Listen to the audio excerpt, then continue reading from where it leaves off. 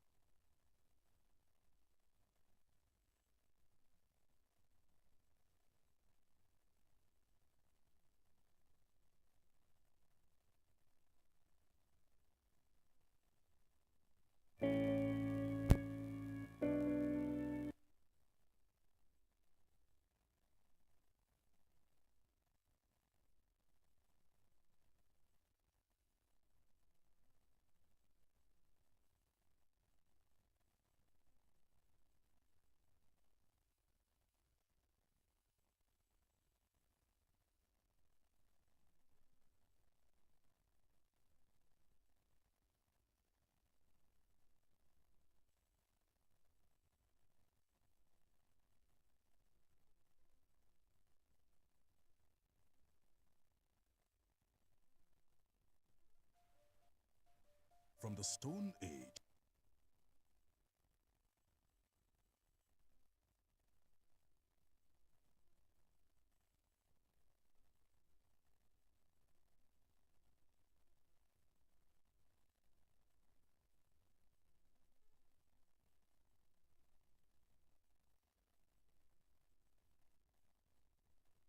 Africa.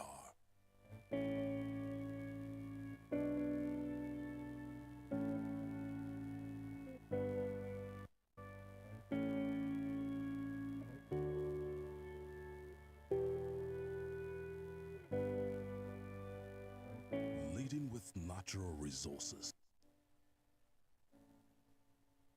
blessed with over 125 billion barrels of proven oil reserves and over 500 billion standard feet of gas, contributing about 10% of the world's daily oil production. Nearly a quarter of the world's petroleum producing nation are in Africa. To compete in the global energy economy, to eliminate energy poverty, to achieve energy security and sustainable development in the regional oil and gas markets, to create an enabling environment, to promote and protect the interest of the producing nations, strong national and regional organizations play a very key role. Just like the Organization of Petroleum Exporting Countries, OPEC, the Gas Exporting Countries Forum, GECF, Organization of Arab Petroleum Exporting Countries, OAPEC, the Latin America Oil and Gas Association, others. A spiral rise in international oil prices in the 1970s affected the balance of payments of many developing countries. These countries were unable to import oil, a critical energy resource. Concerned about the plight of non-oil producing African countries, 4 African member countries of OPEC, namely Algeria, Gabon, Libya, and Nigeria, met. They agreed to supply oil to African countries, given the distortions to their balance of payment situation. They reserved 4% of their production to help cushion the effect on affected African countries. From Libreville in Gabon in 1984 to Brioni in former Yugoslavia in 1985, consultations continued with other oil-producing non-OPEC African states. This was to bring them into the fold, resulting in the formation of the precursor organization of APPO, the African Petroleum Association.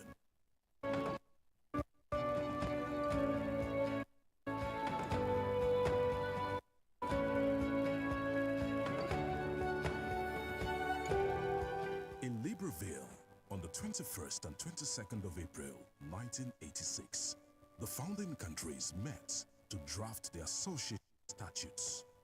In January 1987, oil-producing African countries, Algeria, Angola, Benin, Cameroon, Gabon, Libya, and Nigeria met in Lagos, Nigeria for a formal flag-off of the African Petroleum Association, APPO. Today, the member countries of APPO have seats, and these include Algeria, Angola, Benin, Cameroon, Republic of Congo, Democratic Republic of Cote d'Ivoire, Equatorial Guinea, Gabon, Ghana, Libya, Namibia, Niger, Nigeria, Senegal, and Chad. In addition, APPO has one observer member, the Bolivarian Republic of Venezuela. The global path away from fossil fuels to renewable energies necessitated a major reform and transformation of APPO to prepare it for the challenge that the global energy transition posed to the African oil and gas industry. Between 2014 and 2019, the mission, vision, as well as the organizational structure were reviewed. Also, the African Petroleum Producers Association became the African Petroleum Producers Organization. The reform was strategic and far-reaching. Cognizant of the critical role of finance in the sustenance of the industry, the APPO Fund for Technical Cooperation was restructured and given a new mandate with a new name, the African Energy Investment Corporation. APPO's focus today is to create the enabling environment for Africa's oil and gas producing countries to maximize the exploitation of their resources in an era where the traditional sources of support to the African oil and gas industry are leaving the industry in the name of energy transition.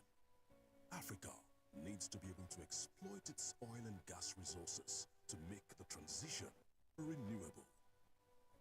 APPO promotes cooperation in the field of hydrocarbons between its member countries and other global institutions towards utilizing petroleum as a catalyst for energy security, sustainable development, and economic diversification in Africa. APPO is emerging as the world's reference and lead institution on Africa's hydrocarbon matters, and its strategic objectives are member countries' cooperation, African energy development, high-level studies and partnerships, economic development, environmental protection, promoting international best practices, organizational visibility.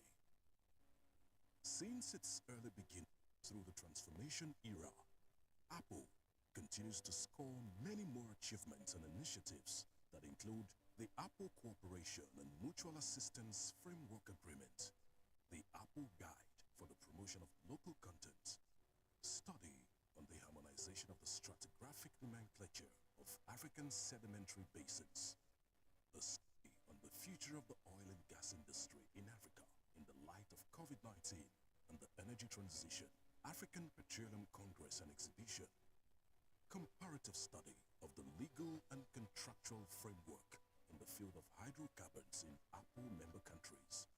Since inception, there have been exchanges of technical experiences between countries and national oil companies. To execute its mandate as a pan-African government organization, APPO has a governance structure made up of the Council of Ministers, the Executive Board of one representative, the Permanent, the APPO Secretariat led by the Secretary General, specialized organizations meeting chief executive officers of national oil companies of APPO member countries. As the world navigates the energy transition, to forge strategic partnerships, expand the frontiers of the African and gas industry, engage diversities, and charts the pathway to a just transition for the African energy market. Transition, freeze on financing fossil fuels in the continent by the global financial institutions. The African petroleum producing community is now with the challenge of mobilizing alternative finance for energy and infrastructure to declare the hundreds of billions of barrels and hundreds of trillion gas reserves as stranded assets. The African Petroleum Producers Organization has been repositioned to champion the emergence of a strong regional energy economy, as well as strengthen regional energy markets through strategic regional economic cooperation and intra-African trade.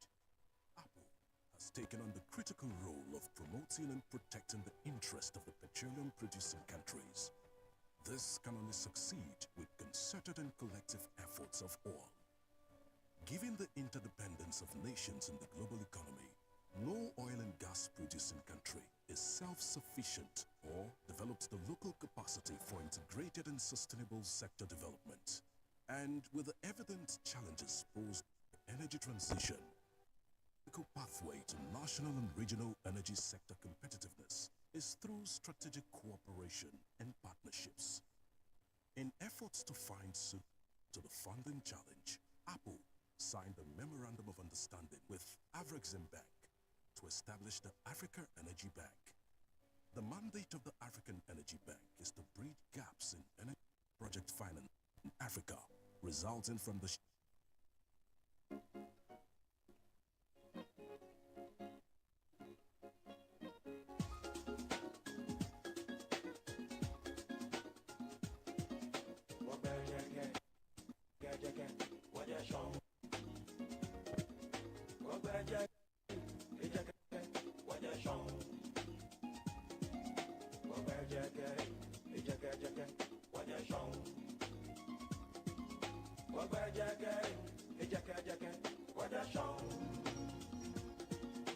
Israel, kaba Egypt, kaya Ethiopia, kaya Sudan, waja kaya Fukushima, you know, wani me kona me waja shong. So Timbuktu, Ghana, Mali, Sumanguru, waja shong. Waja gay, waja shong.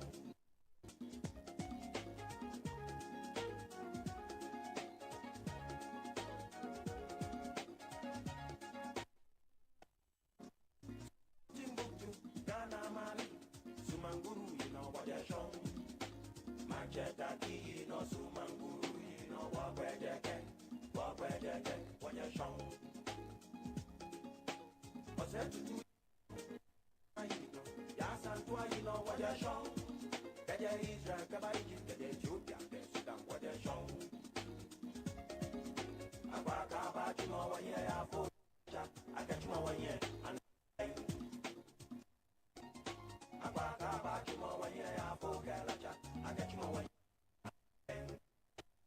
I'm a camera, I'm a cat, I'm a cat, I'm a camera, I got on young what to I'm a cat when young what to we not that I catch you one walker.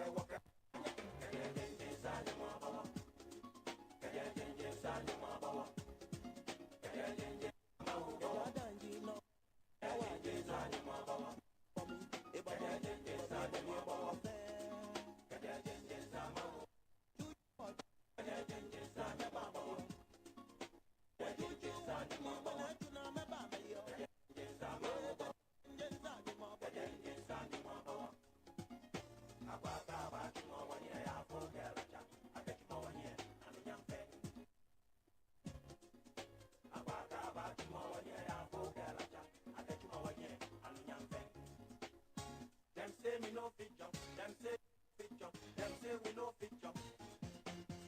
Them say me no fit jump, them say you no fit jump, them say we no go fit jump. I'm a girl when you're what to a queen, not that I catch my work, walk, buy it. Get a ding, sign your mama. Now they want you know. Get a ding, sign your mama. Get a ding, sign my mama. Kumere kwebi. Get a ding, sign your mama. Kumere. Get a ding, sign your mama. Sumin de ura. Get a ding, sign my mama. Get a ding, sign your mama. Inya bibi.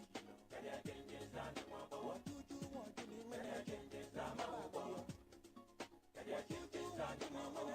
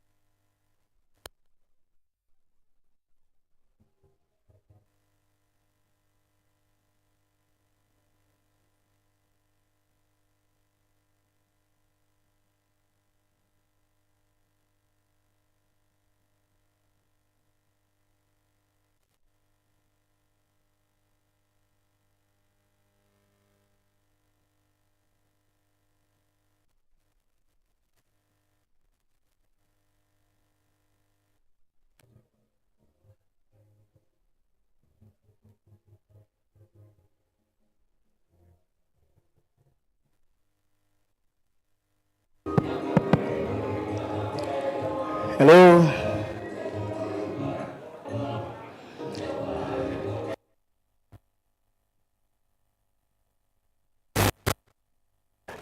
How are we all doing this morning? I believe our international delegates, you slept well. I believe so. You've had good breakfast.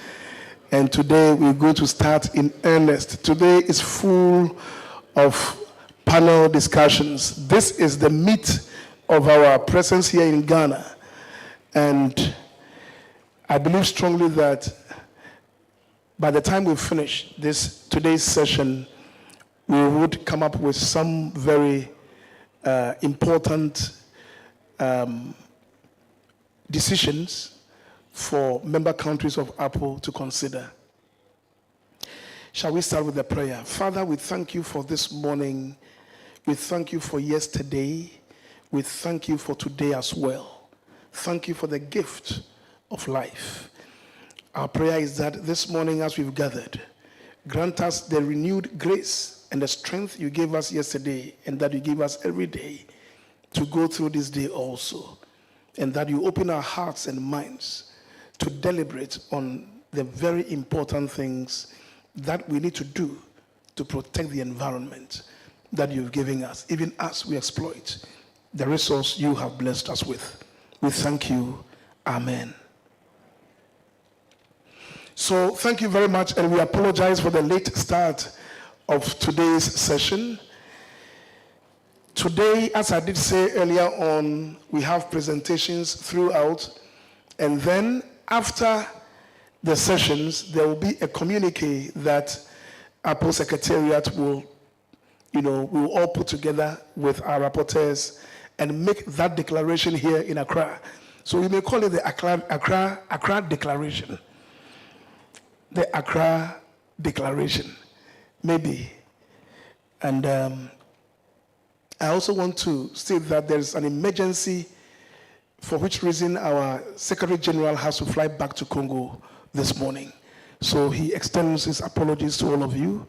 And he is more or less a regular feature in Ghana's oil and gas operations. He'll be coming here very often.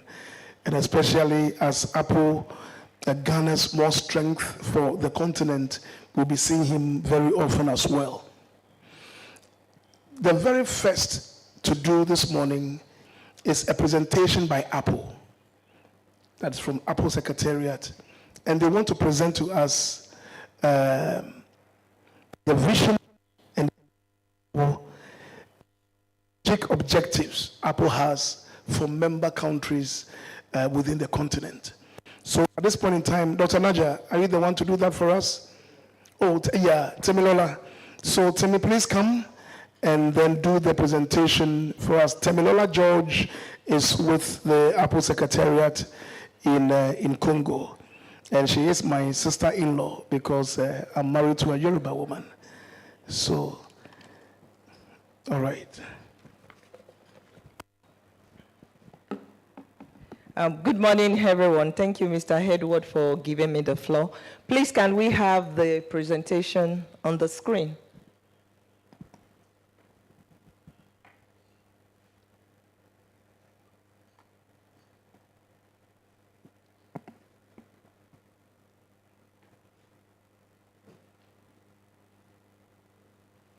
Okay, thank you. I'm just going to take us briefly through the history of APPO, our strategic objectives, mission, and vision. So I'll talk about the background. Next slide, please. I'll talk about the background, mission, vision, and strategic objectives, organization structure, composition of power, duties of APPO organ, and I will conclude.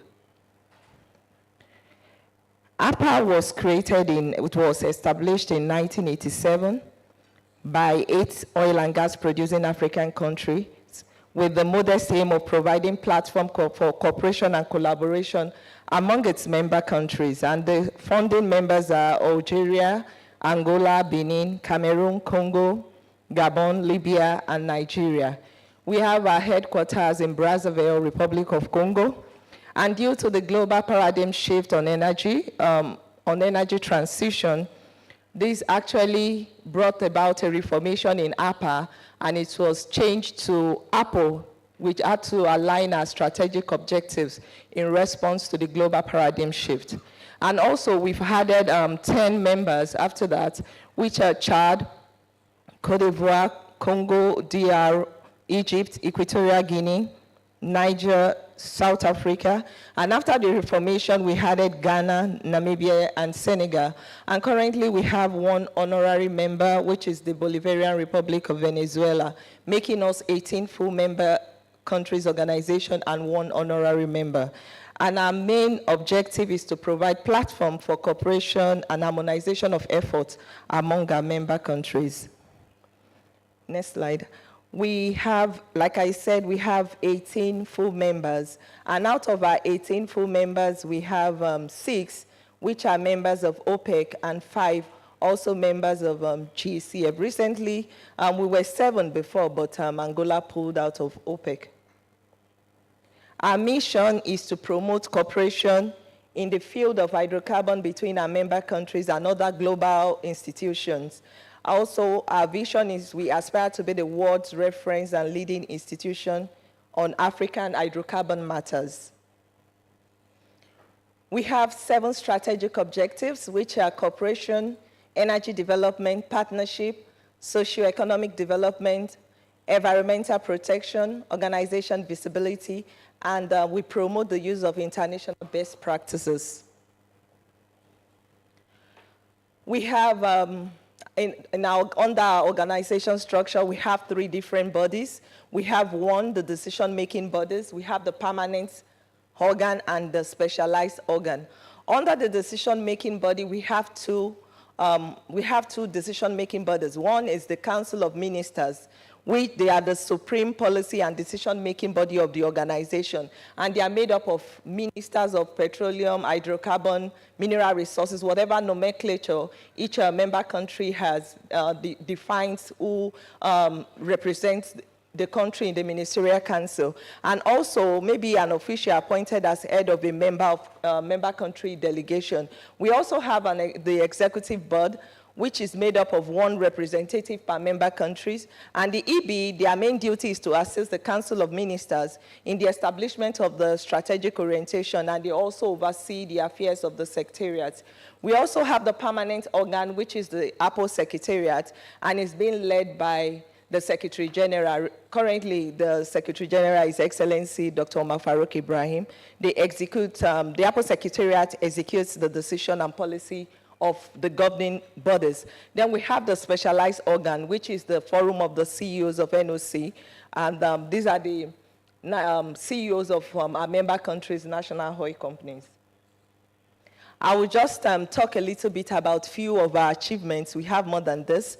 One, APPO has been able to establish the African Energy Bank in partnership with Afri-Exim Bank.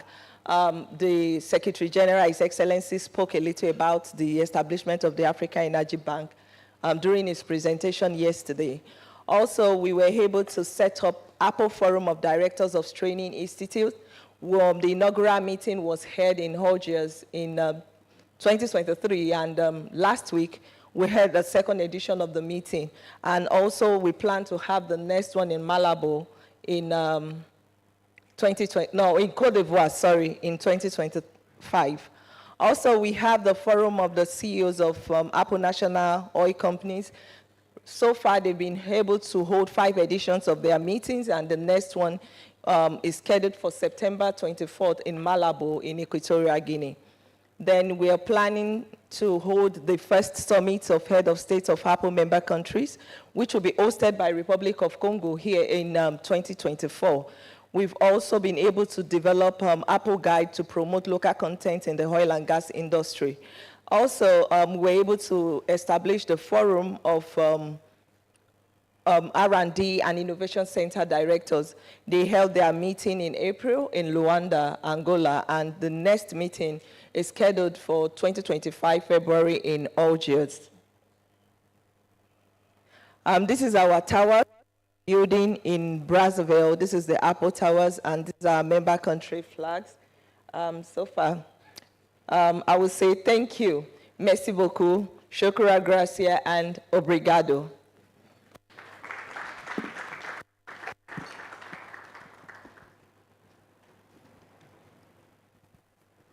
Thank you, Temilola. Let's clap one more time for Temi. At least now we have an idea of what APPO is and what APPO does. Thank you very much. I think we'll go straight to our presentation, the first panel session for this morning. And the session will be on the topic, the role of regulatory frameworks and regulators in controlling gas flaring and methane emissions. The role of regulatory frameworks and regulators in controlling gas flaring and methane emissions. And the objective for the session is to have the panelists discuss and share with us, all of us here, their views on the various regulatory frameworks available, including the role of multilateral institutions and initiatives, how they are implemented and controlled by regulators, and the best practices applied. And the speaker who will set the tone for the discussions is Dr. Daniel Benefo. He is the Acting Director, Climate Change, Environmental Protection Agency, Ghana. Dr. Benefo, are you here? Please come. And after your presentation, we will invite the panelists and the moderator to come.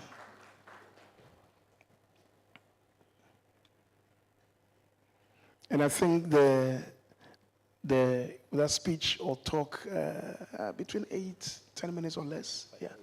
Or less. Thank you, colleagues, and good morning. And thanks for the opportunity. I'll be very brief. I wanted to set the context before we zoom in on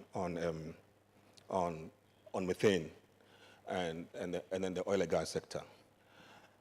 And the context, colleagues, is this, that science has established, at least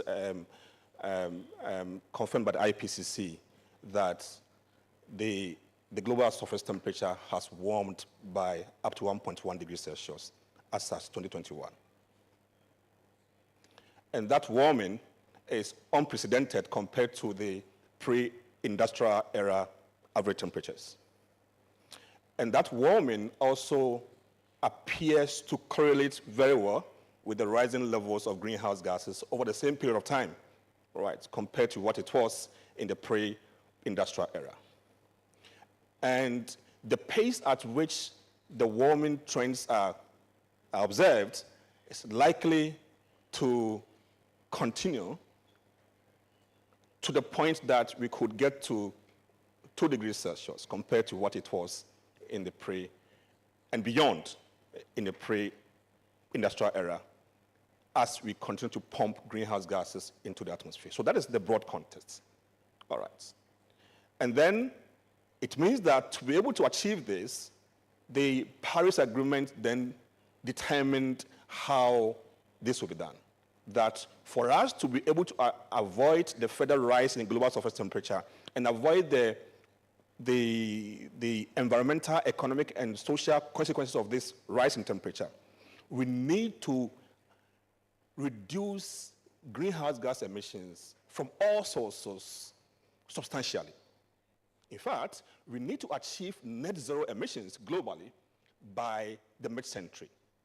And to achieve that,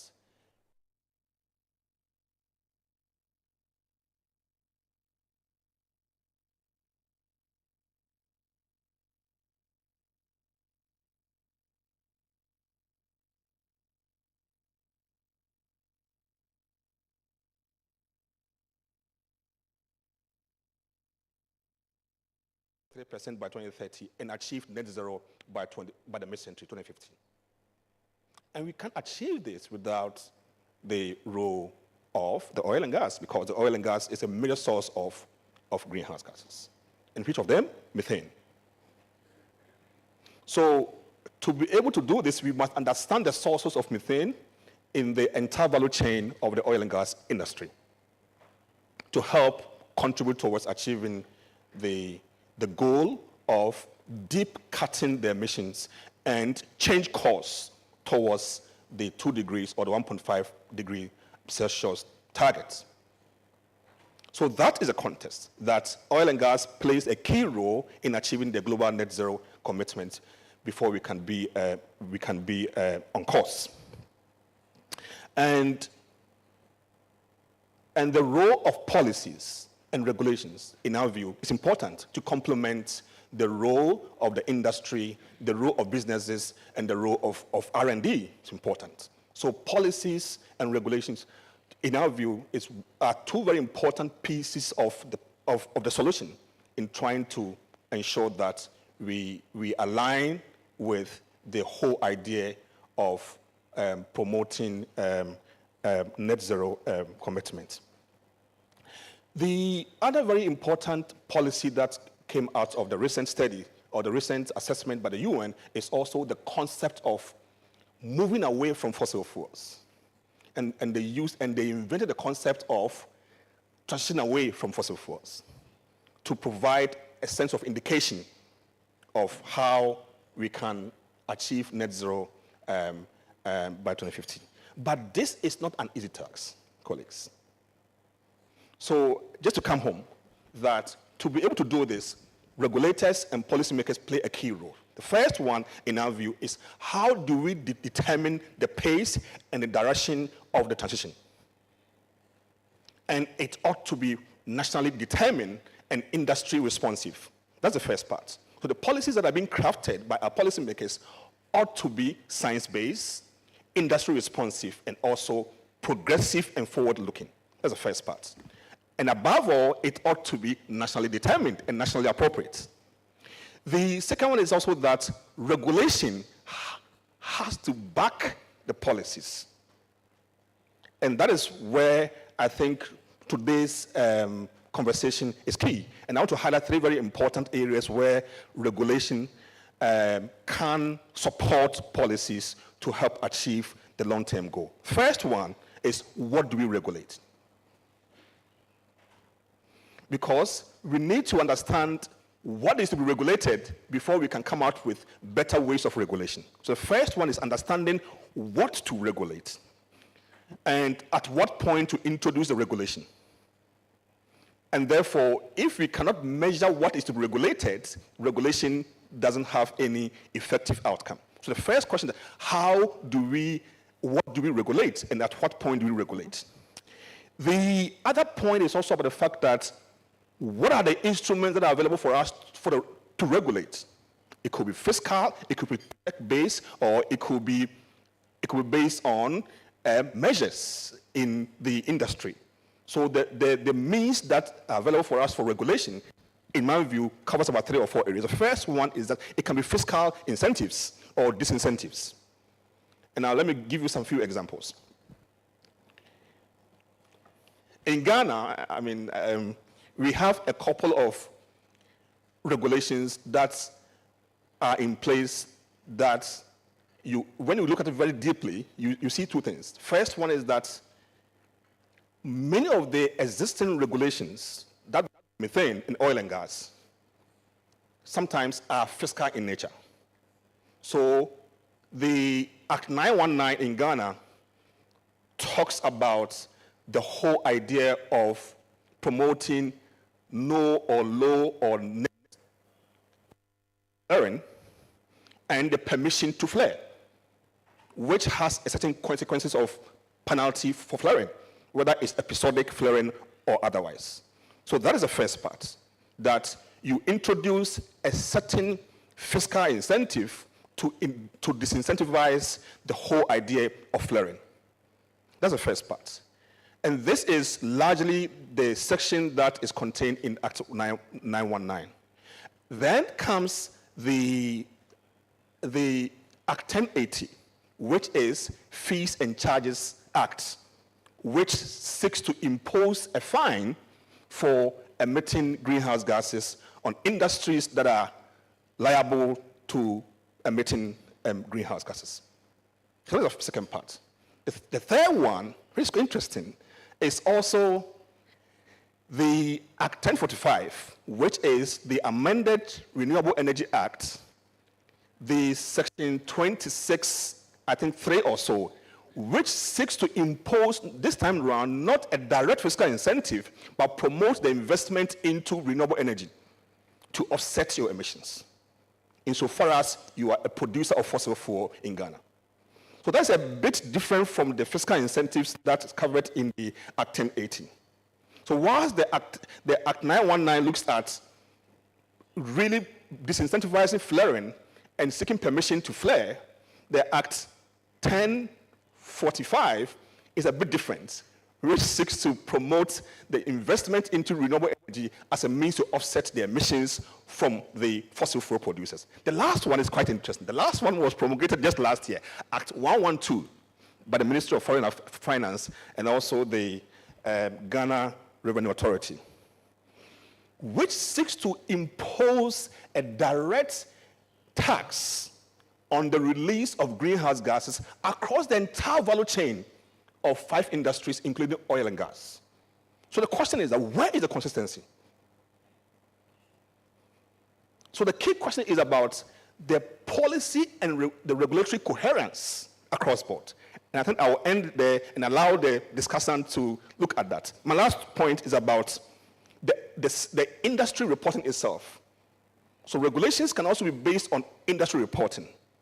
And there are examples of how the Oil and Gas Association are they themselves introducing self-regulation for reporting on their own and disclosing their climate risk across board. And one example is the OGM reporting within UNEP, which has the biggest database of methane emissions from oil and gas, from LDR measurement across board. And reporting is important because then that is what you get to be able to inform policy. So for me, another point that we can discuss here is about how do we ensure that reporting, the self-reporting, is done in a way that it can inform policy and direct direction from the industry. So the 2 points I want to highlight for the discussant. Thank you very much.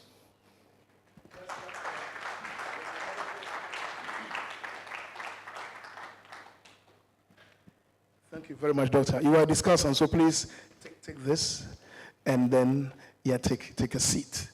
All right, so now I would want to invite the moderator, Mr. Kwaku Boateng, Director, Local Content, Petroleum Commission. Nana Kwaku Boateng, please come. And then for the panelists, so Mr. Kwaku Boateng, you'll be at the very far end. The panelists will be Engineer Janice C. Anyau, is the Assistant Director at the Nigerian Upstream Petroleum Regulatory Commission. Let's clap for him as he comes.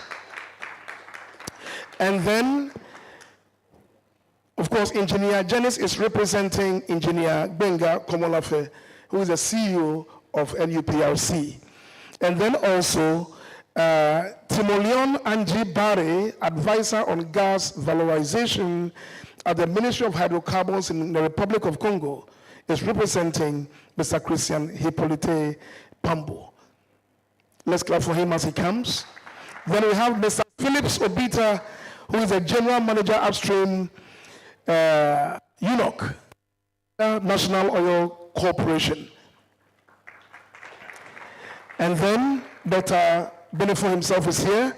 And then Mr. Horace Heto, he's the Head Natural Gas Department, Ministry of Energy Ghana. Horace. And then Mr. Pinho King is being represented by Mrs. Ronise Martins, Environmental Engineer, Sonangol, Angola. Good. So I think we're going to have a very wonderful discussion this morning. And again, the session is the role of regulatory frameworks and regulators in controlling gas flaring and methane emissions. So, Nana Kwaku Boateng. Okay, you have yours here. There's one here. Okay, let me put one here. Yeah, welcome, the panelists.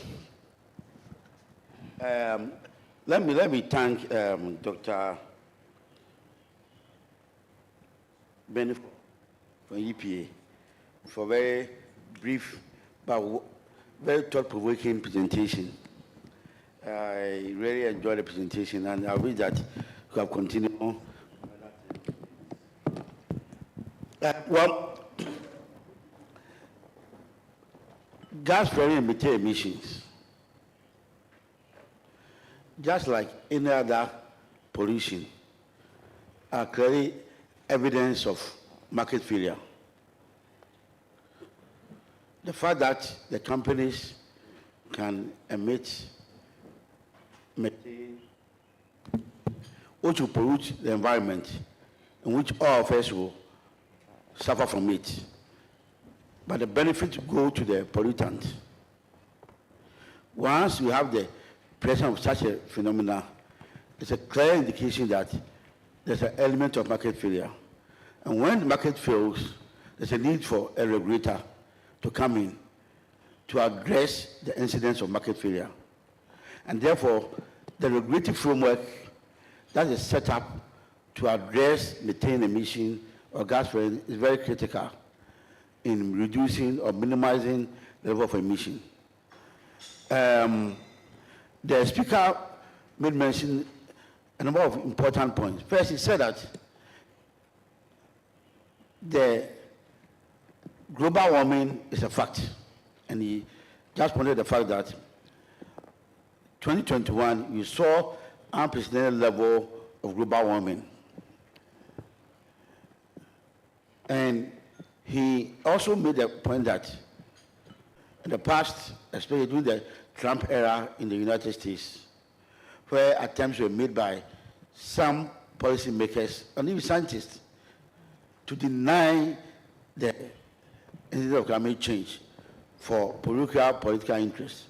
Now, science are proving, or the evidence you have seen it in our lives, the recent floods in rare places like Emirates, Dubai, where sometimes 2 or 3 years there will be no rainfall, but you have a massive floods.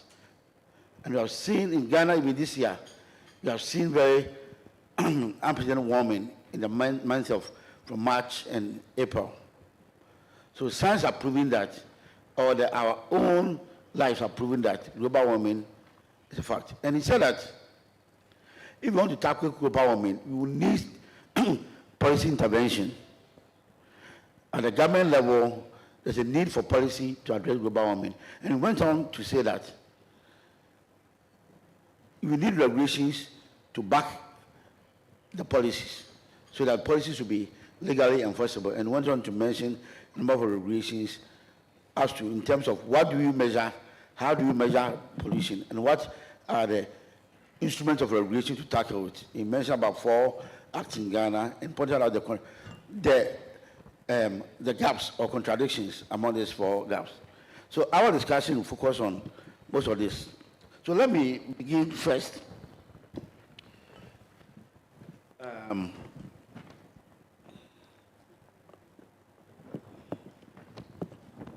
Mr. Banaf, I'll come back to you shortly, but let me begin first with, let me start, if all of you, you give everybody 2 minutes to outline the institutional framework for regulating emissions and managing gas flaring in your country. How do you, in your own countries, what is the institutional structure for managing the gas flaring and reduction of methane emissions in your country? So let me start with Engineer Benga from Nigeria Upstream Production Petroleum Regulatory Commission. In Nigeria, what is the institutional structure you have over there from the policy, regulatory, and at operator level in controlling gas flaring and managing methane emissions? All right, thank you so much. So my name is Engineer Ujanis. I am representing the Commission Chief Executive, Engineer Benga Komolafe, who has sent his goodwill since he's not going to be here. So the Upstream Commission regulates and enforces regulations related to the upstream oil and gas sector in Nigeria. So the chief executive is Engineer Benga, who is unavoidably absent, but has asked me to do the honor of conveying his goodwill to this noble forum. Having said that, I want to give a little perspective. I mean, this is an association of petroleum producers organization. So one thing, what that says is that we are petroleum producers. And Nigeria is heavy in oil and gas. It is the mainstay of the economy. Nigeria has around 209 trillion cubic scoff of gas. And we produce on average between 7.5 to 8 BCF of gas per day. So what that tells us is that oil and gas is a huge part of our economy. And so the question is, are we going to jettison oil and gas, the natural resources God has endowed us with? The answer is no. And that's why I want to talk about a little bit about the global warming. We need to put everything in context, right? Africa as a whole, the contribution of Africa to the greenhouse gas effect and global warming is around 6% or thereabout. So what that means is that if all the other major nations that are huge emitters actually do what they need to do, 6% is not going to really impact heavily on the global warming effect. However, the funding of oil and gas is declining because most of those funds come from these other parts of the world that are now stigmatizing fossil fuel. So in order to be able to continue to attract funds, countries that are dependent on oil and gas like Nigeria, Ghana, and some other nations must do things to show that they are exploiting oil and gas resources in a sustainable manner. Even though we appreciate the fact that we are not the major culprits, but in carrying out the exploitation of oil and gas, it must be done in a manner that it's sustainable and reasonable. Talking about Nigeria, for instance, 5 sectors had been identified as emitting 65% of emissions in Nigeria. You have the transportation sector, the agriculture, including oil and gas. Now, oil and gas in Nigeria contributes only about 11% of that. So you have agriculture even contributing more to the emissions than oil and gas in Nigeria. And I think it's also applicable in countries like Ghana and other members of the Petroleum Organization. But like I said, the narrative, because we must continue to attract funding, we must show that we are responsible in the manner in which oil and gas business is processed. And that now brings me to the question that you ask. What are we doing as a country to ensure that oil and gas impact, especially in gas flaring and methane emission, is minimized? I'd like to mention that oil and gas exploitation started in Nigeria around 1958. At that time, flaring was 100%.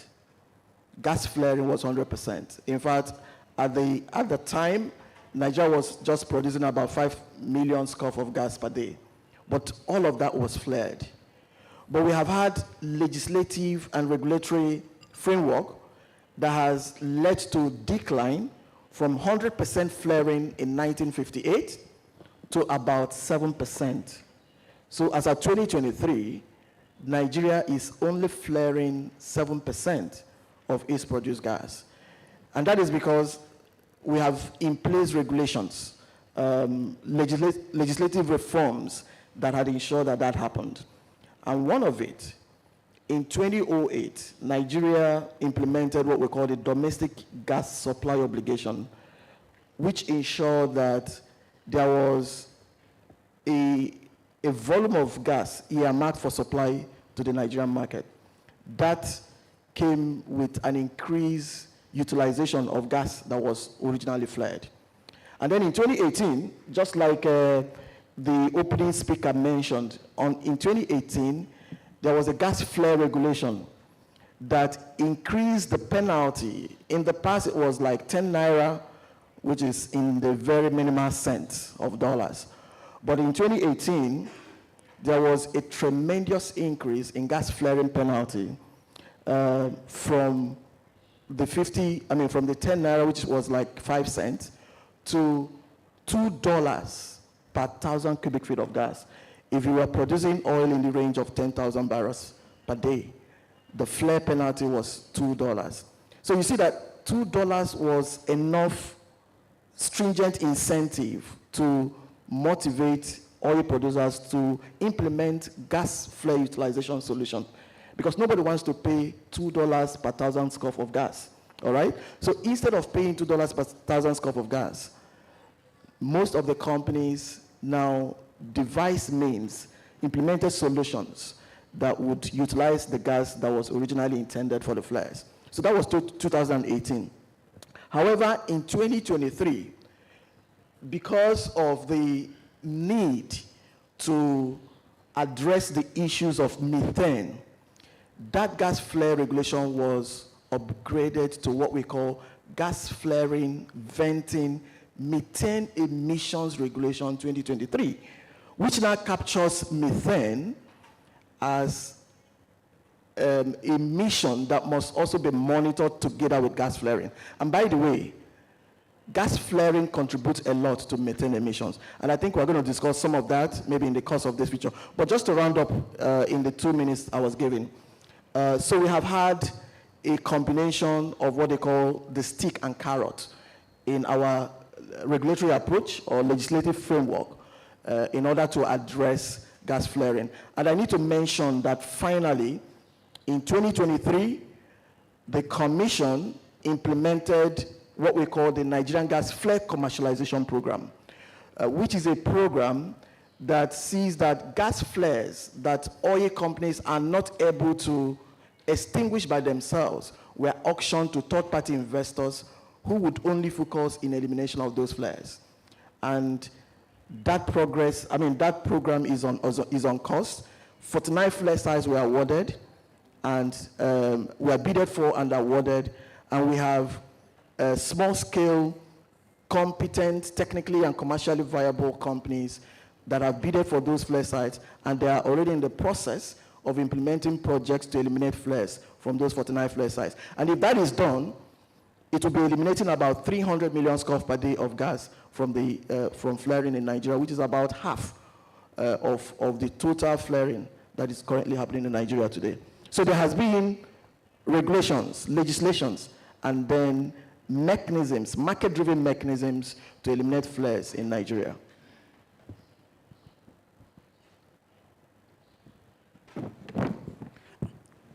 Yeah, thank you, Mr. Benga. I'll come back to you on 2 issues that you raised. One is on the commercial incentives given to companies to have projects that will minimize gas flaring. How is it done?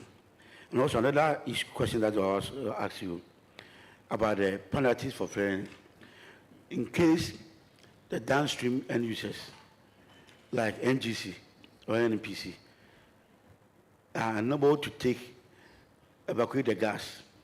Do you still impose penalties on the operators for flaring? I'll come back to you on that. So so please,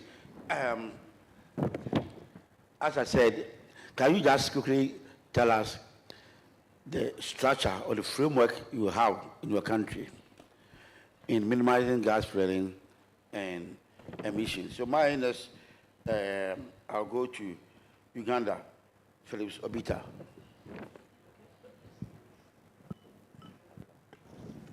Thank you very much, Mr. Moderator. So in Uganda, we are currently developing just slightly over 1 billion barrels of reserves, 2P reserves, through 2 projects, the Telenga development and the Kingfisher development. And of course, as you'd expect, the operators in Uganda are also multinational oil companies, Total Energies, operating the Telenga development, and Sinok. I'm highlighting that so that you can have a picture of what it would take to regulate flaring of excess-associated gas and methane. So, of course, as a country, we recognize that flaring and venting of natural gas is certainly a very bad way of handling our oil and gas resources. And so we took the view that we should maximize the utilization of oil and gas resources, including associated gas.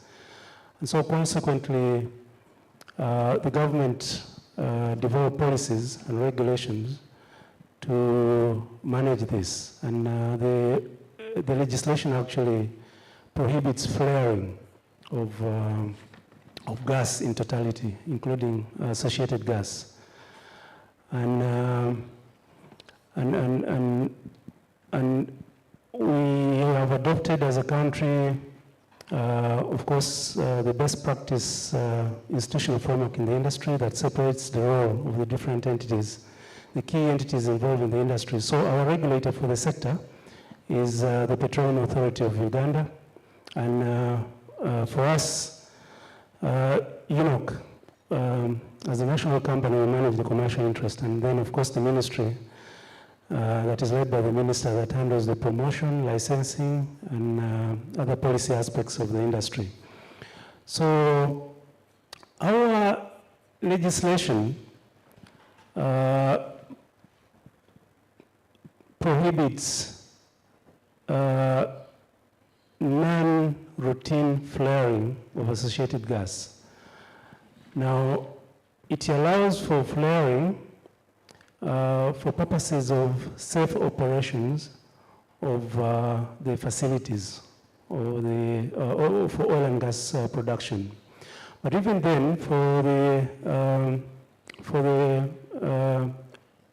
normal operational purposes, the operators are required to get the approval of the minister through the advice of the Petroleum Authority, that is the regulator. And there are penalties associated to that. There are many ways we look at that.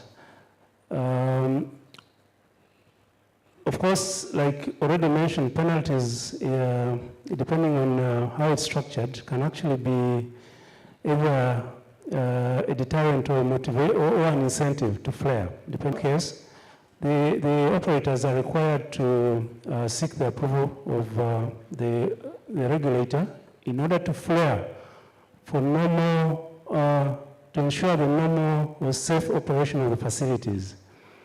Now, there is also flexibility provided in the legal framework that allows for flaring in the event of emergencies, and this is where certainly pressures within the equipment exceeds the normal threshold that now begins to endanger the safety of the facility, and certainly they have to flare. But even in that case, the operator is required to report the detail of the emissions or the gas that has been flared, and certainly have gas metering and other things that will determine the volume flared. Now, in the event that the operator doesn't comply to this, the penalty is quite punitive in our case. In terms of our currency, it says that the operator will be liable for conviction, but for conviction and/or a cash penalty equivalent to 500 currency points. That translates to about $2.5 million. In the event you don't seek the approval required. Now that's quite punitive. The beauty with that is it provides for flexibility to allow for safety of the operation. Now, I just said that our regulator is the entity that is mandated to ensure the compliance with these emission policies.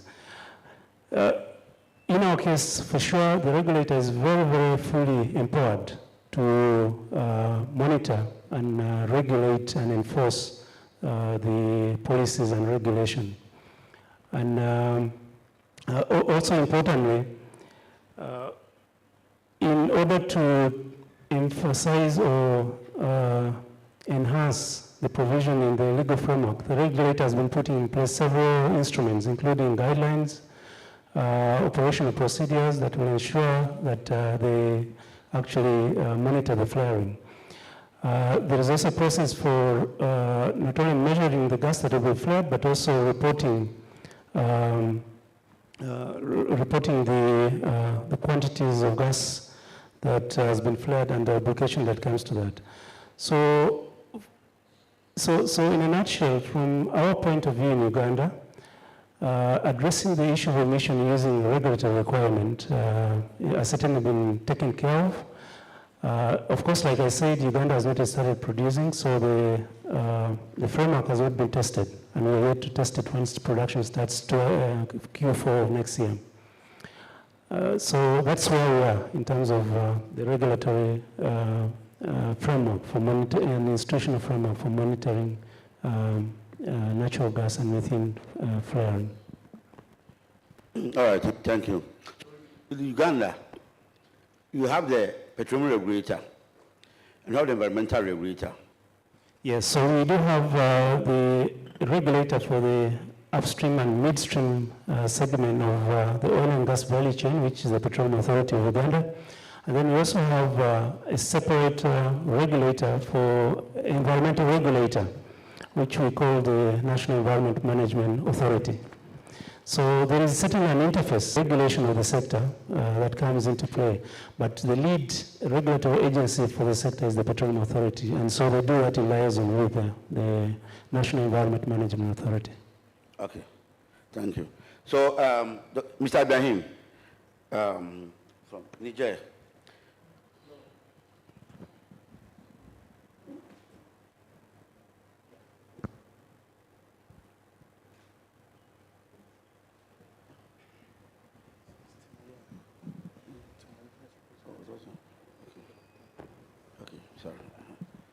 All right, sorry, there have been some slight changes.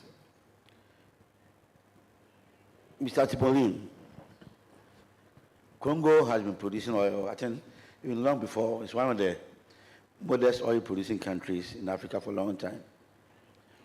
Can you share with us the... Qui est à l'écran, c'est M. Chinyanga qui représentait la République du Congo-Brazzaville. Et absent, j'ai pris sa place, c'était le directeur général de la valorisation du gaz. Et la personne qui vous parle, c'est le conseiller à la valorisation du gaz du ministre des hydrocarbures du Congo-Brazzaville. Le Congo-Brazzaville, comme vous l'avez dit tantôt, n'était pas et pays producteur de pétrole et troisième en Afrique, après le Nigeria et l'Angola. Au niveau de, avec les exigences écologiques et environnementales, le ministère a été restructuré et il y a eu création justement de cette direction générale de la valorisation du gaz qui est donc chargée de gérer les questions de gaz spécifiquement à toutes les autres questions qui étaient gérées en global par une seule direction.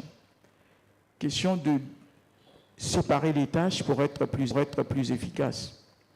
Et à côté de cette direction générale de la valorisation du gaz, il est mis au niveau du ministre une direction rattachée qui est appelée Direction générale de l'hygiène, sécurité, environnement.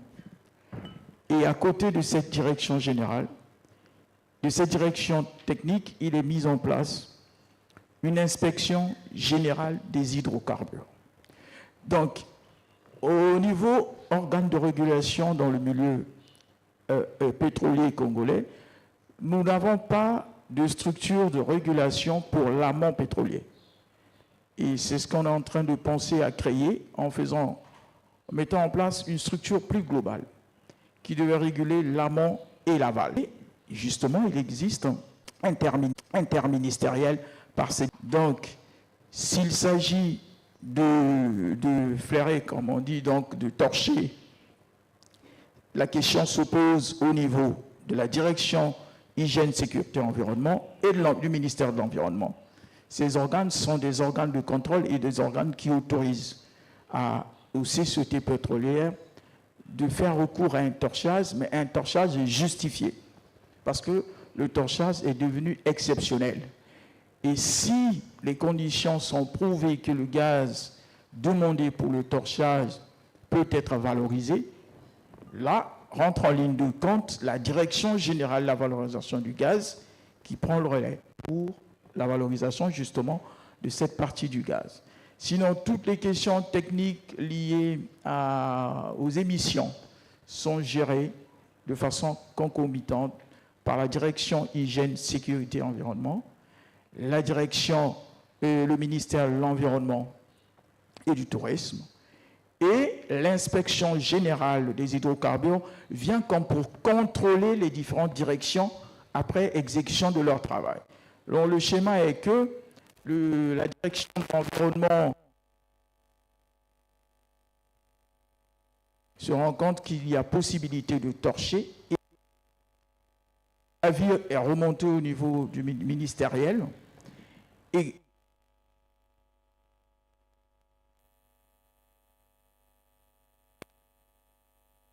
un accord est donné à la société pétrolière de torcher. Et dans le cas contraire, si la quantité à torcher est valorisable et commercialisable, ce gaz est récupéré pour être géré par la Direction générale de la valorisation du gaz qui s'occupe avec les sociétés opératrices de trouver la méthode, les moyens, le plan qui sera mis en place pour la valorisation de ce gaz. Voilà de façon synthétisée le fonctionnement de la gestion de la question gazière actuellement en République du Congo, parce que hier, j'ai parlé de l'imminence dans la mise en place d'un code gazier, parce que le vide juridique créé par l'absence du code gazier appelle toujours à des arbitrages dans les contrats de partage de production. Parce que lorsqu'on arrive à l'heure actuelle ou à l'instant où je parle, s'il y a un contrat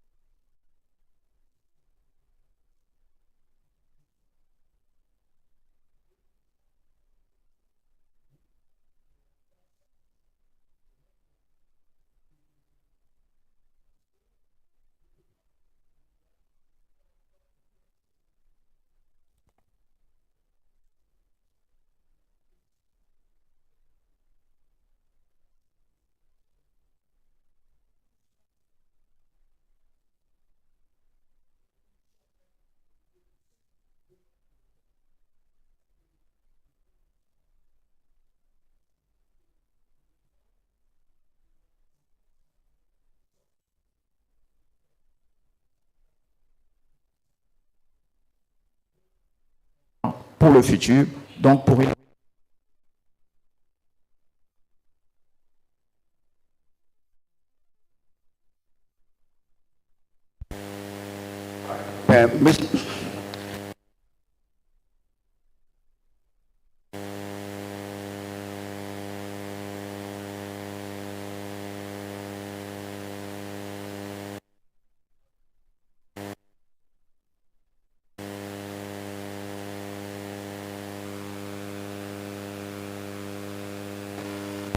institutional framework arrangement we have for controlling gas flaring and methane emissions?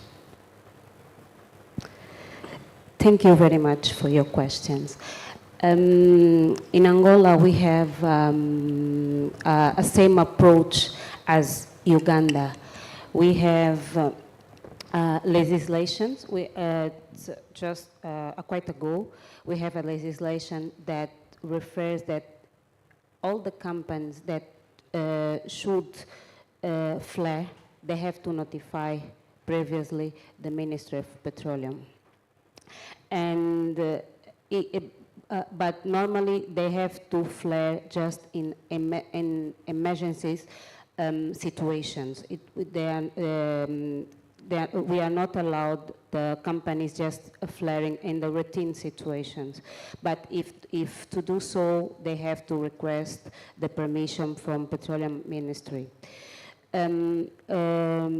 We are working, Ministry of Petroleum, they start working with the companies, just try to improve the legislation that we have so far in Angola. Each oil and gas companies in Angola, they have their own methodology just to calculate GHG emissions. As Sonangol, we also have our methodology just to calculate GHG emission, including methane. We are starting implementing some projects to allow us to properly measure methane emission because they come from the venting activities. We are working on implementing some initiatives as LEDAR, leak detection from methane, and also trying to implementing proper measure once we have identified this kind of venting in our operations. In Angola, we also have a regulator just for upstream, that is ANPG, and a regulator to mid and downstream, that is IRDP. But to environmental situation or environmental issues, we have our environmental ministry that they normally work with these different institutions just to assure that environmental issues is also taken in place properly. As Sonangol, we are part of some international initiatives that we are trying to gather much knowledge that we can just to help our Minister of Petroleum have a good legislation or a strong legislation, but always according to our situation in Angola, just not copying from the other country, no, but we are trying we are part of these initiatives just to learn, understanding the global world, and then understanding also Africa perspective, and then try to have like a proper legislation and proper mechanism that that allows Angola to have a strong mechanism just to control and monitoring even flare emission and also the other GHG emissions gases. Thank you, Ms. Martins. Mr. Hato, quickly, I think we are seriously running out of time. In Ghana, you are from Ministry of Energy. We have the Ministry of Energy and its agencies like Petroleum Commission. And you have the Ministry of Environment and Science and its agencies like EPA. all have responsibility for controlling gas flaring and emission from oil and gas. And today, Dr. Banafo also let us know that even GRA has now come to the picture with a new tax act where they impose tax on emission. How does all these agencies, and including the company that actually produce oil and gas, like your Talos, ENI, or Ghana Gas, what is the interface arrangement between these companies and the government agencies like the EPA, Petroleum Commission, Ministry of Energy and Environment in controlling gas emission? Are there any challenges in terms of the regulatory gap or harmonization of your rules? Thank you very much. Thank you very much, Mr. Kweku Boateng. My name once again is Horace Hatu. I'm from the Ministry of Energy. I had the gas unit over there. So just as my colleagues were allowed the opportunity to talk briefly about the various institutions, I will also want to have that opportunity, but I'll be brief. Yes, so at the Ministry of Energy, we oversee the energy sector policies and then the institutions that implement them. So when it comes to the gas sector specifically, you know, Ghana, we have appetite for gas even before the discovery itself, because we had the West African gas pipeline, which was constructed somewhere around 2003, but commercial operations actually began in 2011. So we already know the value for gas already. So when we had a discovery, we already instituted a no gas flaring policy, such that you can only flare for technical reasons, which my colleagues have already elaborated on. But then that also came at a cost. And that cost is infrastructure availability to make use of that gas, because you cannot have that policy and then not have infrastructure in place for the gas to be utilized. Other than that, you'll be losing as well. When the oil companies lose, you also lose on revenues. So you have to create a win-win sort of situation for yourself as a country. You don't just impose restrictions that will, even at the end of the day, even limit your revenue mobilization. So in brief, at the Energy Ministry, we formulate the energy sector policies, which then lead to enactments of some acts. One key one, when it comes to the petroleum sector, is the Act 919, which Mr. Kweku Boateng talked about yesterday with regards to gas flaring issues. That act prohibits routine gas flaring. And if for technical reasons that has to be done, permission must be sought from the sector minister. But even with that, the sector minister doesn't do it in a silo. We also consult the EPA, because we need to align our various interests when it comes to gas flaring. I also want to talk about our national, the gas master plan, which we developed when we had a discovery, because it's quite an important document if you want to sort of make judicious use of your natural gas resources. So we developed the gas master plan, and it was approved in the year 2016. So in that document, we have the strategies for investment and then infrastructure development in the gas sector of Ghana. So in that document, we identified the power sector as one of the topmost sector where gas has to be utilized, followed by the industries such as cement, steel manufacturing, and the rest. So it is the gas master plan that guides us in what we do when it comes to investing in the gas sector of Ghana. Thank you very much. Thank you. Now let me come to the presenter, Mr. Banafo. Doc, in your presentation, you talk about the instruments for controlling emissions.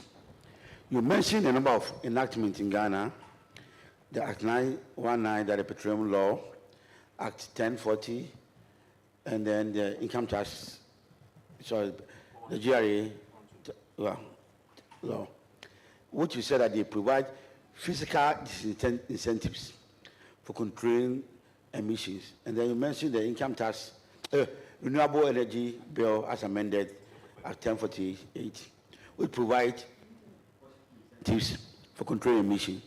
Now let me ask you 10 questions.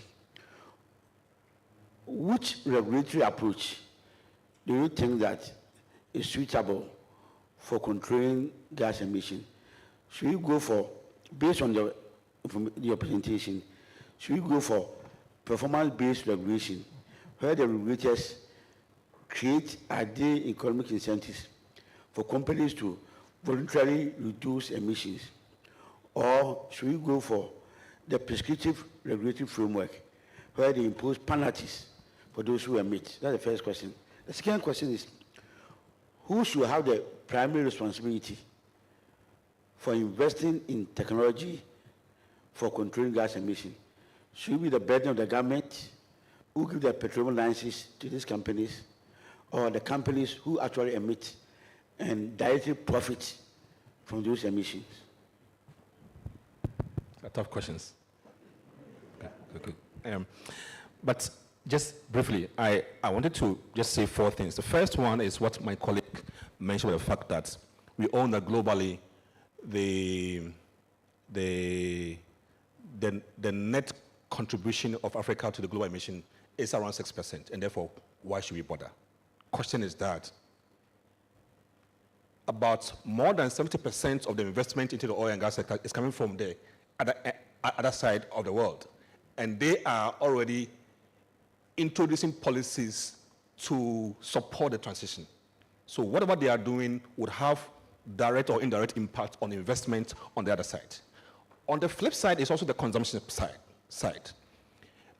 Clearly, a lot of the gas that we produce, consumption, trade among ourselves is not as much as we export. And therefore, on the demand side too, we need to deal with those who are also imposing policies and restrictions that would affect us. So my point is that even though we don't contribute much, in my view, we need to take the whole idea of tactfully determining the pace of the transition on our own terms. That is why I support the idea that the countries must determine the transition in a way that it is orderly and just and nationally determined to fit into the broader national interest of the country. That's my first point. The second point is also the fact that the question of what we are to regulate, as we all know, is across the industry. It's across extraction, it's across processing and distribution. So the flaring and venting is just one of the several sources of emissions across the value chain. We are sometimes looking at even distribution of pipes, all right? And therefore, we know where the sources are. The question is, how do we enhance the quantification? So now there are several industry ways of doing it. Now people are doing LDAR is quite common. People are using satellites to monitor methane plumes. People are even doing actual measurements on the ground. So we know how to do the measurements, and the solution exists in the industry. The question is what he said. What are the tools available for us to instigate the regulation in a way that the industry do not suffer?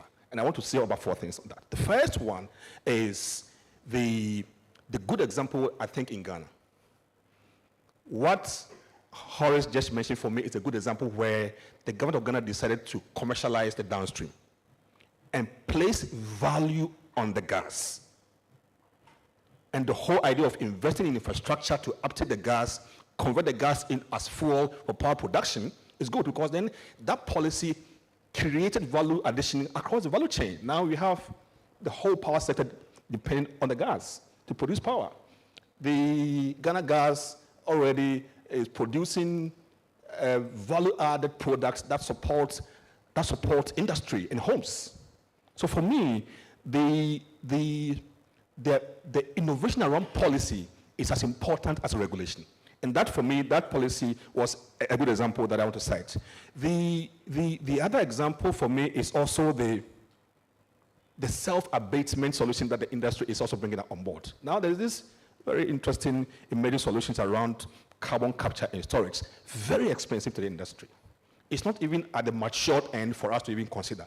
All right. So how do we go along with the emerging solutions such that we don't cripple the industry?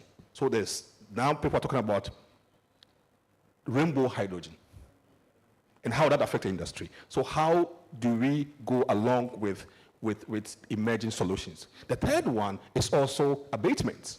Now, a lot of oil companies are putting oil money into offsetting. So I'll go and invest in other measures, forestry or promoting the production of better clean energy elsewhere to offset my emissions. So again, regulation has to deal with that. All right.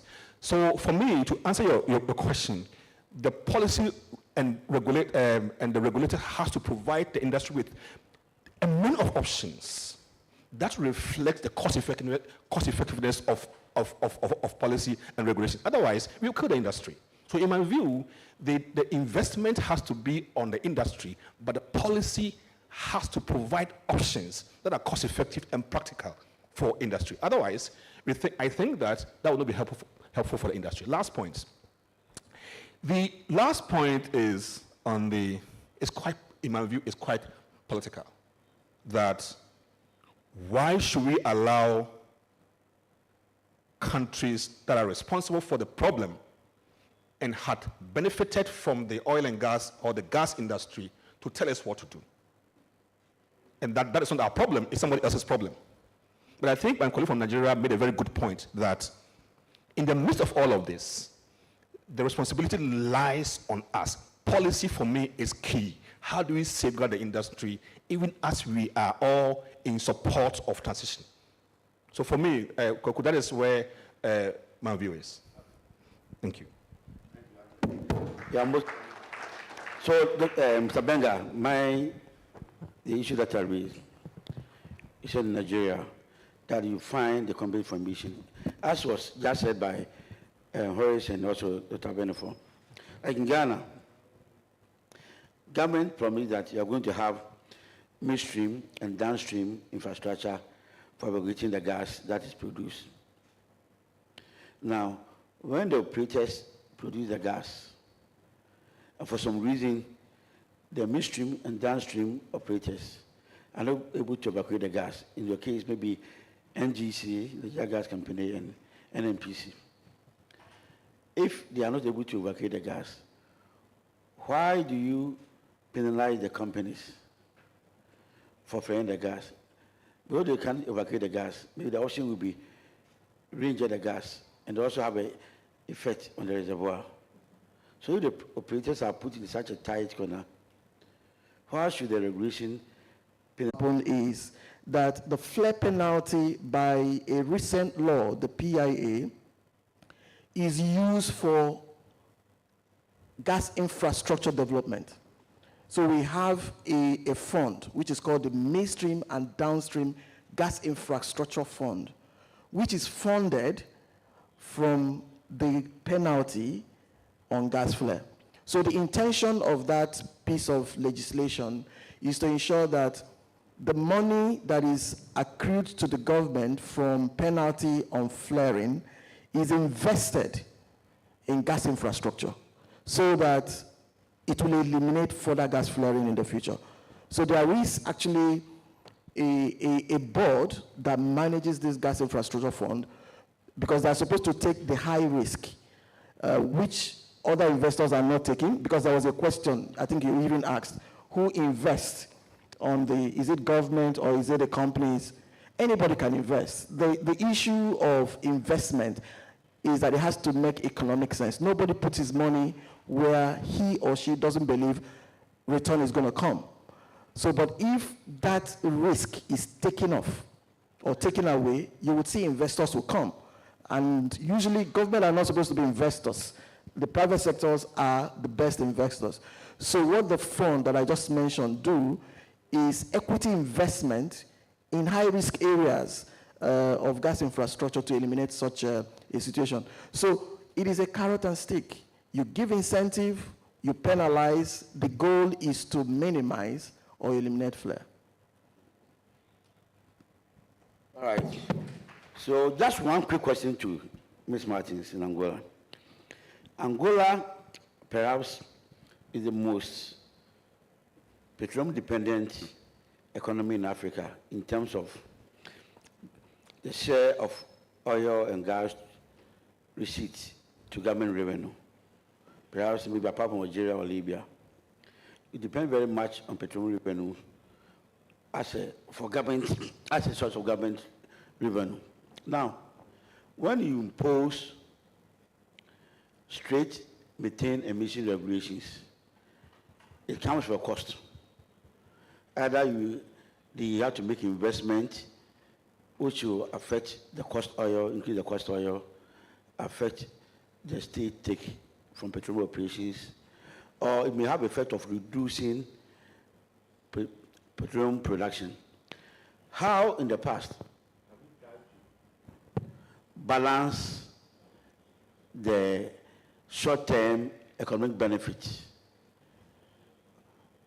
with the long-term environmental gain in controlling methane emissions in Angola? Quickly, so that you can close.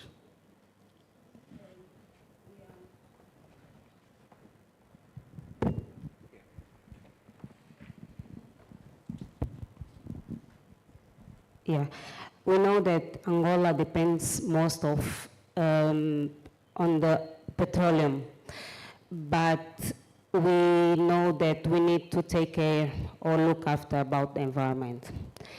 And we are trying to do a balance between both. We are thinking, and we have to consider a just transition, but we are always saying that we will continue investing on on oil and gas sector, but we need to take care about how can we will continue producing. We are working with the regulators on having a very, how can I say, robust legislations. We know that investing on technologies just to monitoring or minimize emissions from venting on from flare, it's so up because we don't want to reduce producing, because we will increase our productions, and we know that we need to take after all the climate issues that comes from our activities, and yeah, to have some equilibrium between one of others. Yeah, thank you, Ms. Martins. But in Ghana, it has been quite a challenge, and you have Talo and others are here. Anytime they bring a request for approval of the emission target, they indicate that if you don't grant them to emit certain X amount of, have some questions or clarifications or comments to make. Quickly, you have just about 2 minutes. Yes, I can see the hand there. All right, Professor Mary.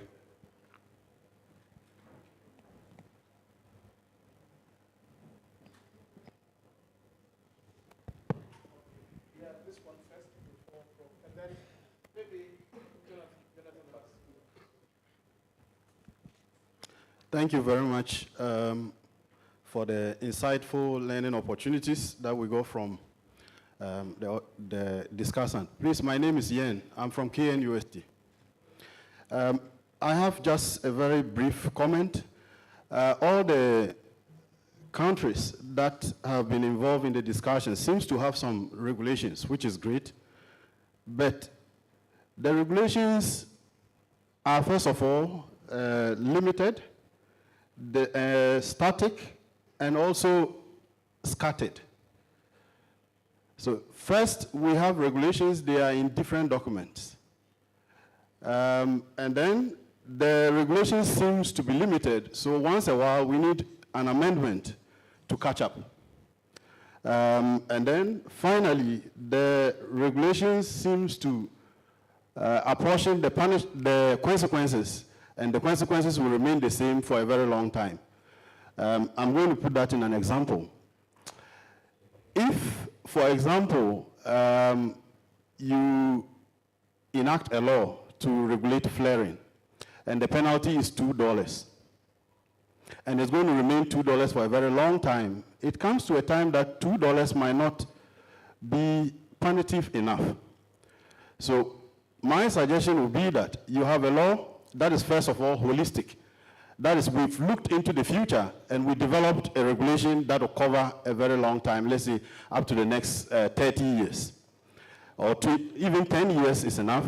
And then within those years, let's say for the first 3 years, we have a consequence that is not too high, but we have high supervision. Then maybe the following 2 years, we tighten the consequences a bit, because by then companies have built capacity and they are in a position to be able to learn and grow. Then maybe the subsequent years, we increase the punitive measures, and then companies will probably be supervised less. But if we just have one punitive measure, let's say one consequence for the entire period, we are not giving the companies chance to grow. At the same time, if we don't punish at all, we make them careless, because then there's no motivation to reduce emissions. So let's look into that. Let's make the regulations a bit dynamic. They change over time, giving companies room to grow alongside the regulations. Thank you. Thank you, Dr. Adams. I think Engineer Benga wants to have a quick and very quick response. Yes, you want to have a quick. Okay, maybe, yeah, very briefly. Yeah. maybe just to mention very quickly. Thank you, but I think the comment may not have covered all of the countries mentioned. Why I'm saying that is, I think Nigeria is an exception to what you have just said.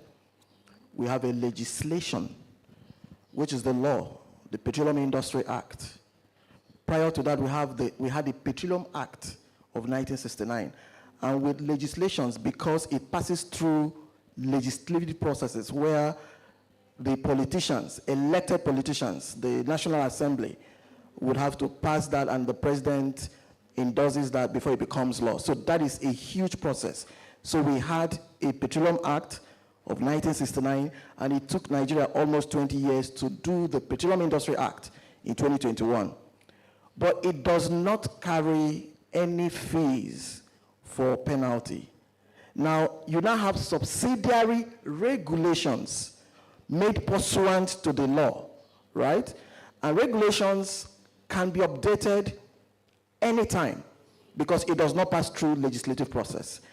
Now, so we have a regulation, not the law itself, not the Petroleum Act, okay, which now stipulates what is being paid. And like you said, it is dynamic. For our case, it's dynamic. That was why I told you that we had a time when it was 10 naira, for instance, and now we're having $2. But you know what? Currently, we are about to issue a threshold. Now, the flaring threshold simply would state that you are required to flare down by so percent. So what's my point? My point is, the point you made is valid, but I do not think that it cuts across the all the nations. Because in the case of Nigeria, the Petroleum Act is standalone without fees, because like rightly mentioned, inflation and the dynamics of things might change, and fees that you put as a law will become irrelevant, right? But you have regulations and guidelines made pursuant to the legislation that change, much more frequently. And that is how we operate the industry. Thank you so much. Yeah, thank you, Yeah, Dr. Amori, Professor. Yeah, I'll come back to you shortly. Probably you have your question has been asked by somebody.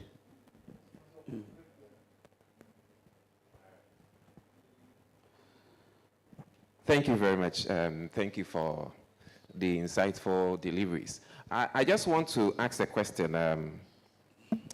It looks like all the time, most often, government is more or less in a hurry to implement policies, to moderate or kind of coordinate the activities in the sector.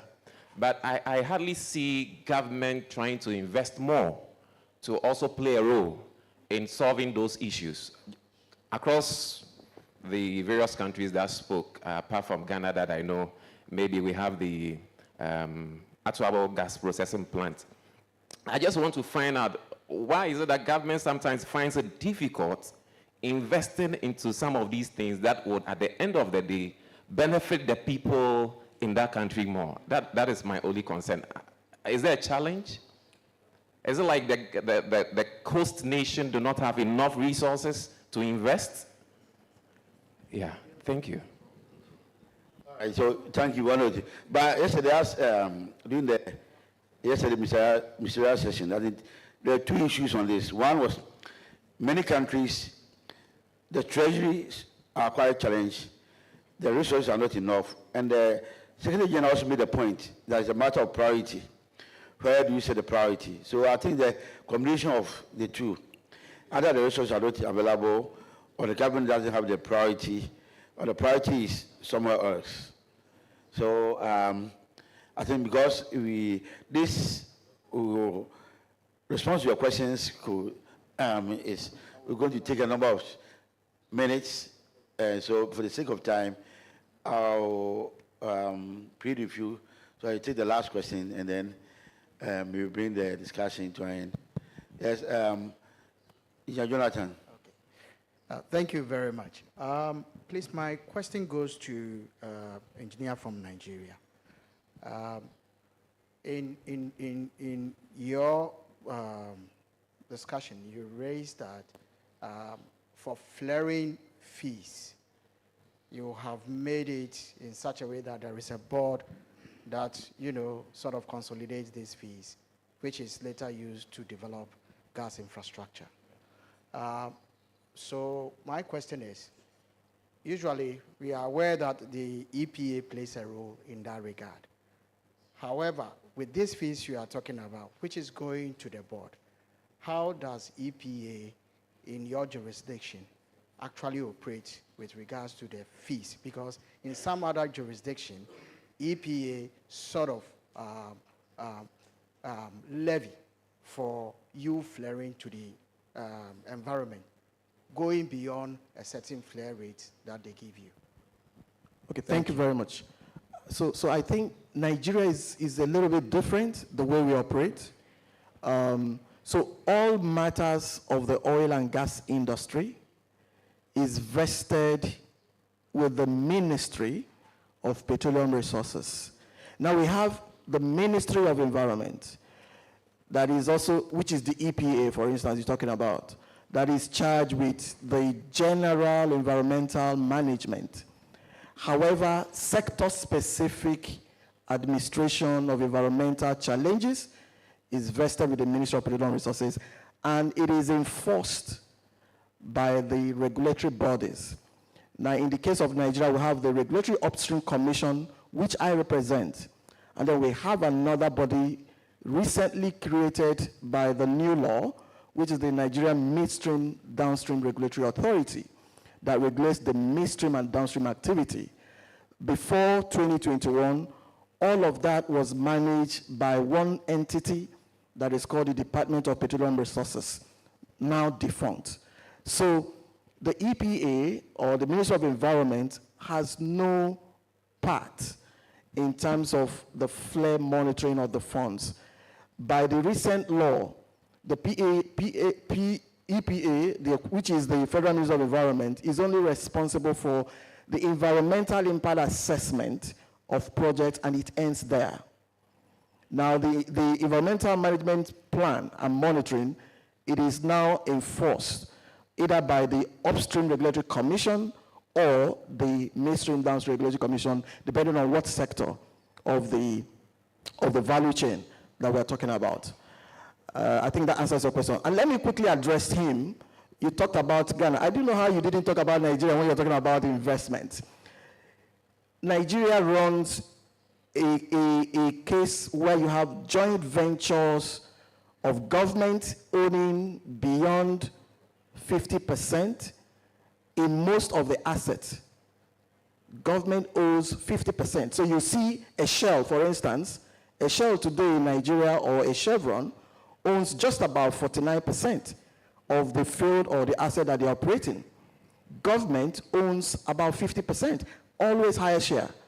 So the Nigerian government is actually integrally involved in the oil and gas operation. 50% ownership means that the government contributes its equity, in the operations of the oil and gas. And the same thing applies. And we have several gas plants, not just one, okay? Because we are doing about 7 billion scf of gas production per day, 7 BCF. That's huge. And then we have a regulation that requires the delivery of about 3 BCF of gas to the domestic sector, okay? However, we know that government is not in the business of doing business. The private sector is better runs the industry than the government. So in our case, government is actually trying to hands off direct involvement in businesses and to allow the private sectors who are professionals to run the industry. Thanks. Yeah, thank you very much, Engineer. At this moment, we will bring the session to a close. Please join me to applaud our panelists for them.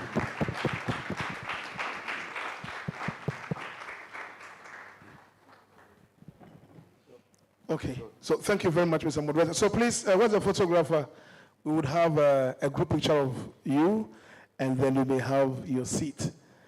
So, yeah, we are ready for you. Yes, you just, come up in front a bit, and then you take a group photo.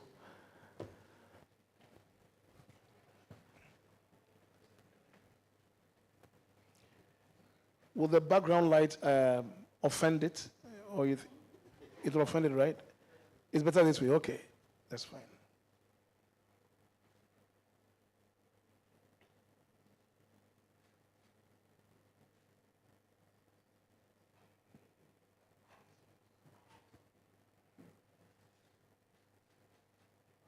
Good. Thank you very much. Let's clap for them one more time. That is panel session 1. Mr. Moderator, Nana Kwaku Boateng. Now we'll go to our next session. We have eaten into the time of the next session a bit. So we would have to try and make up the time. So the next session is session 2, and the topic is options for reducing gas flaring and monetization of associated gas. Options for reducing gas flaring and monetization of associated gas.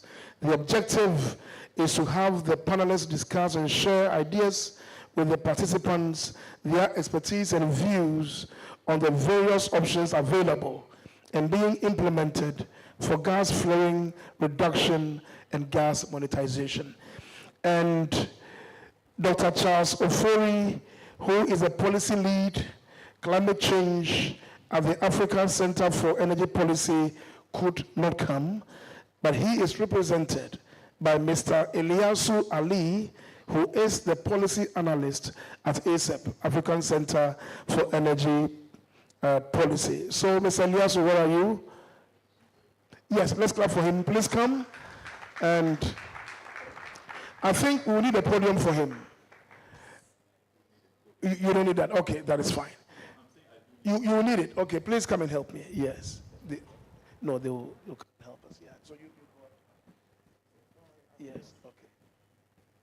And I also want to announce that we have a medical on site here with us. So from Yahoo Medical Center, if for any reason you have a need for medical attention, we have someone with us. So, Mr. Eliasu.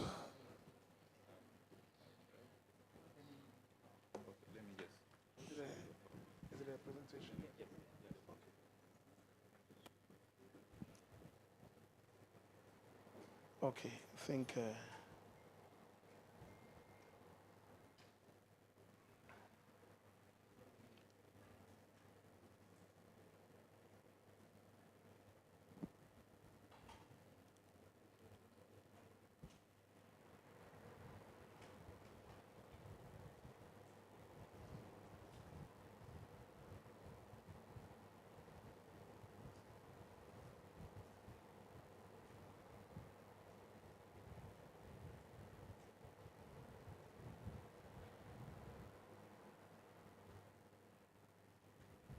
I think they're trying to locate a file for him to do a presentation.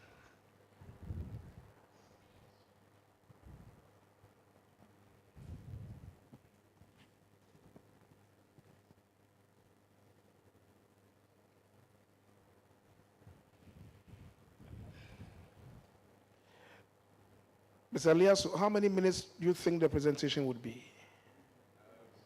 5, 6? Okay, good. Yeah.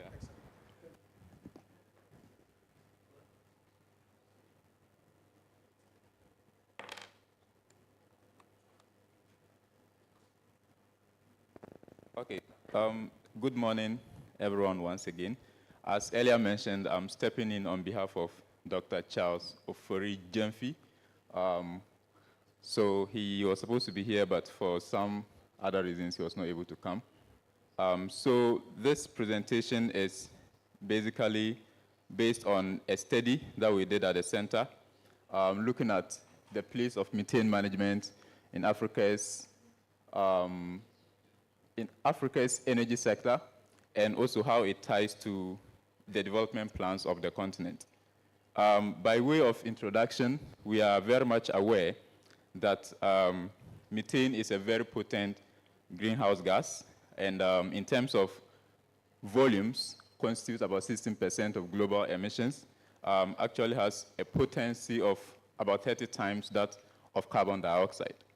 And what is very important is that human-induced sources actually account for the majority, about 60% of global methane emissions.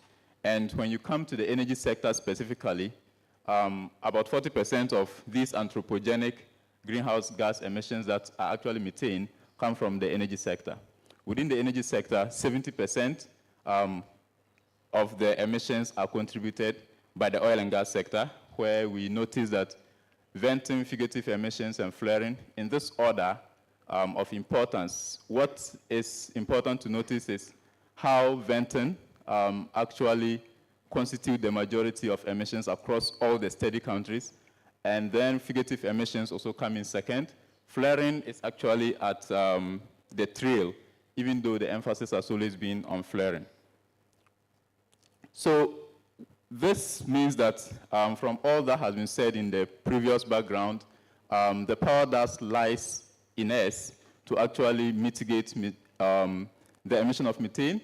And what is promising is that existing technology actually has the potential to mitigate about 70% of current emission levels through the usual stuff that you know, you are the experts, replacing pneumatic units, methane capture and utilization. I'm not sure about the commercial status of that technology, and then methane leak detection and repair.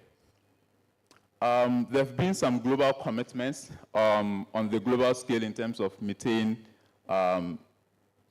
emission mitigations. I think the most current one is the Global Methane Pledge, which was at the sidelines of COP26, where led by the United Nations and other partners, the United States rather, and other partners, where we commit to voluntarily reduce our methane emission by 30% by 2030. And we have about 39 countries in Africa committing to this pledge.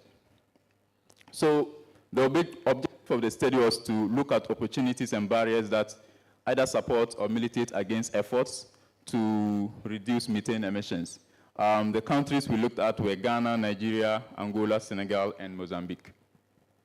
So going into the specific country case studies, we noticed that in Nigeria, efforts have been focused on on eliminating gas flaring, controlling fugitive emissions, and also methane leak reductions by these targets. They are quite ambitious. From their nationally determined contributions, for instance, they aim to, by 2030, reduce gas flaring by 100%. Then also short-lived climate pollutants, reduce that by 20% by 2020. We would need to find out how that has gone so far since we are in 2024. Then in terms of, if you can go back a bit for me to, yes. So we noticed that the targets for gas flaring are more ambitious than the targets for fugitive emissions and also methane leakages.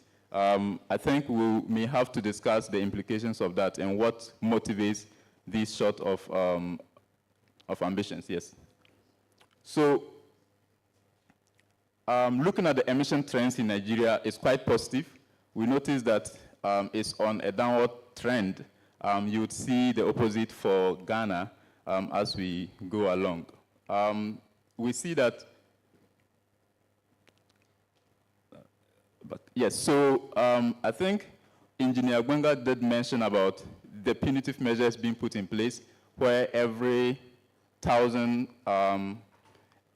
SCF of gas flared attracts a penalty of $2 US. That is within the production threshold of 1,000 barrels per day.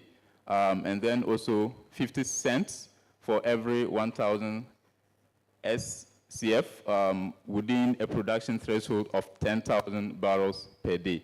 I think with this ambition, we are saying that by 2030, actually, we should see a significant reduction in gas flaring within Nigeria's oil and gas sector. So the monitoring, reporting, and verification measures being put in place in Nigeria are quite elaborate. We have the country methane abatement tools. They also rely very heavily on voluntary reporting and also satellite imaging to monitor and mitigate against gas flaring. So in Ghana, I think our laws or regulations on flaring are quite distributed among several policy frameworks. For instance, the National Energy Policy, the National Climate Change Policy, and the short-lived Climate Pollutants Action Plan. All of these effectively aims to, by 2030, reduce fugitive methane emissions by 20%. And as you are also aware, we have a no flaring policy. Let's see how that is also impacting on the trend of flaring within the oil and gas sector. So you notice that the flare levels are actually on an upward trend, despite a no gas flaring policy. And the causes of this is usually the fact that we don't have, even though we have made some efforts in uptaking these excess gases, we have limited capacity to actually absorb all of it. And so there's no option than to flare. The consequences are quite axiomatic. So the MRV processes in Ghana, we have the Ghana Climate Ambitions Reporting Program, which is focused mainly on collecting data across sectors that contribute to methane emissions. Then the greenhouse gas abatement cost model, which is focused mainly on cost, on emission estimations. And one of the concerns we've always raised is the reliability of the source data for these estimations.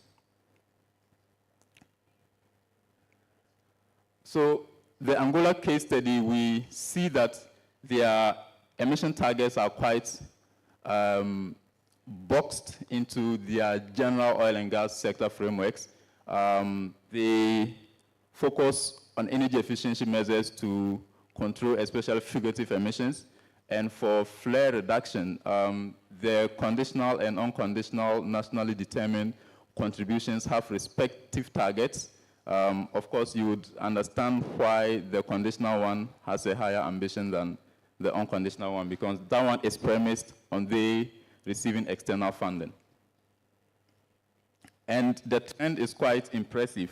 You notice a downward trend, unlike the case of Ghana. And with this, we project that there could be zero flaring by 2030. And actually, one notable gain is the fact that between 2015 and 2020, there have been a 60% reduction in flare levels. So what we found was no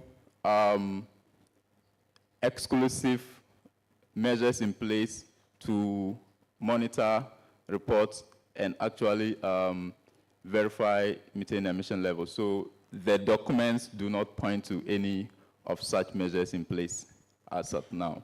Then in Mozambique, we also see the same trend where the targets are quite embedded in broad greenhouse gas emissions frameworks. So for instance, the updated NDCs, they have a decree number 56 of 2010, and then the petroleum laws. These are where their emission targets are distributed. And then also we see also that their emissions are quite low until 2022, where there was a very huge spike,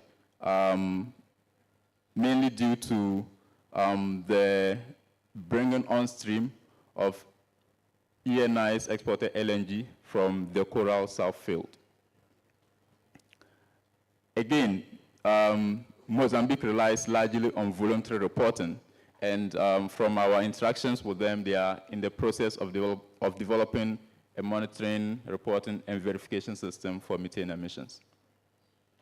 Senegal also have strategies embedded broadly in their NDC targets and legal frameworks, which are manifested in unconditional greenhouse gas emission reduction targets, the gas code, and the petroleum code. For Senegal in particular, there have been some global support towards their emission targets from the World Bank, New Producers Group, International Energy Agency, and the Climate and Clean Air Coalition, mainly to build their capacity and also enhance their research and development aptitude to be able to reduce emissions. Senegal, just like Mozambique and Angola, are also in the process of developing standards for MRV, mainly hinged on satellite imagery and monitoring. So what we see from all of this is that Nigeria actually has put in very elaborate measures and can be said to be a forerunner in emission reduction targets. The trends from Nigeria, Ghana, and Angola are examples of the importance of gas commercialization. So you notice in Ghana, even though we have a no flaring policy, but because of the limited capacity to commercialize the excess gas, we still have a spike in the emission levels. And then in Angola, even though there are no strict, no policy kind of measures, but because they are putting in measures to actually uptake the excess gas, we see a downward trend in the emission levels. Then also we say that the MRV systems in Ghana need to be accompanied by strict enforcement, especially speaking from a civil society perspective. We would need people to hold the government accountable to the commitments they make on both the global and national levels. Then we see the importance of support from development finance institutions to help in building advanced systems for the oil and gas sector, especially when it comes to monitoring of gas flares. So the gaps from all of this is the fact that the conversation are broadly focused on flaring, and for good reason, of course, because the emissions through flaring are quite significant.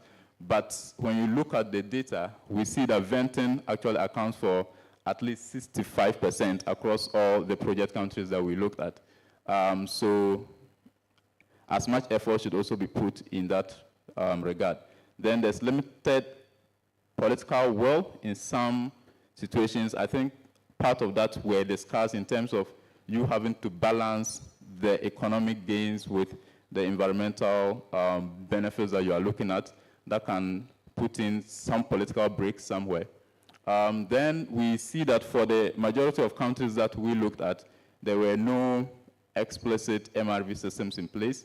Then we don't see the national oil companies playing a very big role in all of these efforts. We also see a very heavy reliance on voluntary disclosures, which may question the reliability of the reporting sources. I think this one was discussed a bit in terms of who is responsible for emission reduction investments. We don't see a clear consensus on that. And we also see weak coordination among government agencies, which may undermine regulatory oversight efforts. And also, again, from a civil society perspective, it seems there is very limited focus by CSOs on this aspect of the conversation. And so there's a need to focus on that.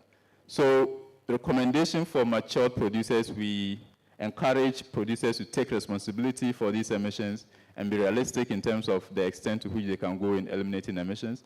Then we need to assign and designate clear institutions and their role for methane management so that we ensure we mainstream the policies and the institutional frameworks around this. Then investment in methane technology, of course, there have to be a conversation between company and government in terms of who bears the cost and the extent of contributions that should be made. We also encourage matured producers to consistently publish emission reduction achievements. I think this one is important for us from a CSO perspective so that we are able to also see what is happening on the grounds. Then for new producers, I think you are more of a greenfield. I'm not sure whether Uganda qualifies as a new producer, but what that means is that you are actually having the advantage of time to align your production regulation with emission targets. So that means that you are actually way ahead of the curve, and so you should ensure that your regulatory frameworks align with your emission targets.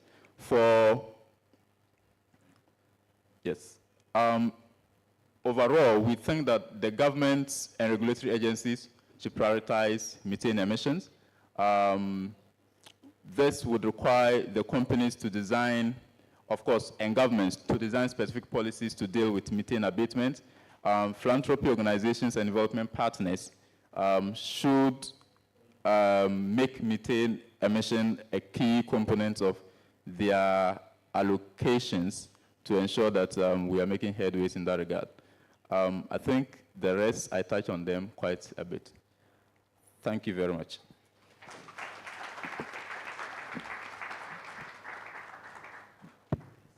Yeah, thank you very much, Mr. Eliasu Ali. So please have your seat as a discussant. So I will invite Dr. Taher Naja, the Director, Policy Division at APPO.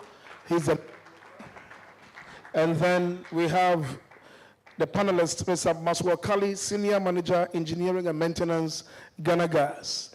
Yes, let's clap for him as he comes. And then also Mr. Antonio Pascal, HSC Manager, Eni Ghana. Okay, he's not here yet. Okay, Sharika Idrisu, Commercial Operations Manager, Talo, Ghana.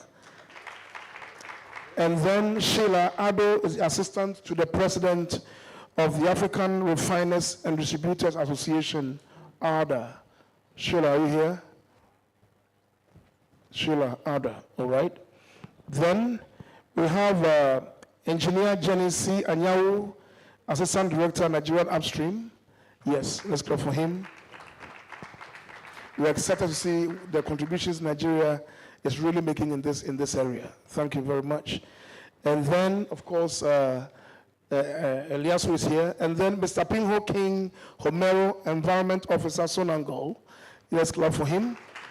So, Dr. Naja, the panel is set, and the ball is in your court. I think the microphone is there for you. Yeah.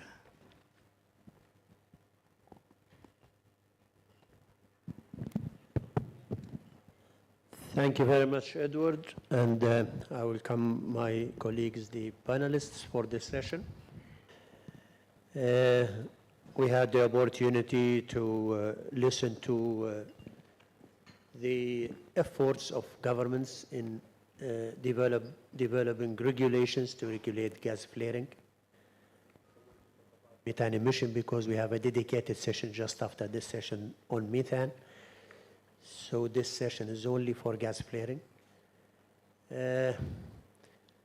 Before going discussion, I just want to say a few words on why we are here today and yesterday discussing gas flaring and methane emissions. You know, the prescription given to the oil and gas industry in Africa, around the world, is to abandon hydrocarbons. They don't even call them hydrocarbons, they call them fossil fuels. Add them to the coal and call them fossil fuels. And all of a sudden, the industry became a polluting industry, which is not 100% true. The greenhouse gas emission is a cumulative, as a cumulative effect. It's a global. It's not local to any industry. It's not local to any sector or any part of the world. It's global. And there are many contributors to that. And the oil and gas industry is only part. To solve the problem of greenhouse gas emission and the global warming, there are many reasons and there are so many options. To decide just to abandon and call them fossil fuels, I don't think this is the best solution. And also demand for oil and gas is continuous and will continue for a very good time, as we see by the International Organization forecasts. And really the industry need to continue investing and continue producing, but we do it in a much sustainable manner. So that's why we have to manage all our emissions. We have to reduce or cut or eliminate gas flaring. Efforts are there already, and we are cutting on gas flaring already, but we have maybe to do more. And more attention has to be paid, as you saw from the lecture the colleague gave to us, to methane management, methane emission management, measurement. By doing that, I read somewhere, I think in the World Bank reports, that if we cut methane from the energy sector, methane emissions from the energy sector, that will be equal to switching off all the cars, all the trucks on road in all the world.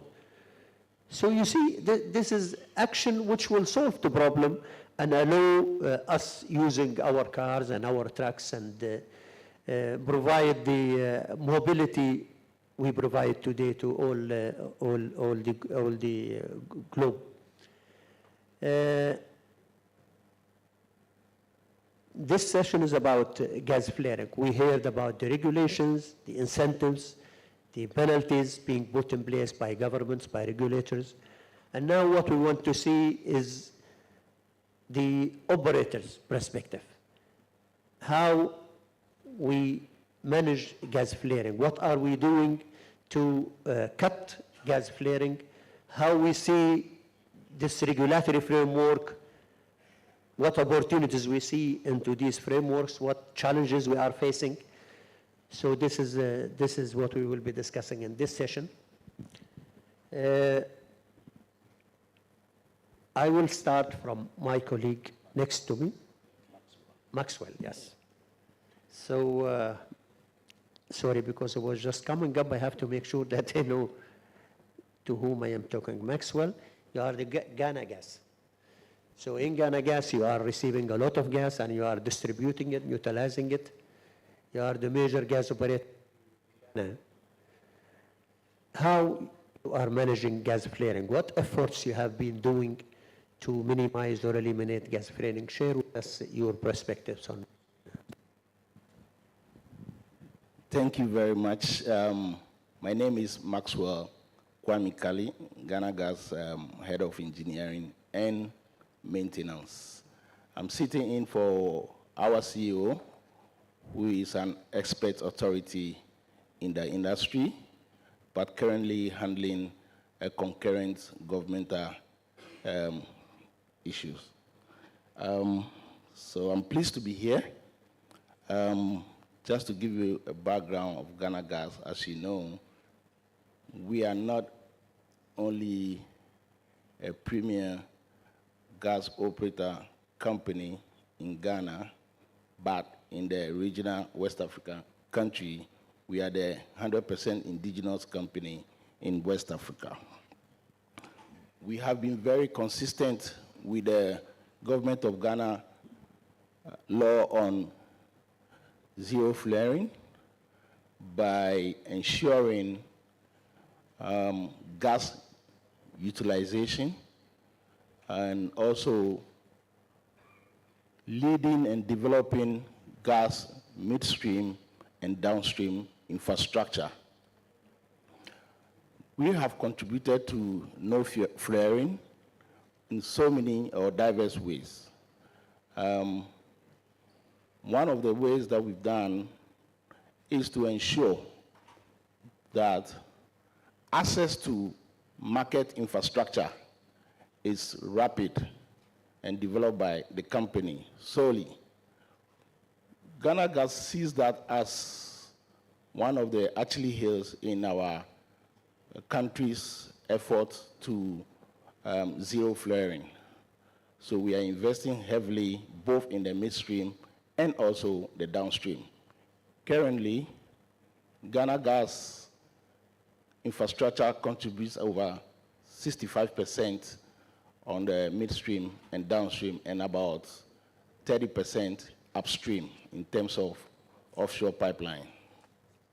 And you all know about the APPO gas plant, which is serving the country not only in terms of power generation, but also on the domestic front, where we serve the national requirement or need of LPG over 70% indigenous LPG generation. So with that, we think that we have been in a leading pole position to reducing the country's carbon footprint from millions of tons of CO2 to the tens of tons of CO2 as far as Ghana is concerned. As you know, gas commercialization and monetization requires a lot of investment and also infrastructure in that regard. And we are not only dealing with the power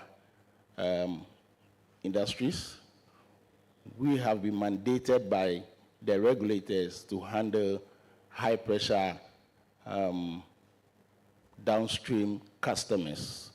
And the regulators are very much particular about that.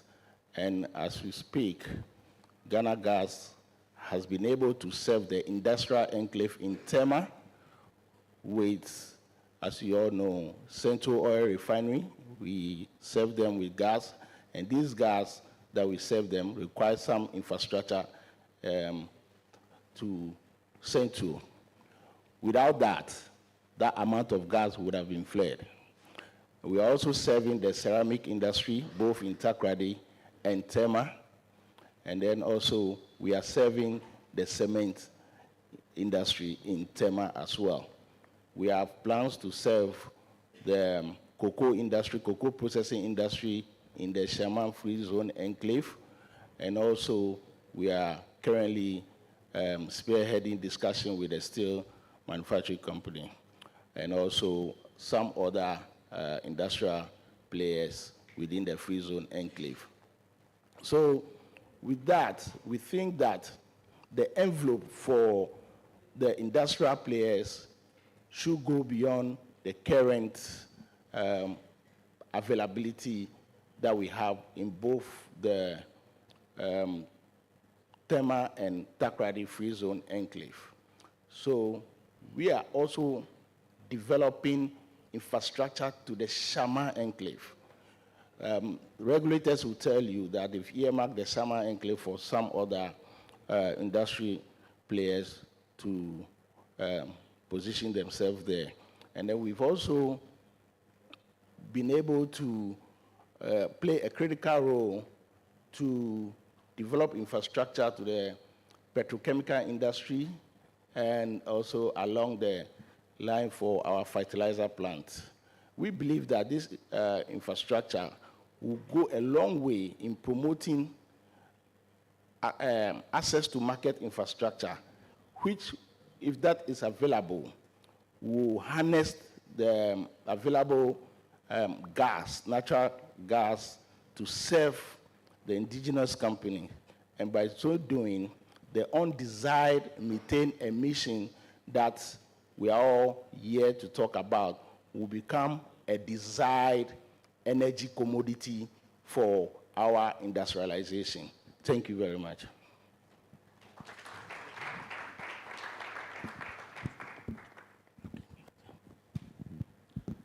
Thank you very much for sharing with us these perspectives.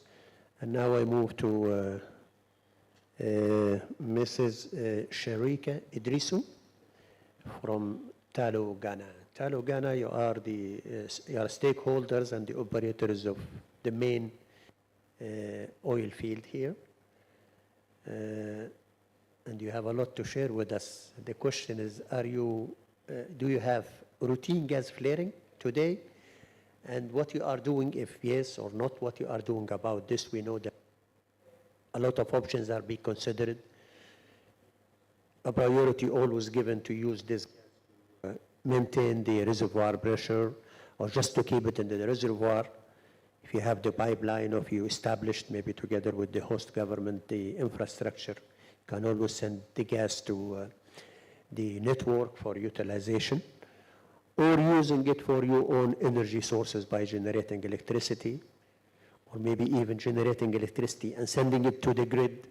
There are many options. In addition to this, there are more sophisticated options, turning it into LNG, GTL, and all these options. Can you share with us what Talo is doing in this respect? Maybe not just in Ghana, even in other regions you operate on. Great, thank you, and good morning to everyone. As mentioned before, my name is Sharika Idrisu, and I'm the commercial manager for Talo, Ghana. So Talo operates 2 fields in Ghana. These are the Jubilee and the 10 fields, and we produce about 120,000 barrels of oil a day in Ghana, and also export about 100 million scuffs of gas a day into the country. So this is gas is what we live and breathe every day in Talo, and we recognize the importance to the host government and to the local economy of gas production and gas export into Ghana. So it's something that we prioritize as a company. If I look broadly at Talo's gas story in Ghana, first I want to start off with the development of the Jubilee field. And this is where it's important to highlight the collaboration between Talo, the upstream partners, and the government of Ghana in terms of looking at our gas utilization strategy for the Jubilee field pre-sanction. So we factored in, at the point in time that we were making the development decision on Jubilee, what we would do about our gas injection to export ratios, looked at the sizing of our facilities, and also the infrastructure we would need to offtake gas and commercialize gas in the Jubilee field. So my colleague, Mr. Kali, spoke about Ghana Gas and the infrastructure in the Western region, and all of that thinking and thought around it and government policy is what has led to us realizing what we have right now, which is domestic gas coming in. It was Ghana's first domestic gas infrastructure project, and we're seeing the benefits. We're seeing the benefits to power generation in Ghana.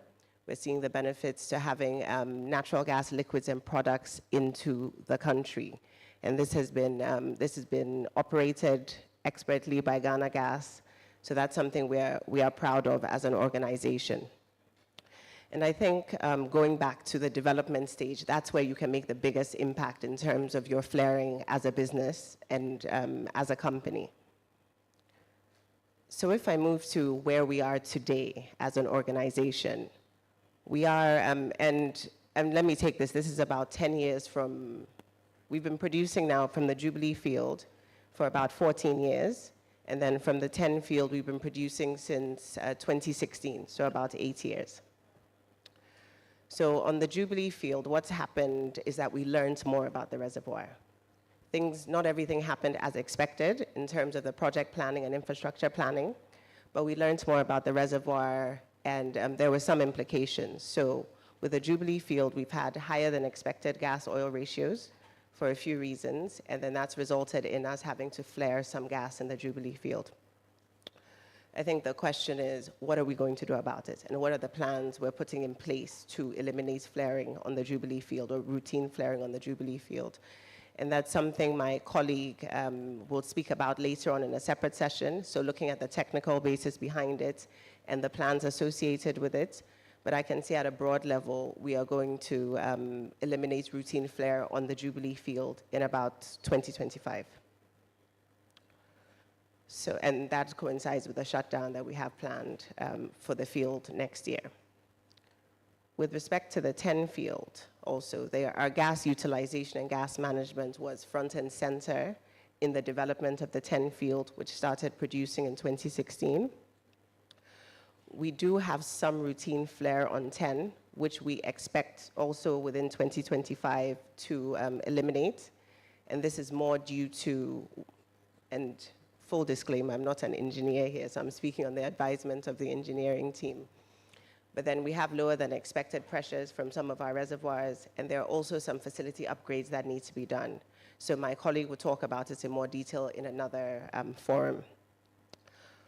What I want to also emphasize here, because I'm in the commercial space, is the importance of having a commercial framework that could help to really recognize a gas value for the upstream operator's perspective, and then allow us to invest in infrastructure to increase gas into the country.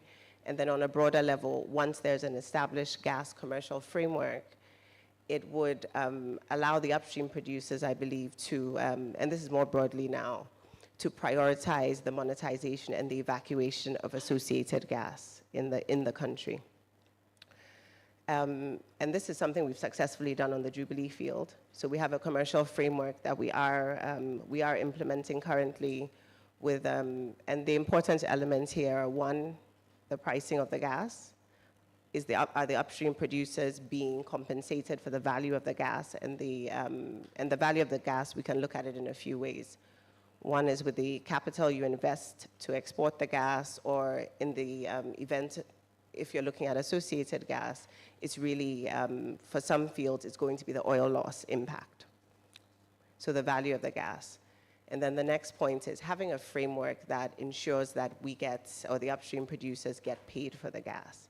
So a payments framework and a payment security framework, recognizing that gas is a bit different from oil in the sense that we are infrastructure constrained, and we are selling gas, or the upstream producers would be selling associated gas into a domestic market. So just having clarity around that. And maybe the last point on the commercial framework would be the infrastructure access and planning around that. So this is where we would work hand in hand with the host governments to ensure that when investments are being made on the upstream space, or we have plans on the upstream space to increase gas exports, the midstream facilities are being put in place to process the gas and get the gas to the end users. So I'll stop here and see if you have any further comments or questions. Thank you very much. Just a small follow-up question. You said that in Jubilee Field, you do send it to the maybe Ghana gas or the system. But you said gas to oil ratio was higher than expected and you have extra gas.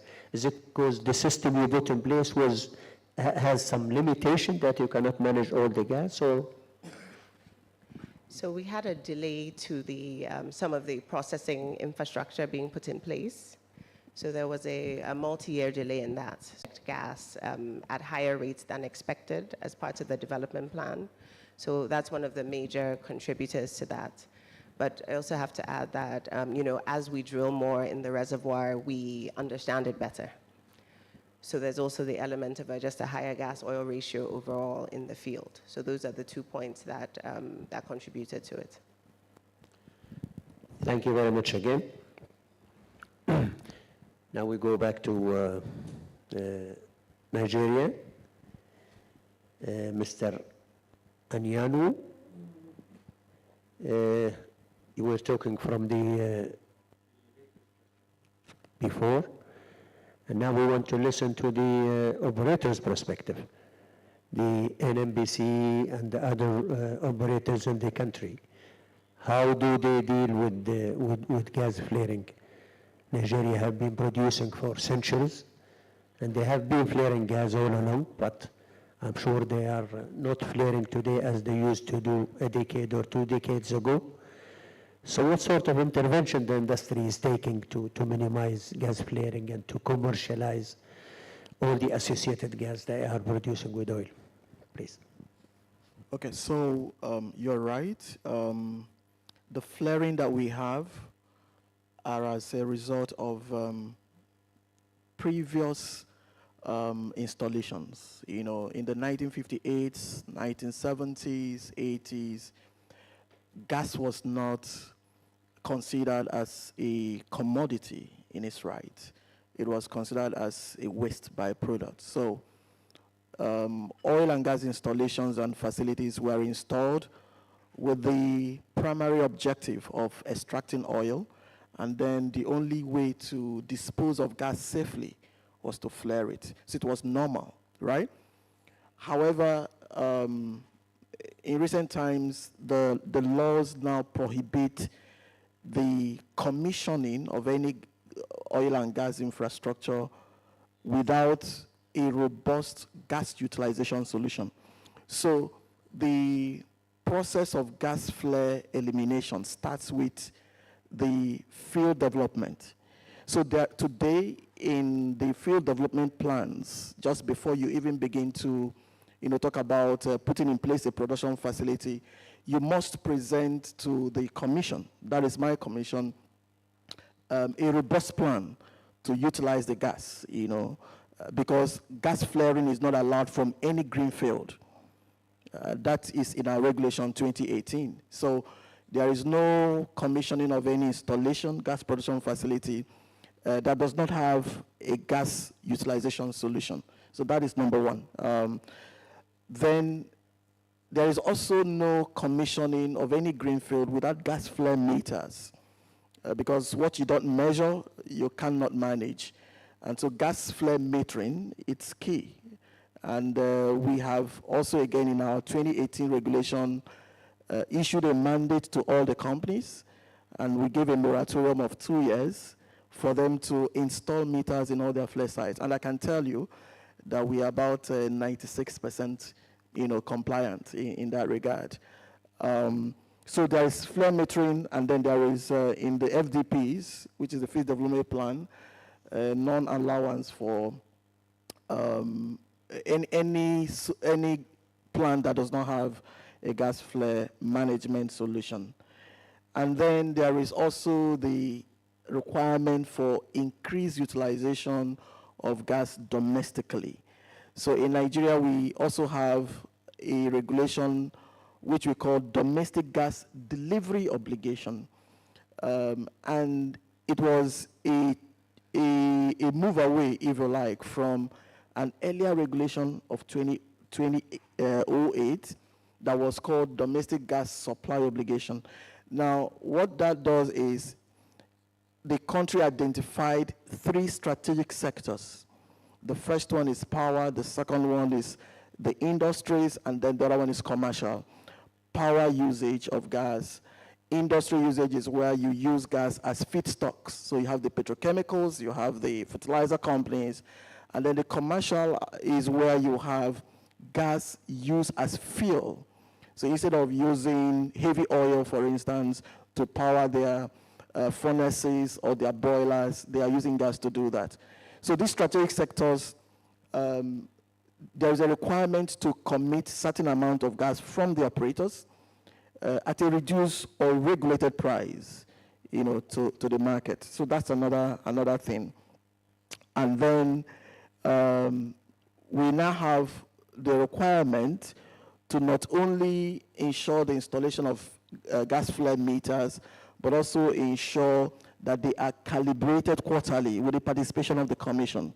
So we participate in the calibration of those gas flare meters to ensure that what they are reading is actually as accurate as it can be.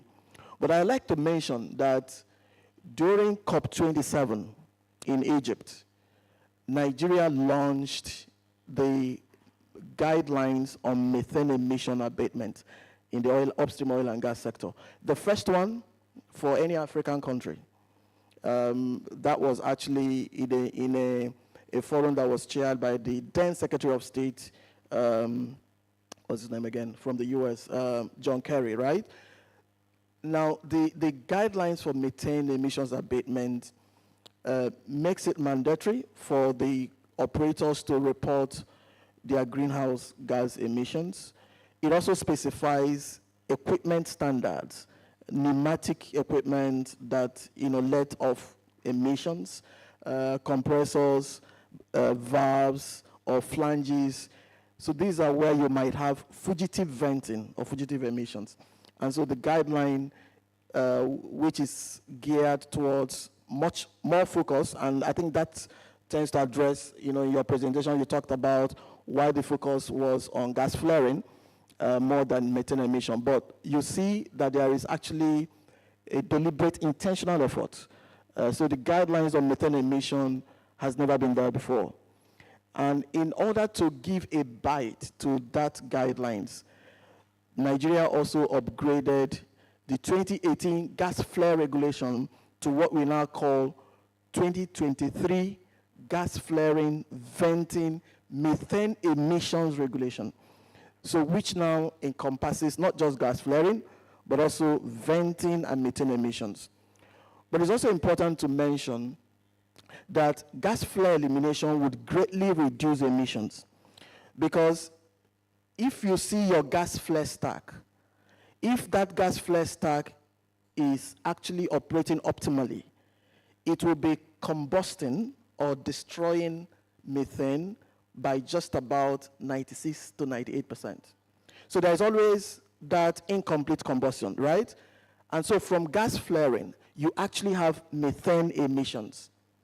And again, there's also studies that show you do not have gas flares combusting or burning 24 hours, every time of the day or all the days of the year. So again, there is a requirement to ensure efficiency of such flare stacks, because when you ensure the efficiency of the flare stacks, you increase the reduction or the destruction efficiency of methane in gas that is flared. But if you eliminate the flares altogether, you also eliminate additional methane that would have been emitted through gas flaring. So when you see gas flaring, it is not just a matter of flaring. There's also venting of methane that is happening in each of the flares, because there is never 100% combustion. So even when you have a typical flare that is operating optimally, that will be like 96, 98% destruction efficiency. However, you don't always see such optimal performance.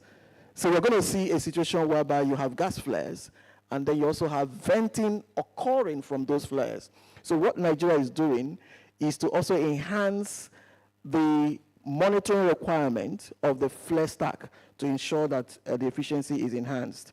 And then currently we are implementing what I spoke about earlier, the Nigerian Gas Flare Commercialization Program, where we have small-scale, competent, technical, and commercially viable companies take the gas almost for free and then implement solutions for their utilization from flare. Because the law allows the government, the commission in this case, to take gas that is destined to flare, appropriate it to itself, and auction it to parties that would actually monetize it. So currently we are implementing that program, and like I mentioned, 45 flare sites were identified. If all the projects meant for that program is implemented, it will eliminate about 350 million scoff per day of gas that is being flared. And what are the solutions? We have mini LNG technologies, we have CNG technologies, we have gas-to-pipeline technologies. You also have data centers. There are cases where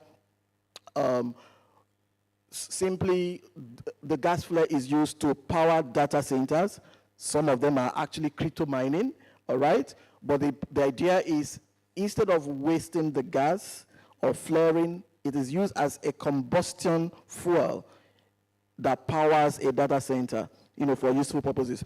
So some solutions are in situ, right there on the field, but some others are, something that is intended to take gas to the nearest market. So these are a number of solutions being implemented by the Commission and by the Nigerian government in order to address, what we think is hydra-headed issues of gas flaring and methane emission in Nigeria.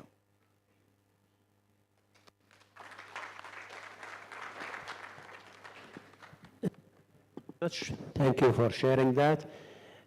Then the big players. This is very similar to marginal fields. That's correct. Another thing was mentioned yesterday by your colleague from the ministry, that the ministry is taking inventory of the infrastructure in the country to receive and transport gas and oil, of course. This is a very good approach if it's with the understanding that they want to make sure that this infrastructure is available to all oil fields around the country so they can send their gas to the system. I think this is a very good approach. I don't know if you are aware of this intention or just they want to know what's available. Well, I wasn't here yesterday, so I don't know who spoke or what is being said. However, there is a mapping that I do know of because we, on a GIS platform, that is, what's it called again? GIS, Geomatic Information System. I know it's something related to that, basically. But a platform that puts coordinates, to oil and gas infrastructure. We have we have that kind of facility in the Commission that tells us the locations. So we have a map of all the locations, the geolocations of all the gas that is being flared, and we have map of locations of all gas infrastructure, be the pipelines or the processing plants, and then the major pipeline itself. In Nigeria, we actually have 2 critical pipelines. Maybe I just need to mention that. One is what we call the OB3. Is a big pipeline that tends to take gas from the Niger Delta, where most of the oil and gas production occurs, all the way down to the northern side, to the hinterland, and then to the northern side of the country. It will get to a point at the middle of the country, and then it changes to what we call the AKK pipeline, taking from Jakarta, like at the center of Nigeria, the confluence, all the way to Kaduna and Kano, the up north. And then we have another one on the western side, which we call the APPO. We call it Escravos Lagos Pipeline System. So it takes also from the eastern flank of the Niger Delta all the way to the west. And that is the pipeline that actually goes all the way to Togo or Ghana. So at the end of the APPO, which is somewhere in Badagry, side of Lagos, it now tees up and continues to Togo, Ghana, Benin, and all that way, right? And there is even a vision of taking that line all the way to, I think, Morocco. I know that. So, that is to mention that there is there's no loss to us about the locations or the positions of the infrastructure that we have available in Nigeria with respect to gas management and administration. Thank you very much. So all what you need is just to make sure that all oil fields are somehow linked to this system, and that will do. There will always be some stranded fields, and if we just leave those fields, it will not be a big deal. Thank you very much again, and now we go to another very important operator in Africa, Sonangol of Angola. You operate upstream, downstream, oil, gas, offshore, I think onshore as well. So tell us about your gas flaring experience. How have you been tackling this problem, and what sort of solutions you implemented to reduce or maybe even eliminate gas flaring all along the value chain of the industry? Please, the floor is yours. Mr. Pihu. Okay, thank you, everybody. Sonangol has taken this issue seriously.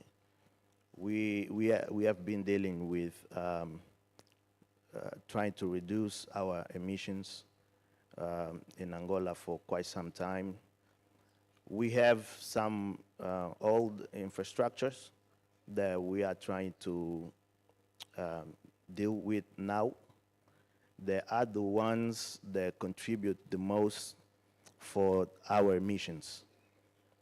I have to mention that our focus today is to reduce emissions in Block 3, which we think is the one who contribute the most for our emissions. It's an offshore block, it's shallow waters.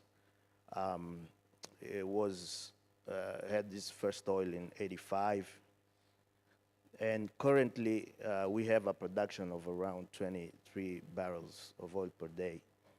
At its peak, it reached a production of around 120 to 130,000 barrels per day.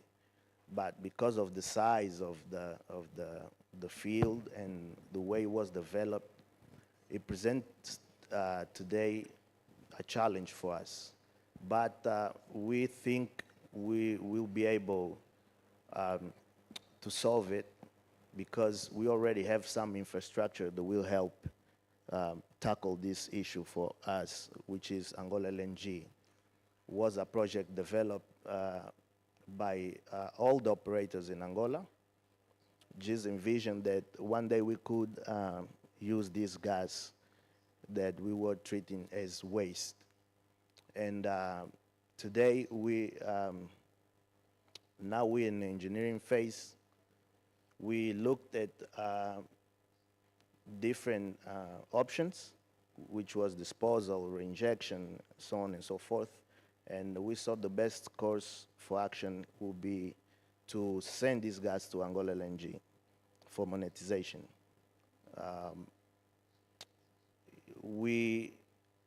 The only challenge that remains is how we're gonna proceed to gather all the waste gas, because we have a lot of platforms. We have around 14 platforms in this block.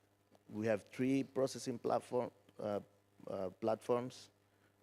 And we're looking at using multi-phase pumps in each well, trying to eliminate the gas we flare in the small platforms that we don't have a way to process the gas and further compress it in order to send to Angola LNG. So we have a robust plan to eliminate flaring in Block 3. And in the case of methane emissions, we already partner with a lot of institutions to survey our blocks and to understand which sites are contributing the most for our methane emissions.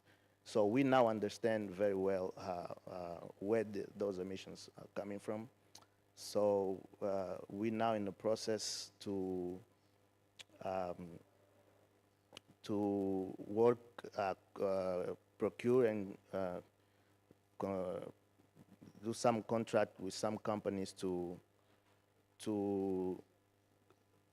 come up with a way to do continuous monitoring in order for have a way to control better the methane emissions. I think I'll stop here, and after I can, yeah, thank you.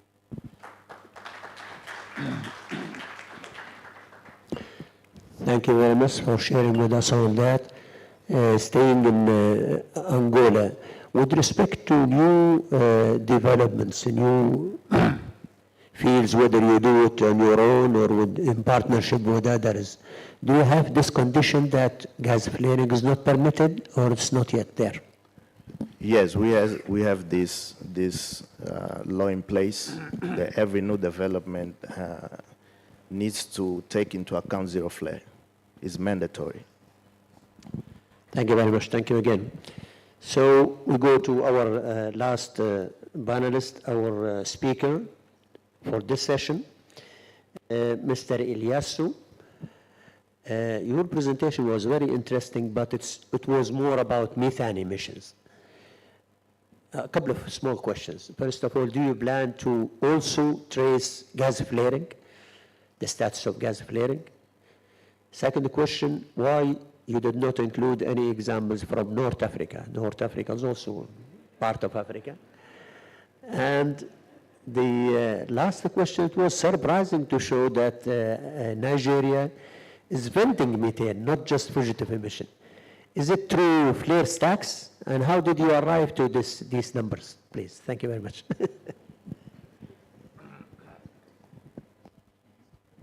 Okay, so I think I'll start with the question why we didn't include North Africa.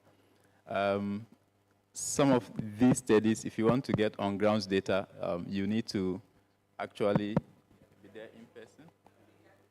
Okay, yes. You need to actually be there in person, and the cost of research. So you are limited by cost constraints, and so this is the exploratory phase, and we hope to expand the study to other producers on the continent as time goes on. You mentioned on how we went about the study. So largely we sourced data from regulators across the study areas. We actually had face-to-face interactions with them, and most of the data are documented.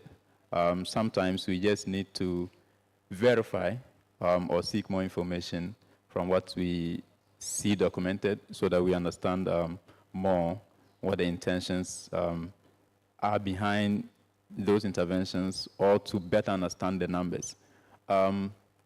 Your last question, was it on methane? I quite missed that a bit. Yes. So specifically on gas flaring, I think my center, the Africa Center for Energy Policy, I think we have done quite a number of papers on flaring trends in Ghana, but the focus was only in Ghana, and what practical mitigation interventions can be made. In terms of a continent-wide research, we are yet to do that. But like I said, the attention of civil society and think tanks on the issue of methane emissions and flaring is actually quite not much. And so we thought that, so this study would set a pace for the demand side aspect of things, because you are the experts. We only need to have the confidence that you open your doors to us so that we understand the issues first, and also see how we can complement efforts by government to actually meet those targets.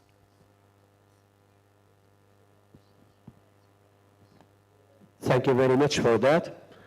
So it's very clear. Everybody is well aware of the need to eliminate gas flaring, and almost everybody has the policy and a lot of actions in place.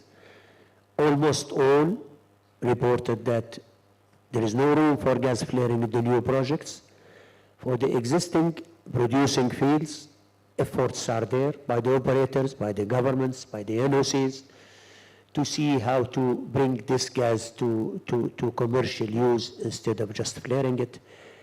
And I'm sure if this is the trend all the time, and maybe very short time, we see gas flaring, or routine gas flaring at least, something of the best. I thank my colleagues, the panelists here, for sharing with us their views and experiences. And I thank you all for the attention. And it's good to applaud the panelists. We are already very late, but we want to allow a little bit of time for some questions, maybe one or two questions, please.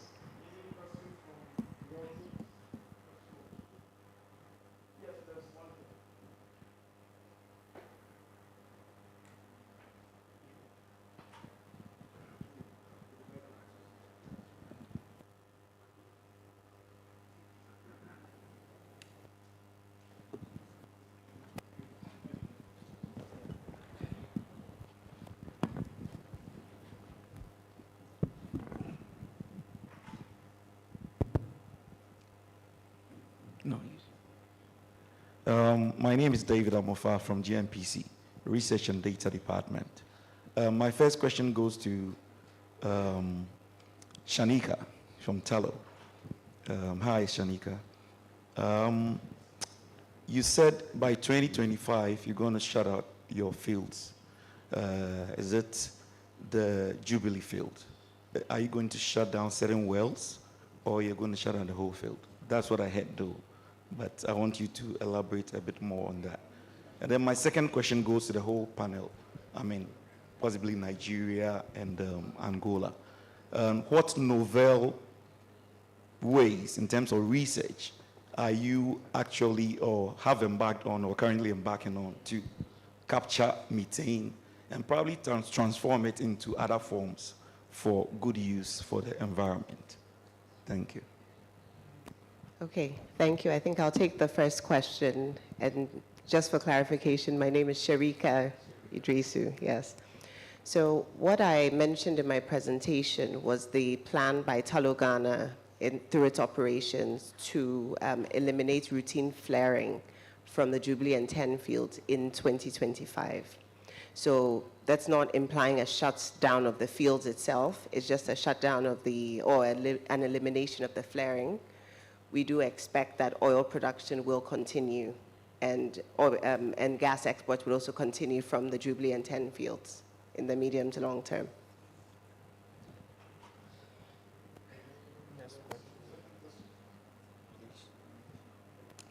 All right, I think the question you asked about novel research, the oil and gas industry, in my perspective, is global, and the issue of methane utilization, I think it's still in the growth stage.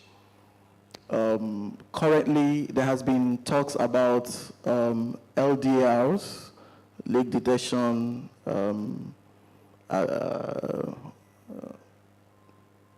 reporting and all that, right?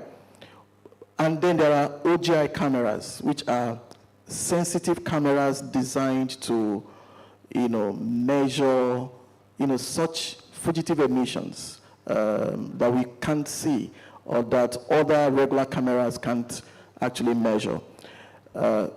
It's important to note that the OGI cameras today, for instance, they are quite expensive.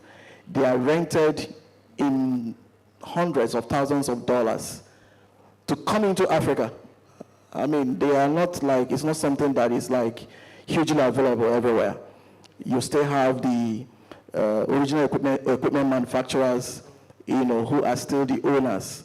Hardly do you have owners in Africa at the moment.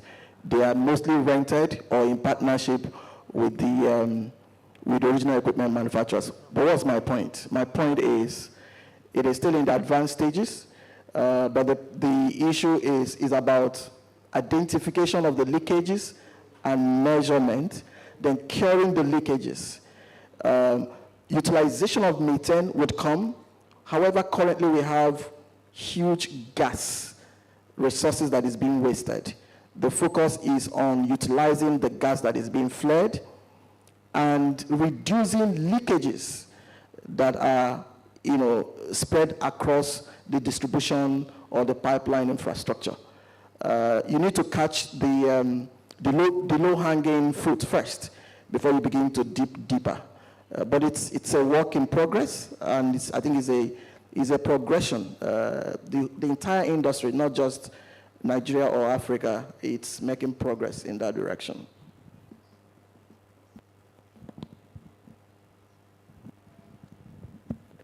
Thank you very much. I think the question is well addressed. It was a global answer, so maybe we don't need to ask. And I think because of limitation of time, we leave it here. Thank you very much all for your attention. And thank you. I think, yes. Thank you very much. Photographer, please come and take the team a picture. Thank you, Mr. Moderator. And whilst the photographer comes, whilst the session was going on, we were joined by the chairman of the governing board of the Petroleum Commission, Mr. Sylvain Setre Abankwa. He is with us. Thank you, Chairman. Yes. Okay.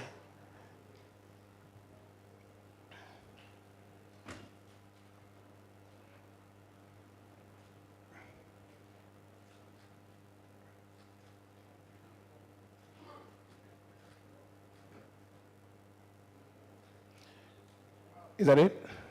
Okay. Good. Thank you very much. Let's clap for them one more time.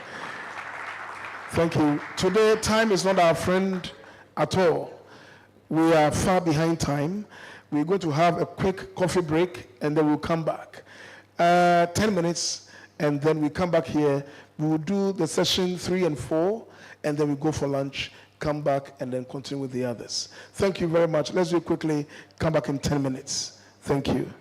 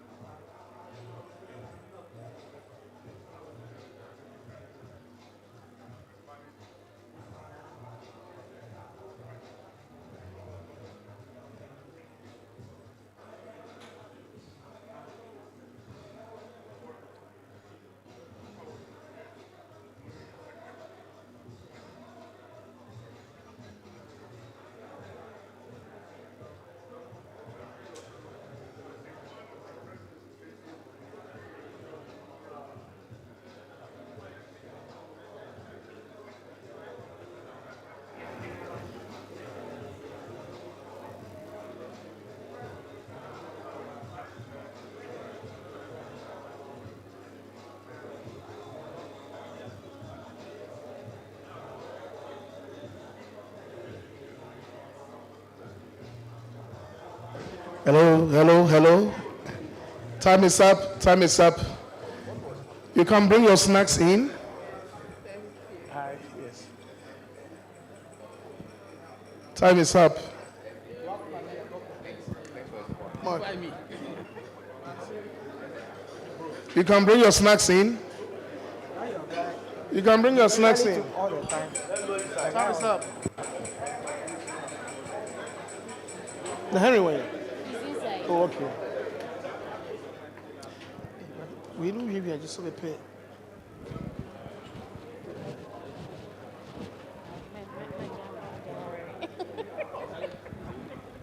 Hello, time is up.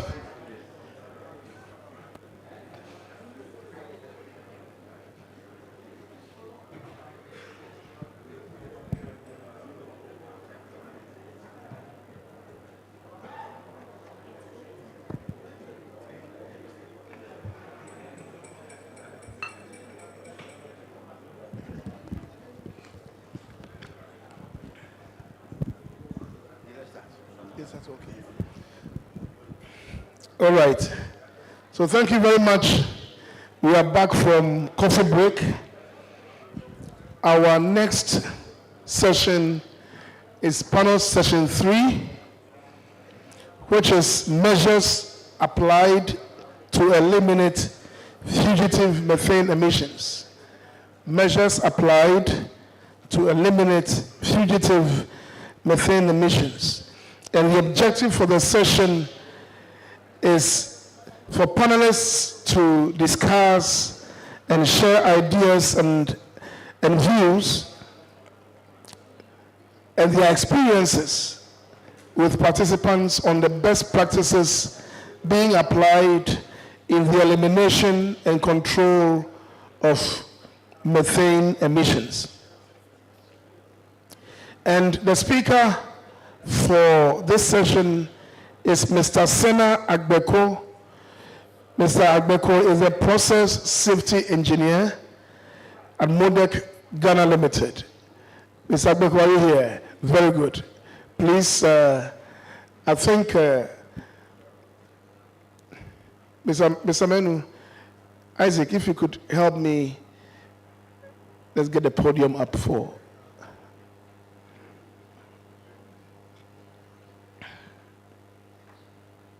Yes, okay. Good, that is fine. Yes, so Mr. Agbeko. Yes.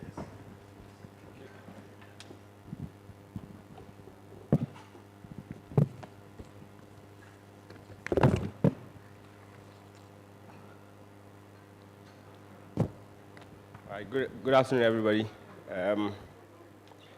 It's a privilege to be here, to be called upon to also add my voice on this very critical environmental challenge that our industry faces. The previous session, Mr. Ilyasu Ali from ASEP actually made a very good presentation on the data available on fugitive emissions. So I'll dive straight into what measures we do have in place to eliminate fugitive emissions. Fugitive emissions, as we all know, by definition, are emissions of greenhouse gases that are not produced intentionally by stack or vent, and stipulates that they may include leaks from industrial plants, pipelines, and other components such as valves, seals, piping, flanges, pumps, storage tanks, and compressors. The nature of fugitive emissions makes them difficult to quantify and assess as a result of how irregular and diffuse their character are. These emissions continue to contribute significantly to climate change and have been termed by some industry experts as the blind spot in fight against climate change. Methane, which is a potent greenhouse gas, is a major component of these emissions and have a global warming potential of about 20 to 30 times the potential of carbon dioxide over a 100-year period, which makes it a prime target for emissions reduction efforts. The emissions, like we all know, contribute to air quality degradation. They pose health risks and potential hazards for ecosystem, and as such, their impacts cannot be overemphasized. It is in this view that the 2023 UN Climate Change Conference, which is the COP28, focused on a number of paradigm shifts, which included fast-tracking the energy transition. I know the African terrain is not very comfortable with this conversation, but I know eventually we'll get there. And also focused on slashing emissions before 2030. They focus on putting nature, people, life, and livelihoods at the heart of climate action. And also focus on transforming climate finance. The survival of our industry, especially in Africa, with the talk of energy transitioning, will mean that we make conscious efforts and be more intentional about eliminating fugitive methane emissions using industrial best practices. Some of these practices would include, and not limited to, leak detection and repair programs. This will include regular monitoring and maintenance of equipment to detect and repair leaks promptly, and the use of advanced technologies such as infrared cameras and drones to enhance the accuracy and efficiency of emission detection. We can also focus on improved infrastructure and maintenance. That is upgrading our infrastructure in our industry, mainly to use modern and less leak-prone materials, and also focus on regular preventive as well as reliability-based maintenance of pipelines, storage tanks, and other facilities. And this will ensure that they remain in optimal condition and reduce any potential for leaks. We can also focus on advancements in measurements and monitoring technologies. What do I mean by this? This will mean that we use continuous advancement in technology, which will enhance our ability to measure and monitor emissions accurately. Obviously, you cannot manage what you don't measure. So if you have a very good innovative technology in place to help us measure what we are emitting, then it becomes a very good step in focusing on how we manage these emissions. Last but not the least, we can also focus on investment in research and development. Would require a collaborative effort between governments, industry players, as well as academia in the R&D, which is essential to develop new technologies and methods for reducing emissions. Breakthroughs in methane capture, storage, and utilizations can significantly enhance our ability to combat these fugitive emissions. To conclude, I will say that eliminating fugitive and methane emissions is challenging, however, very achievable. Through the implementation of comprehensive detection and repair programs, infrastructure improvements, innovative technologies, robust policies that have been already tagged on in the previous panel discussions, global cooperation, we can make strides in mitigating these emissions. It is a shared responsibility, and together we can ensure a sustainable future for generations to come. I will leave the very details of what technologies we have in place, especially in MODEC, to help eliminate fugitive methane emissions during the panel discussions. Thank you very much.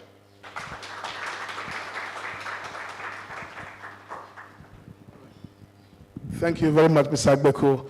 So, so you may have your seat here. The moderator for this session is still Dr. Naja of APPO Secretariat. And then we have Mr. Kwesi Frimpong. He's a HSSEQ manager, Yensing Production West Africa. Yeah, let's clap for him. And then Dr. Yen Adams Sakama Newyam, who's the head of department, Petroleum Engineering, KNUST. And then we also have Mr. Mark Quist, Environmental Services Manager of Tama Oil Refinery. Mark Quist, yes. No, he's not the one. Is Mark here? Mr. Quist. Okay. And then we have here Engineer Mark Also, he's the head of reservoir and production at the Petroleum Commission. Let's clap for him. Mark is one of our shining stars at the Commission. And we have Mr. Juliao Meso of Sonangol. Yes, let's clap for Juliao. Yes, so, Dr. Naja, the ball is in your court, and I think the panel is set.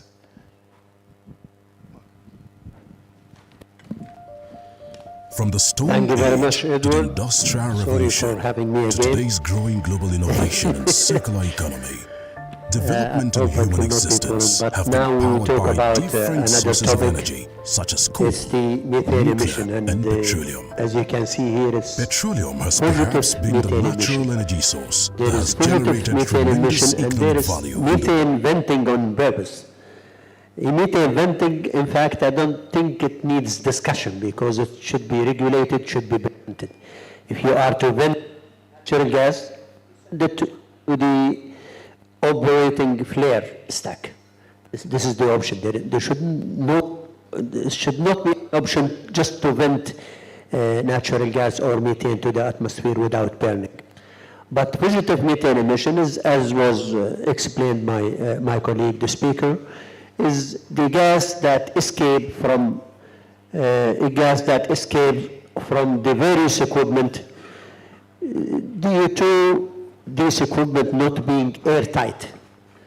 So there is a room here for very big improvement if we monitor our equipment, if we develop measures to be able to detect gas leaks and make the proper intervention to maintain all these joints, all this equipment to make sure that no methane goes to the atmosphere.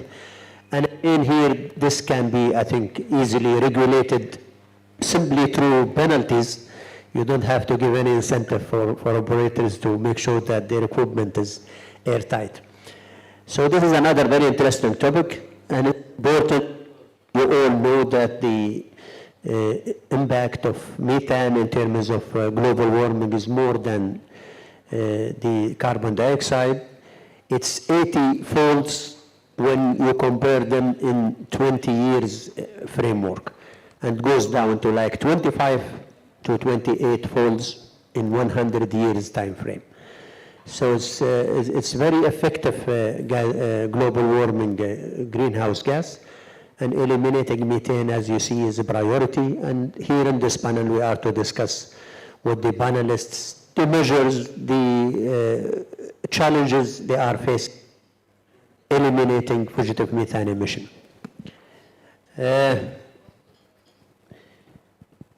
As usual, we will start with, you're from Jensen, yes? No. Jensen. I start with Mr. Kwasi from Jensen. You are a company involved in floating storage and production offshore, providing the technology, the equipment, and also you are operating some of this equipment, I understand. Yes. Yes. So, very important, very relevant. How do you manage methane emissions? How you manage leaks? How you ensure that your equipment all the way, all the time, they are airtight? Please. Okay, basically with fugitive emission, you're looking at the leaks and then unintentional releases into the atmosphere. But it's a whole value chain. To tackle it at the operational stage will be to miss a step before dealing with it.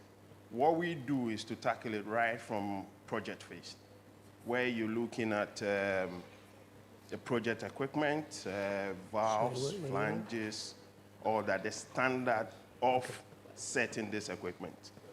And also to put a philosophy into our operations with regards to, do we repair valves or replace them? Do we do integrity testing over and over again? But now let me jump to the operational stage and what we do currently on the unit. We look at what we call fugitive emission surveys, which is basically doing detection and repairs. So from our survey, we've identified 16,000 plus potential emission points. So these potential emission points are grouped and monitored periodically to make sure that if we have any leakages, then we react. React means repair, to make sure we stop the leakages. There are some of them that would require a total shutdown of the process, but it depends on quantities that is coming up. Depending on the quantity, then everything is possible because we're always looking at the economics and then the scale of things with regards to keeping up uptime and keeping up production. This is not to say we neglect solving it, but if it is extremely minute, then we can continue onto a major repair. So with this 16,000 emissions, we've done our baseline, 16,000 points. We've done our baseline. We know where all these potential points are. And by grouping them, it offers us the opportunity to look at high-risk ones and then monitor it. Basically, in 2 years, all these 16,000 points should have been monitored. And if we have emissions at this point, yes, we deal with it. Beyond this is maintenance, because most of these leaks and fugitive emissions are coming from poor maintenance or breakdown of equipment. So we look at maintenance regime, have maintenance regime through our ERP platform to make sure that every part of the plant and every equipment is captured, maintained, looked at, monitored, to be able to catch this early before these emissions really or actually occurs. So those are some of the things that we're doing currently to make sure that we manage it. Thank you very much. Very interesting, very detailed, to go down to 16,000 sources of emission and to monitor them. I think that will eradicate the problem. But follow-up questions on this. First of all, how did you go about detecting leaks? Did you use like mobile sensors, or you fixed some fixed sensors, or just estimate? And by doing that, which equipment was really the major source of emission? Was it like the leaking safety valves, leaking valves, compressors? What is it that maybe you recognize it as a major source of methane emission? Okay, thank you for that. So basically, we're looking at valves and flanges, which is the major culprit as we see on the field. And with this 16,000 emission, potential emission point. Okay, so with this 16,000 plus potential emission point, we actually did an initial survey. And this is also like a legacy document from project, because right from project, we have or we know the potentials.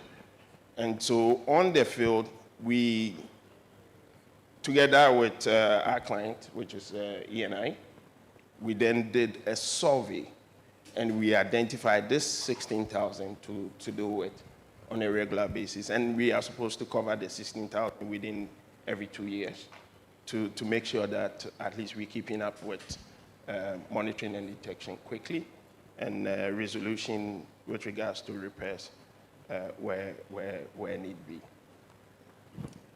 So thank you very much. I think this is a very effective approach, maybe to be followed by all the operators, hopefully.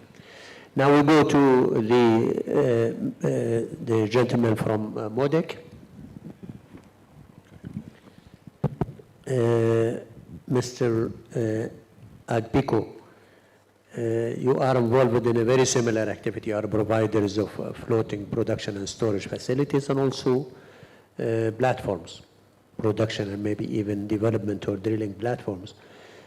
Again here, what are your efforts to ensure that is tight, there is no methane leak, how you are measuring and quantifying leaks, and what activities do you have in this context? Thank you for the question. So MODEC, like you rightly said, we operate and maintain the FPSO on the 10th field.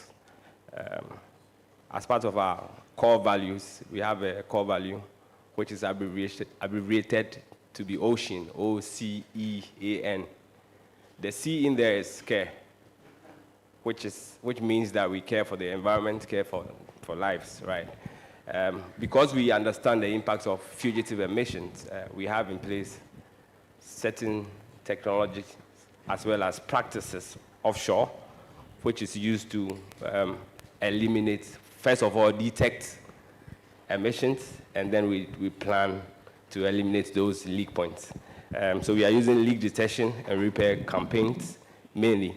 What we do have on our facilities, I'm sure some of you might be aware, forward-looking infrared cameras, and we have a routine in place which is triggered by a preventive maintenance schedule. So if it flags up in our system, you grab that camera and you do a sweep on the facility, depending on which module that has flagged up. And so once you do that sweep, you are able to identify what emissions are. Once you identify these emissions, then you plan to get them fixed. It could be on seals of pumps, it could be on compressors, it could be on valves, it could be on seals of storage tanks, it could be piping, leak points. So once you identify all these leak points, then you can plan to fix them.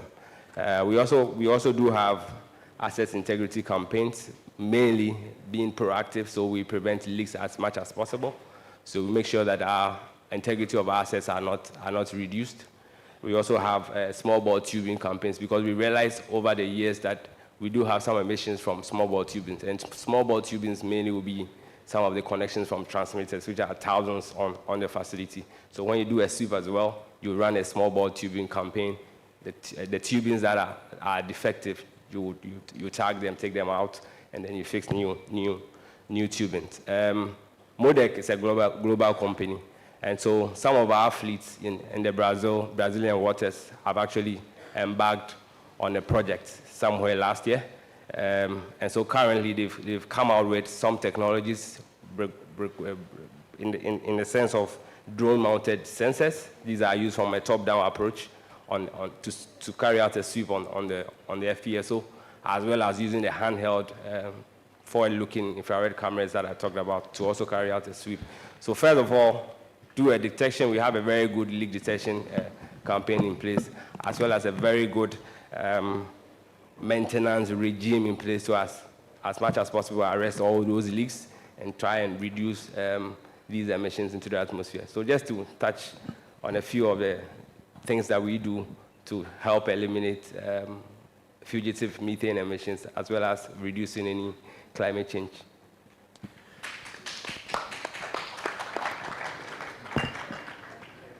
For sharing that with us. You mentioned, all pumps, compressors, valves, and you want to monitor if there is any leak. But there is a challenging equipment which will not leak outside, the safety valves. They will just leak to the flare system. So how do you detect if they are passing? I mean, we do have what we call a leak rate checks, right? So especially ESDVs, you usually have a performance standard that guides what's an acceptable leak on an ESDV or pressure safety valves. So we do a leak test on these valves, and these are also triggered by preventive maintenance schedules. So when it's due for a test to be carried out on an ESDV or a PSV, we have PSV recertification schedules as well. So once you run one is ready, I mean, it flags up in the system for you to carry out a PM on a PSV as well as an ESDV. You isolate that particular unit, you run that test, your functional test or your pressure test on the system. Once there's a leak, obviously you ought to change those valves because these are critical valves in our process. So once you're able to do those tests and they pass the leak rate test, you fix them back, you recertify those shutdown valves or process safety or pressure relief valves back into the system. So these are some of the things some of the processes we have in place to detect leaks on PSVs as well as ESDVs. And these have been very effective for us over the years. And how often you do that? Is it like yearly or more than? So depending on where the ESDVs are, some are 24 monthly, some are 12 monthly, some are 6 monthly, depending on criticality of the process, what sort of pressures are there, what sort of temperatures are running there. So it varies based on where the PSV is and what system it is on. If it's high pressure, obviously the frequency is lower. If it's low pressure, the frequency is higher. Thank you for that. Then to Sonangol. Or you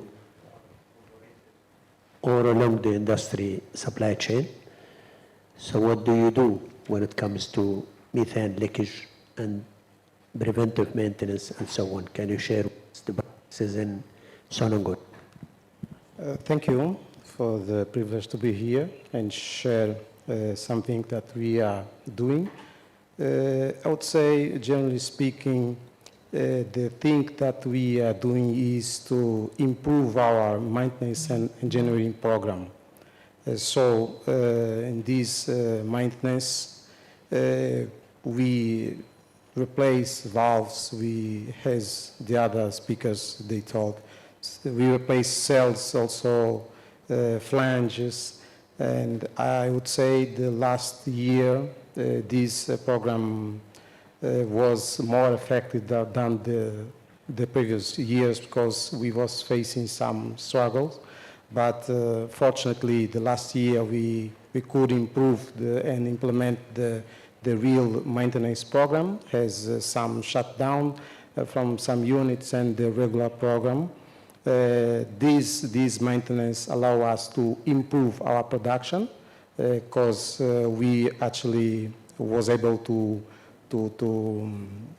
replace some equipment that wasn't so good. So, and now we are putting in place a leader program. Last year, in the last months, we launched the bid and we contract a third party, and we are finishing the terms and conditions, and maybe 1-2 months from now, we are starting this leader program. So I'm very sure that with this program, we'll be able to eliminate more fugitive emissions.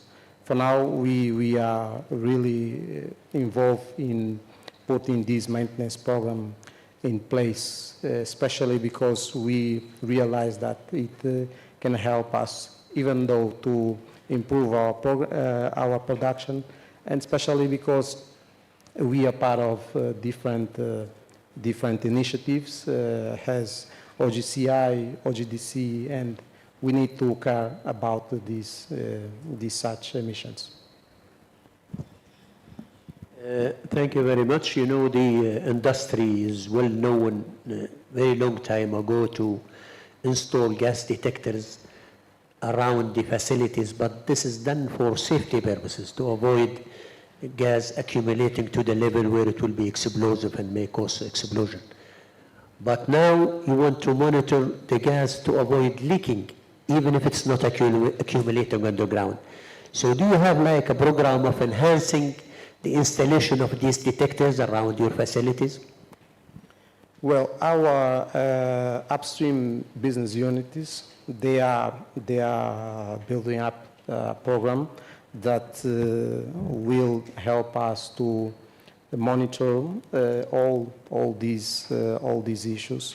And last year we ran a survey with the Total Energy Partnership and also with German agencies special So we have some data, but we hope that with our engineering department and the LEADER program, maybe we will have more data, and then we'll know which installations or which equipments will be able to deal with, and then abate these emissions also. Thank you very much for that. Now we go to the regulator's perspective.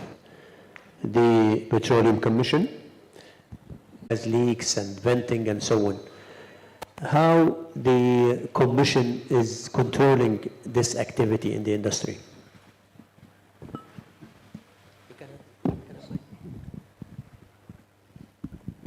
Okay, thank you very much for the opportunity. So basically, the Petroleum Commission, as the regulator, collaborates with the oil and gas operators with respect to operations and maintenance. And as has been rightly captured, that the main source of these fugitive emissions that we're talking about is either the equipment is not working properly, or there is some unintentional leakage of gas into the atmosphere. So what the Commission seeks is a very robust reporting regime by the operators. So we monitor operations and then look at the potential trend with respect to flare and also potential emissions. We monitor to ensure how the operators are capturing data.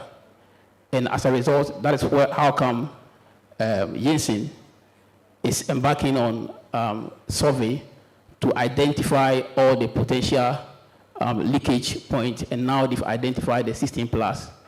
And as at April, about 11% of these leakage points has been identified, and they are working on it accordingly.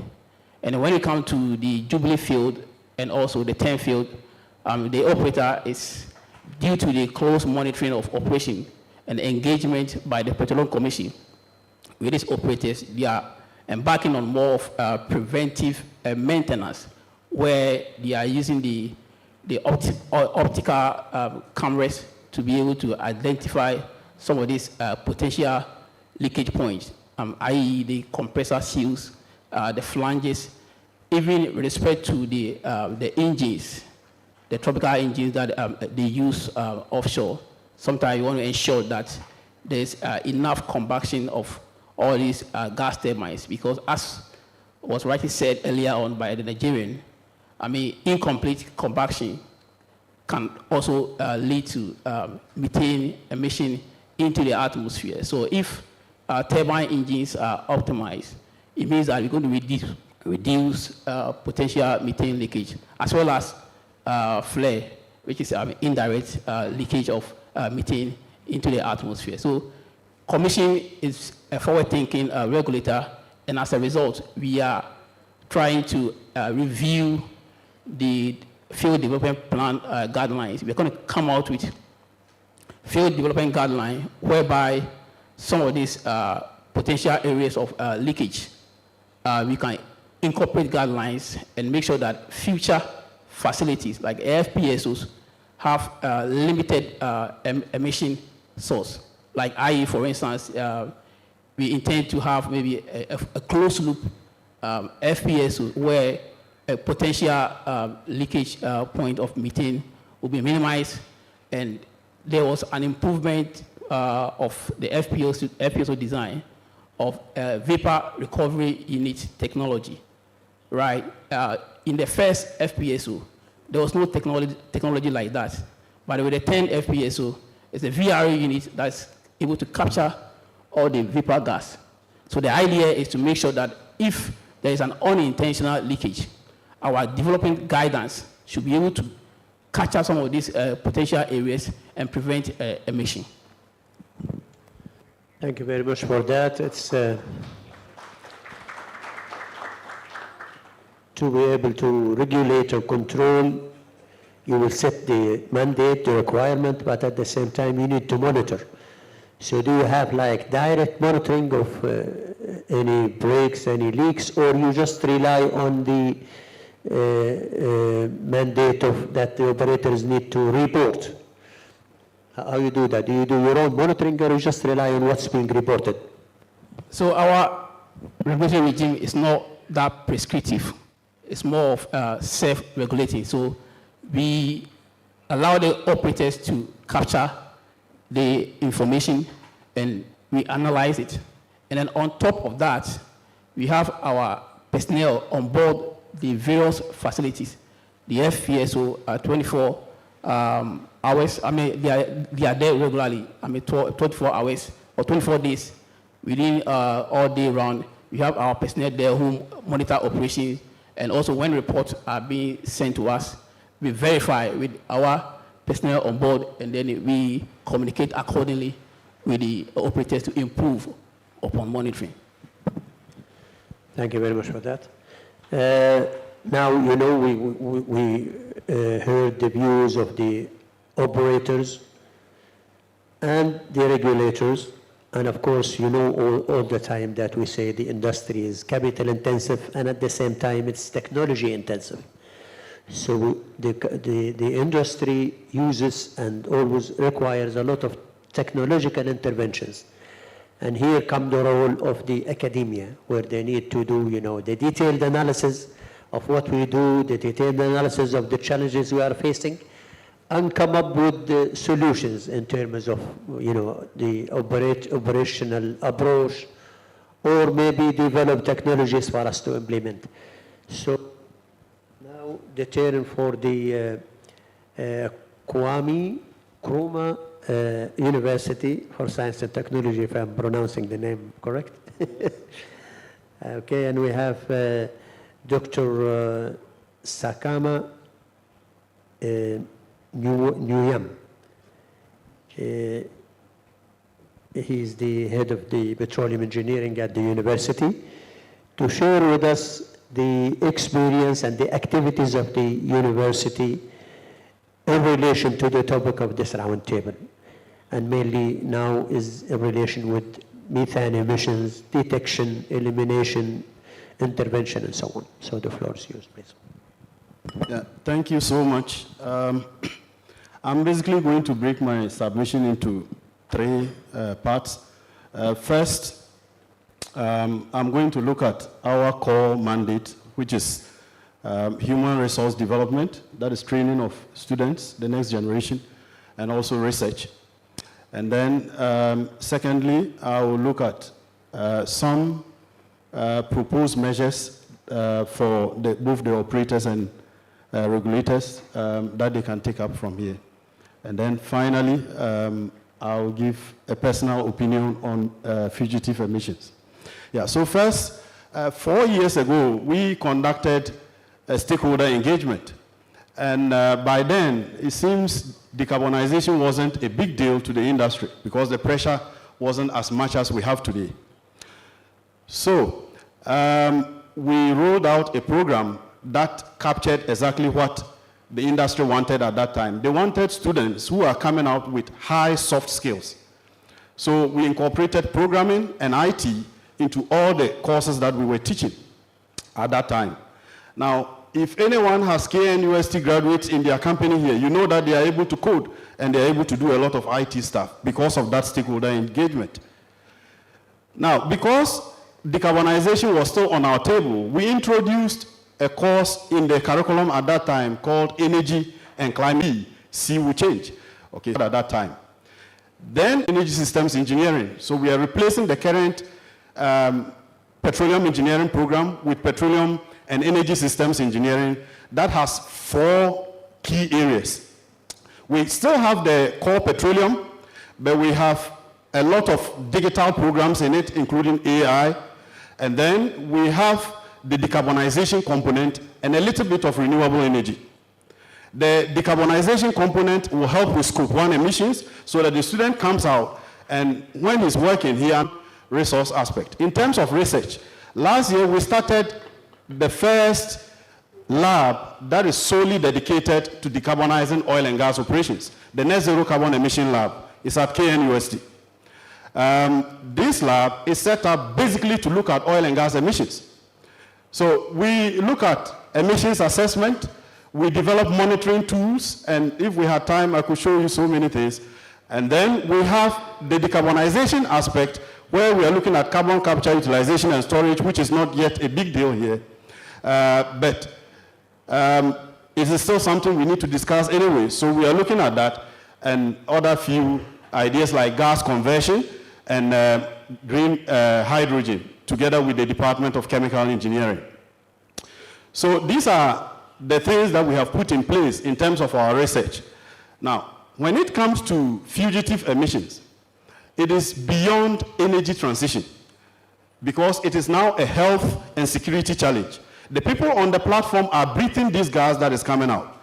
If they continue to breathe it for a period of time, it will get them into health challenges over a long period of time. So this is beyond us reducing emissions, but taking care of the people who are working to keep this industry running so that the rest of us can get the benefit that the revenues bring us as a country. Now, I think that the major challenge that we have is reporting the fugitive emissions. And although fugitive emissions are difficult to measure, we are not in a helpless situation. It's not like we can't know our fugitive emissions because you know your gas oil ratio. You have an idea about the composition of your fluids. You know the reservoir, bottom hole, wellhead, and surface conditions. Okay? There are standard protocols that we can use, even with generic emission factors, to calculate, just doing some production accounting, we can calculate our fugitive emissions because you know the total gas produced, you know the gas that you have flared. If you vented some gas, that is difficult to quantify. But then, if you do the accounting and you use the standard protocols, you can basically report something to the Petroleum Commission and say, okay, this is your fugitive emissions. Now, that is the base to start from. And once you start from there, now every day, you know your total fugitive emissions by maybe 5 to 10% error margin. That is acceptable to start with. Then you can monitor, because once you can measure it on the daily basis, then you can monitor. And if you can monitor, then you can reduce. Okay, so I think that that is where we need to start from. We need to have a system that is able to do that. And we have student projects that is developing a platform like that. We want to incorporate AI so that when the fugitive emission calculated by the system exceed a certain threshold, the application will report that you need to probably do a leak detection. If it is below that, then you can do your routine leakage detection. But there are times that maybe you have high leakages somewhere, and the only way you can detect that is if you do a production accounting, and you are able to calculate, even, as I said, using generic emission factors to be able to estimate the total amount of gas that you believe is coming from fugitive emissions. But if we are just detecting it from the valves, you have 60,000 equipment. I don't think you can do this all the time. And so if there's a new equipment somewhere that is maybe leaking at a very high rate, that day you might not be able to detect it because you didn't check it. But if you have a system that is taking a holistic or a panoramic view of your emissions on a daily basis, then you can detect that today I have more emissions than yesterday. So something has gone wrong. Then you can go and do your routine checks or maybe do some checks that are special compared to what you have been doing. So these are a few things that we have been doing, and I thank you for the opportunity to share with you.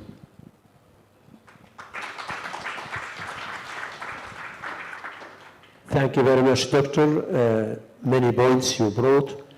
First of all, I think it's very interesting to see the academia, somebody from the university speaking as if he is part of the industry. All the time we hear complaints that there is no good, cooperation among the industry and the academia, but I don't think this applies to this university. So thank you very much for that. You are even adapting to the dynamics of the needs, that you are even changing your curriculums to adapt to the energy needs. But I hope you don't go as far as abandoning the petroleum curriculums. Stay there, it's very good. You mentioned a lot of activities to develop measurement solutions. What sort of framework you have to make sure that the results you arrive at can be, can go all the way into a product that can be implemented?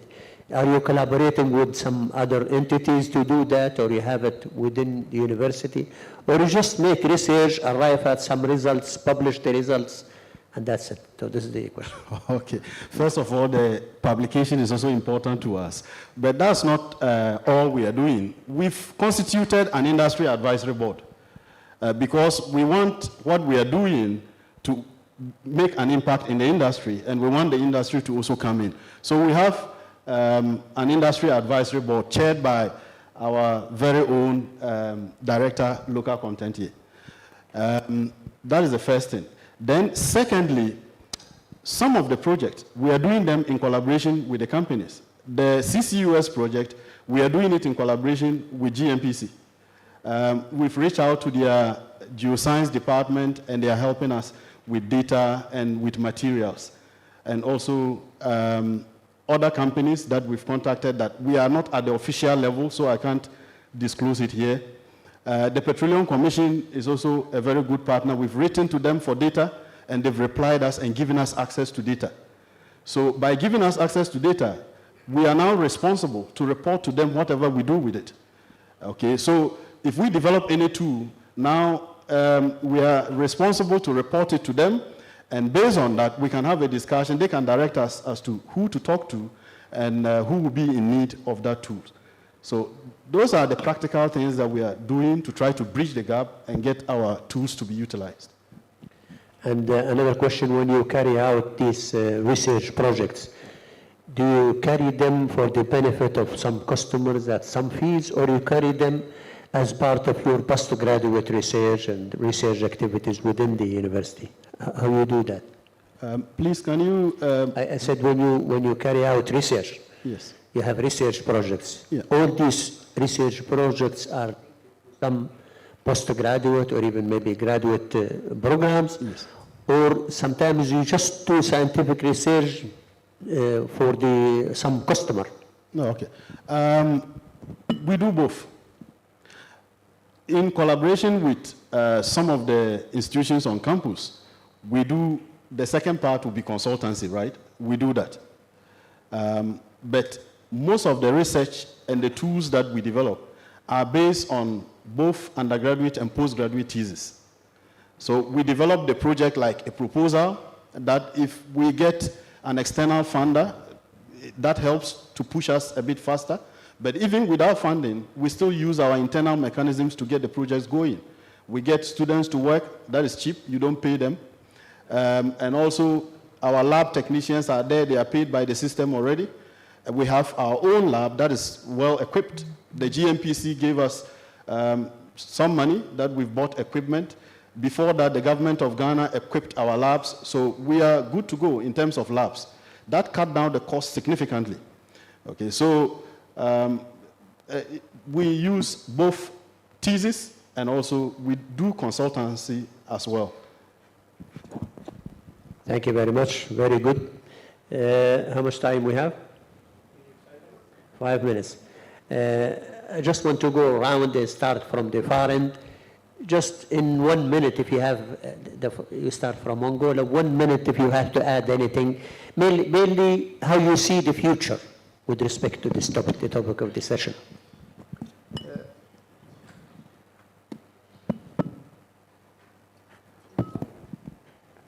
I would say I can see that we as African organizations, we can deal with the methane emissions issue because we now have knowledge about what's going on and what's the trend, and especially in operations basis, we know which mainly are the most significant source from this gas, you know. It's not only methane, but all GHG emissions. With the survey that different organizations that we are running, we know which part of our facilities we need to improve, which priority we need to have, and especially the attention in program and engineering improvement programs. So we can deal with this, and we can monetize the methane, and can improve to our organizations. Thank you very much. Modek, please. Okay, so I mean, closing remark would mainly be that the technology is available, like I touched on in my earlier submission. And the FPSO, some FPSOs in the Brazilian waters actually are measuring fugitive methane emissions using drone-mounted sensors. It was run as a pilot basis, and now the project has commenced on two of the FPSOs on the Brazilian waters. So what I'll say is that the technology is available. All we need to do is collaborate better with each other, and we can feed off experiences from these industry players who already have the technology to measure these emissions. And once we buy into that and extend it even further to academia, where we would do a lot more into R&Ds and probably create a lot more innovative technologies to adequately or precisely get more precision in the measurements of fugitive methane emissions. It would go a long way to help our fight in the climate change discussions that we're having. So just to close, I'll say that yes, technology is available. Let us collaborate more, the regulator, government, as well as industry players, together with academia in going forward. Thank you. Thank you very much. Jensen, please. I'm thinking, just to continue from what my brother just left off, we have other options, and that's... Use the mic, please. Mic.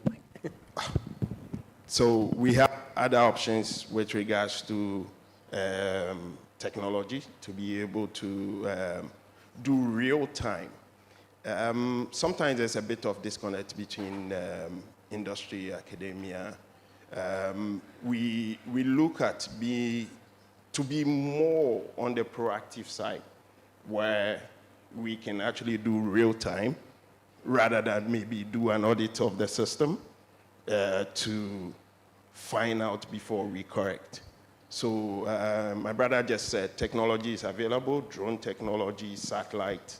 So we have to use real-time technology to be able to do it. But as mentioned earlier by, I think, the gentleman from Nigeria, cost of this is high, and it needs government effort, industry effort, joint effort to be able to implement some of these things. Because, for instance, if you take satellite approach, for instance, that is going to cover not just one field, but probably the whole industry. So it makes sense for collaboration for us to implement some of these things to move things forward. Thank you very much. The academia? Yeah. I think from our side here, our sub-region, and Africa in general, we have not placed, let's be honest, we have not placed a lot of value on academia and academic research. Because the older folks too didn't help that much, right? But we are young people, we are a young generation. We went to some of the best schools, the same places, worked in some of the labs that you take samples from here to go and run tests. And then we have decided to come back here. We don't see this as a job that we are using just for a while before then we move to another job. This is what we have decided that we want to do. We want to be successful at research. We want to make a contribution. And the oil and gas has a future. we want to be part of that future. We want to develop technology right here to solve our problems. We want to do what others are doing out there, but we can't do it without you. If I develop tools and they are sitting in the lab, they don't give me fulfillment. At the same time, if you have a challenge and we can't collaborate, we can't help each other. So the future, we want to be part of it, and we have very promising tools, promising solutions, and we have capable people who can do the job. So give this generation a chance. If the older generation didn't help, now it is time to trust academia again. Come and let's work together and see if we can do something together in this generation. Thank you very much. The regulators. Yeah, so finally, I will say that these methane emissions we're talking about are due to equipment malfunction or potential leakage. So as regulators, we will have to be ensured that the requisite data are being captured, because data will drive policy making. Data is going to drive the flexibility of our regulations. And also our monitoring of the maintenance regime of some of these assets will have to be regular, and we can take advantage of potential new field development, whereby we can use facilities that will emit low amount of methane through our POD approvals and everything, and we can minimize this potential fugitive methane emission, and also increase our monitoring to reduce this, especially with brownfield. Thank you. Thank you very much. So to conclude, I think the topic is in good hands. We saw interventions. We saw measures to make sure that the methane emissions are being, first of all, detected, then measured, quantified, and then interference or how to overcome these fugitive emissions and how to control them. I think there is a very good example here of collaboration between industry and academia, and I hope we see this more, not just in Ghana, in all Africa. We just established last month, APPO established a platform, a new platform for research and development and innovation, where we have all the subsidiaries, or not even NOC subsidiaries, that dedicated to R&D and innovation, all the centers. They will come together like at least once a year to discuss the challenges and common activities, and to how to join hands together to give more push to technology development within the continent. And it was very clear from the discussion of the inaugural meeting that they need to have much more collaboration with the academia. The role of academia is highly recognized, and the industry cannot be where it is today without what the academia was doing. So nobody can ignore that. And we look forward for more collaboration with the academia. They have a lot to offer, and the industry need to collaborate with them. I thank all the participants here, and I thank you all for your attention. So back to you.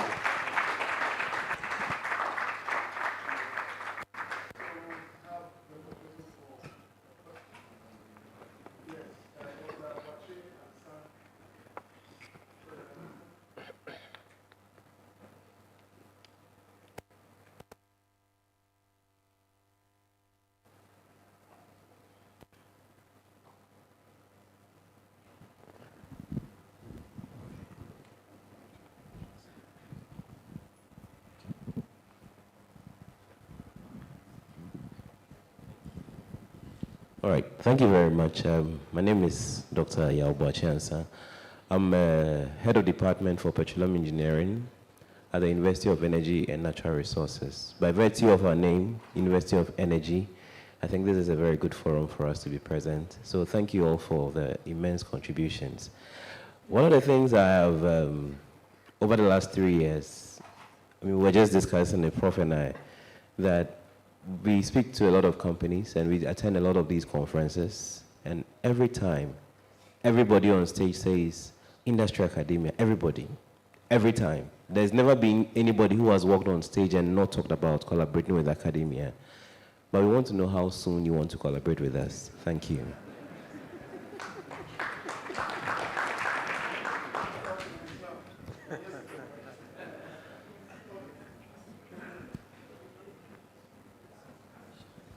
Are you expecting an answer from any of them, Doctor? Or this one is to all of us? Yes, it's to all of us. So we must think about that. Or somebody wants to say something here? How soon? And I think it should have been yesterday. I mean, everybody's saying that it should have been. Which one? Oh, you're talking of the bridge, the connector, right? Because we submit LND. Yeah, so the commission. I think already the regulator is engaged with the academic industry.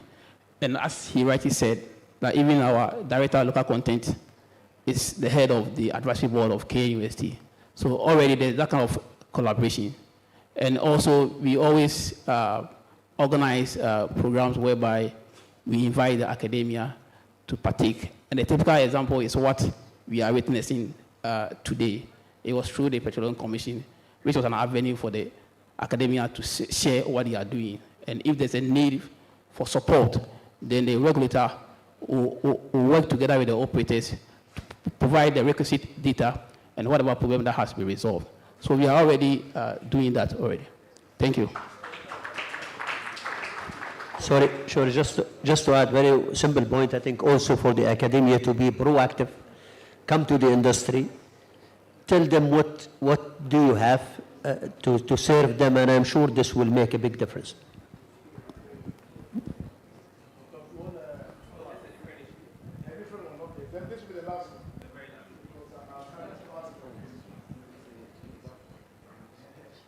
Thank you. I'm back again. So my university, so I am, as I said, I'm the head of department. I developed a program, Masters and MPhil in Natural Gas Engineering and Management. So everything that's being discussed there is something we are going to do as part of our degree program. So as you are all promising us that you are eager to work with us yesterday, I'm wondering how many people are willing to just give us project topics. We don't want money, we just want project topics. So I'm going to be here, and since I probably can't move to every desk, I'll wait, and then you come to me, just the topics. You give me your topic, your email address, so that I can contact you for data, so that our research students can take it up. We don't want your money for now, but we just want to help make the industry grow. Thank you.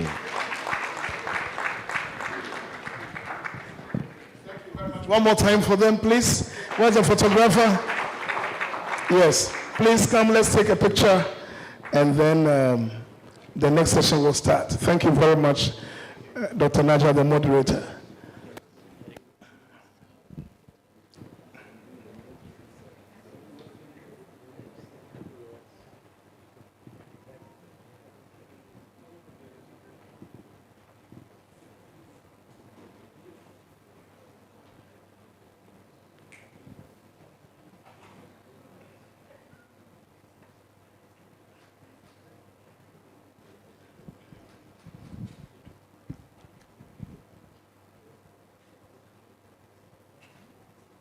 Okay, thank you very much. Thank you. Let's clap for them as they dismount the stage.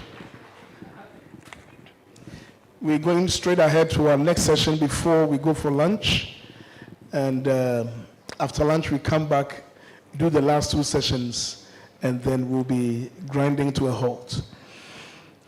The next session, that is panel session 4, is on the topic gas flaring and methane emissions detection, monitoring, and quantification. And the objective is to have panelists discuss and share with participants their experiences and available options for monitoring and the detection of gas and methane emissions. The speaker for this session is Mr. Maxwell Kali, the Senior Manager, Engineering and Maintenance, Ghana Gas. So Mr. Gali is coming back. Let's clap for him as he comes.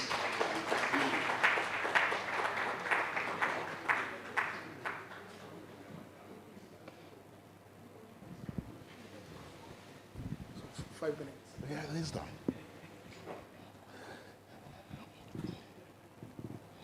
Thank you very much. I believe we've all been very participating in this conference, and time is far gone, so we have to make sure that we have some lunch. So I'll keep it very brief, okay? And as I indicated earlier, I'm standing in for our CEO, who is an authority in the industry, and from the rich experience of Ghana Gas as indigenous Ghanaian operators. I'm here to give you the opening remarks on the topic gas flaring and methane emission detection, monitoring and quantification across the sub-region. The goal of energy transition is to shift away from fossil-based energy sources towards more sustainable and renewable alternatives with low to net zero carbon footprint, and to limit the effects and impact of climate change by reducing greenhouse gas emissions to the barest minimum. Major key performance indicators in the oil and gas industry are driven by the capacity to ensure protection of assets, human life, environment, improve plant reliability, and increase performance. It is imperative to empower industry players to institute operational measures and protocols to detect and quantify gas leaks, risk and safe hazards, reduce fugitive emissions, thereby improving on their ecological carbon footprint. On detection, best approach is to ensure the device deployed is intuitive, user-friendly, and does not expose personnel to the leak gas and other related hazards. One of such measures is by means of innovative, intrinsically safe technologies, which is able to detect gas leak of any type within operational plants. Leveraging on acoustic imaging and high-quality optical image superimposed provides clear visibility of leaks and its approximate location. Typical among the advanced tools available include optical leak imaging, IR camera, scans, and these cameras scans the leak area in real time, applicable for cold and hot temperature environments. We also have laser leak detectors, usually for detecting methane leaks originating from hard-to-reach sources and or throughout difficult terrain. Among the advanced tools, we have organic vapor analyzers and toxic vapor analyzers. Organic vapor analyzers measures the organic vapor concentrations ranging from 9 to 10,000 parts per million.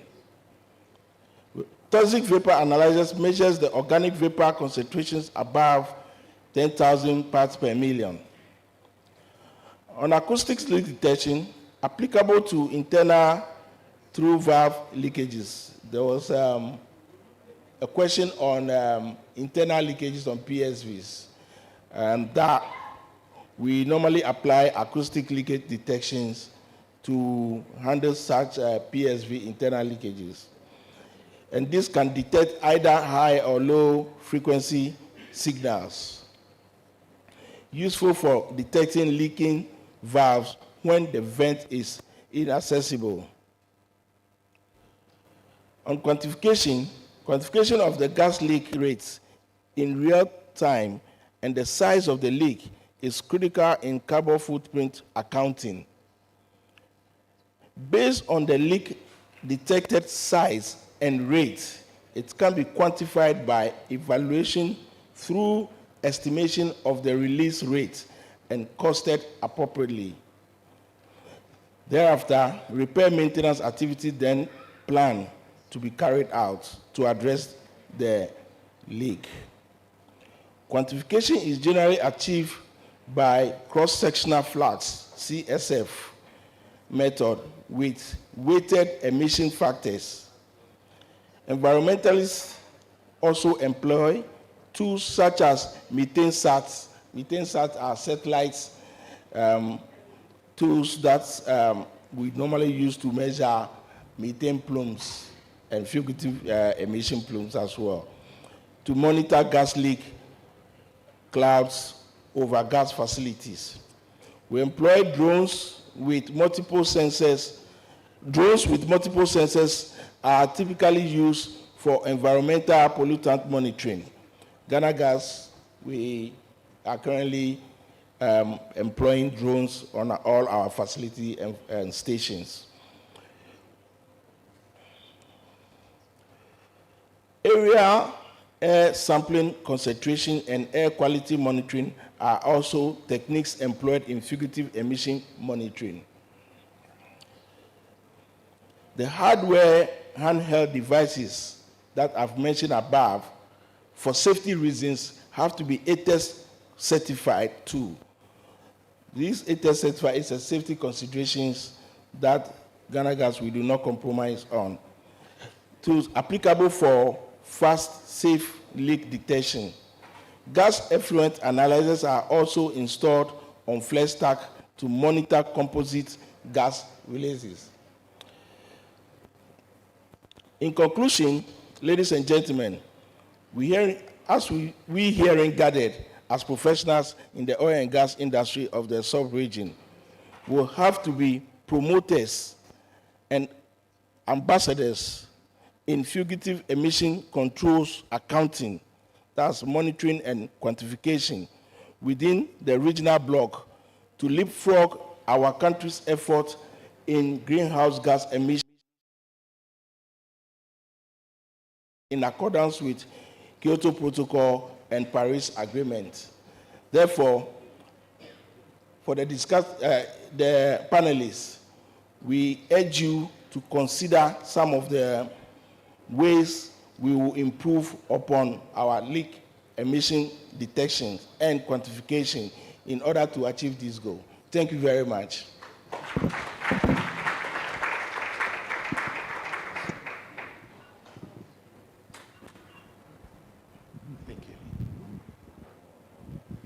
Thank you very much. Let's give it up once again for Mr. Kali of Ghana Gas. Thank you. So at this time, I would invite the moderator for the session, Mr. Victor Sunu Atta. Let's clap for him. Victor is the General Manager Engineering, Ghana National Petroleum Corporation. Victor will take the last seat there, yeah. And for the panelists, we have Mr. Elevado Agostino. He is an officer in the Ministry of Mineral Resources, Angola. Ministry of Mineral Resources, Angola. Agostino, yes. Oh, he's a Sonango. Yeah, he's not with the ministry. He's with the operator, Sonango. So sorry about that, Agostino. We have Mr. Yebua Kaku Serafin, who is the head of department Production Engineering at the Ministry of Mines and Petroleum, Cote d'Ivoire. Thank you very much. We have Mr. Lawrence Kotoi, who's the Deputy Director, Petroleum, EPA, Ghana. Is he here? Mr. Kotoi? Okay, I can see him around. We have Engineer Awal Ibrahim, General Manager Operations, West Africa Gas Pipeline Project. West Africa Gas Pipeline Company, yes. Thank you very much for coming. We have Engineer Jonathan Nabonite, Manager HSC Petroleum Commission Ghana. Yes, that is Engineer Jonah. And then we have Professor Richard Amorin, Vice Dean, School of Petroleum Studies, University of Mines and Technology, Ghana, Takwa, Ghana. Okay. Joe, so I think I would want you to move to the next ES, please, if you can shift to the next seat, ES. Yeah, so Moderator Victor, you are now in the driving seat.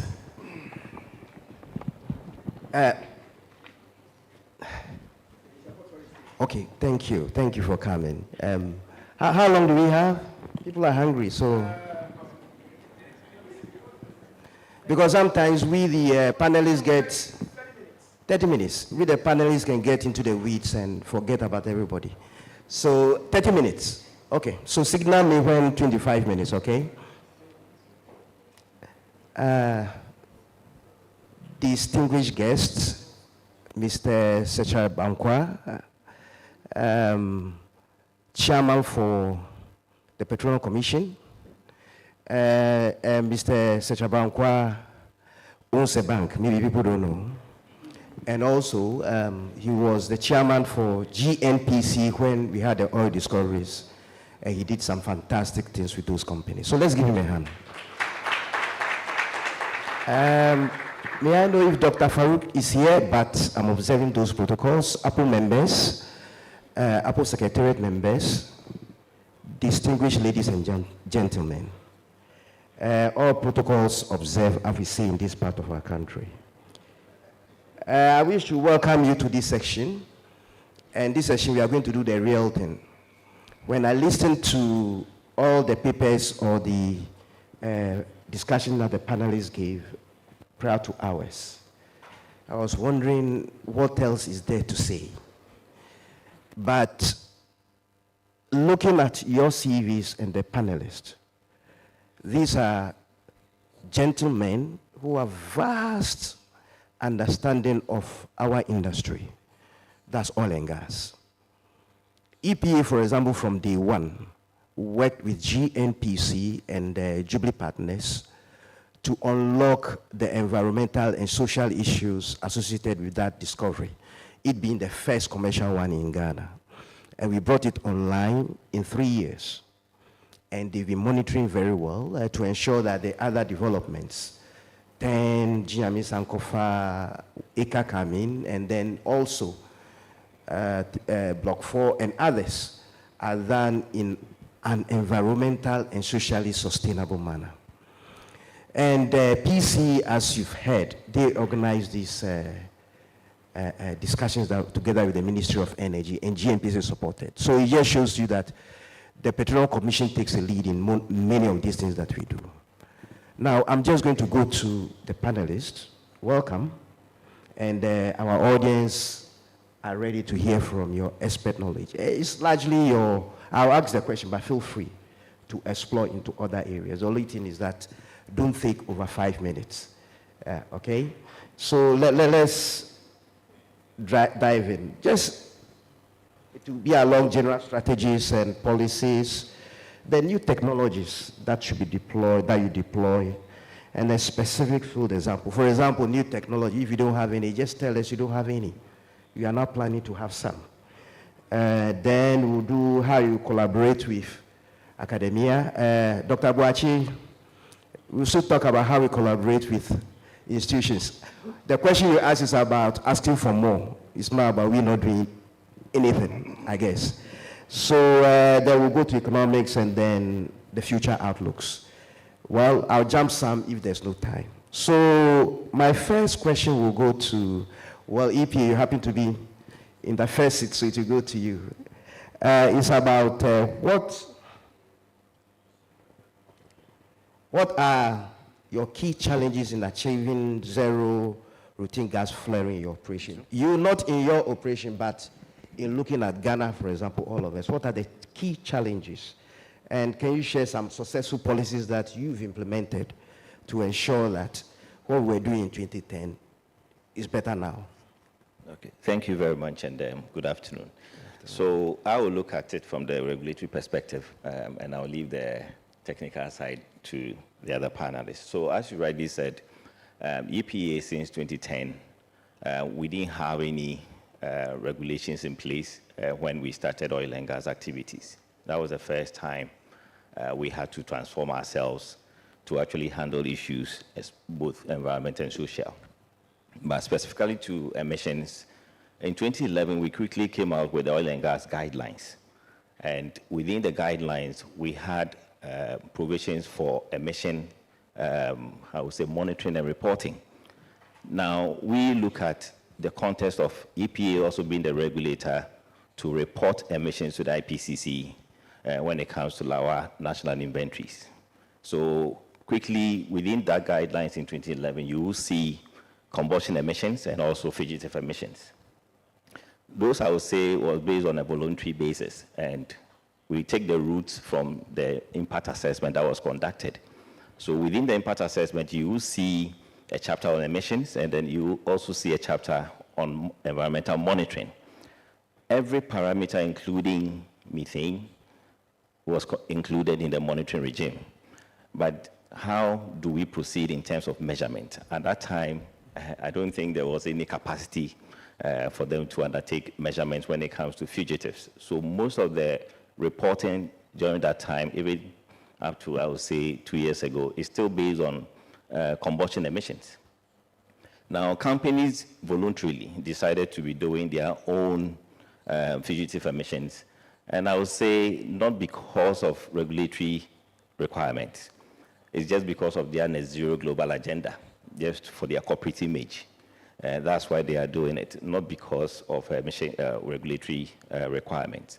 Now, currently, as we speak, we have a regulation already in Parliament where we are seeking to standardize the way they all do it. And listening from the other panelists, you realize that everybody seems to be doing their own measurements, using their own methods, and then also talking about the cost of the measurement. That is correct. And we are also talking about the uncertainties that may come in if you choose a particular method. If you're talking about remote sensing technologies and all that, the uncertainty is wide. Now, for EPA, we are looking at a standardized reporting format. For combustion sources, we are okay because the emission factors are okay, although we want to move to a tier 3 emission factors where they can actually report accurately. So the regulations is looking at now the MRV being reported regularly to us, being, I would say, a regulatory requirement, where we'll be moving from the current tier 1 monitoring that they are doing to a tier 3. Now, when it comes to fugitives, yes, we understand the complexities when it comes to the technology, and we need to also agree on what type of method to use so that everybody will be on the same level when it comes to reporting, and when it comes to uncertainties, we'll also be clear. These reporting for us as regulators is not only for us, because it's also being reported as part of our national inventories. That is reported as part of our obligations under the Paris Agreement. So accurate data is important, in as much as we also want to reduce cost. As a country, if you want to undertake any mitigation measure, the question is, what is your baseline and what is the uncertainty levels? If the uncertainty levels are really bad, that means that you are not reporting accurately, and we need to move to a higher tier. And that is the next level of engagement that for us, EPA, will be having with industry. Thank you. Thank you so much. Yeah, I think we can do that because EPA has come a long way. The same question, but if you have any nuances that you want to share with us from your country, okay. That would be very good. Yeah. Sonangol, as a national oil company, have the responsibility of producing oil in a sustainable manner. So this issue of methane is a issue that has a high priority because of the transition, the energy transition concerns that right now the world demands from the oil and gas industry. But Sonangol doesn't want to invent the wheel. I think many of the technology that are already shared here are the focus of Sonangol. Because methane is a gas that is predominantly abundant in with the crude and associated gas. Our main focus related with the fugitive methane is in the upstream. And if we see the operated production of Sonangol in the upstream, you will see that we have right now 2% of the operated production in Angola. And we have the goal to achieve until 2027, 10%. So our direct responsibility is relatively in relation with our non-operated blocks. Within our non-operated blocks that we have major oil and gas operators there is relatively low in terms of comparison. So within our responsibility zone, we have a progressive approach. So firstly, we acquire a greenhouse gas calculator tool that have emission factors that we use to calculate our fugitive emission by a facility level. This kind of calculation have an uncertainty percentage. So we also, as our colleagues before said, we have interaction with the other organization like the DLR, German Aerospace Center, that made a survey along the west coast of Africa. Angola, Gabon are some of the countries that they agreed to make the airborne measurement, and the results are aligned with the calculation that were done by the emission factor. Other measure also with partnership with the industry was with the Total. They have a technology that measure emission with drones. And also this partnership was successful because the data was also aligned with the tendency that I expressed before. And also these other technologies can help Sonangol because they identified the main sources of emission inside of the installation. Okay. If it's flare, if it's a turbine that produces energy, so it's more easy to prioritize the measures to reduce the emissions related with methane. All right. I think thank you, Felipe. There's something I wanted to ask. Recently, I read that Sonangol, I think, is the only African country that has joined, is it the OGMP group, in reporting emissions. And we found that to be very encouraging. But I don't know whether you can share that experience with us. And then, because part of the discussion is along those lines. That is what Petroleum Commission is pushing for. Okay, joins? They join a group that reports on emissions. And then transition and everything. Anyway, so I'll move to the next person. Maybe we can discuss that offline. I'll move to the next person to also talk about what you do in your country. The main question is what policies and other things have been implemented in your country, or technologies that have been implemented in your country that is reducing emissions, or that is reducing fugitive gas, and then maybe the outlook going into the future.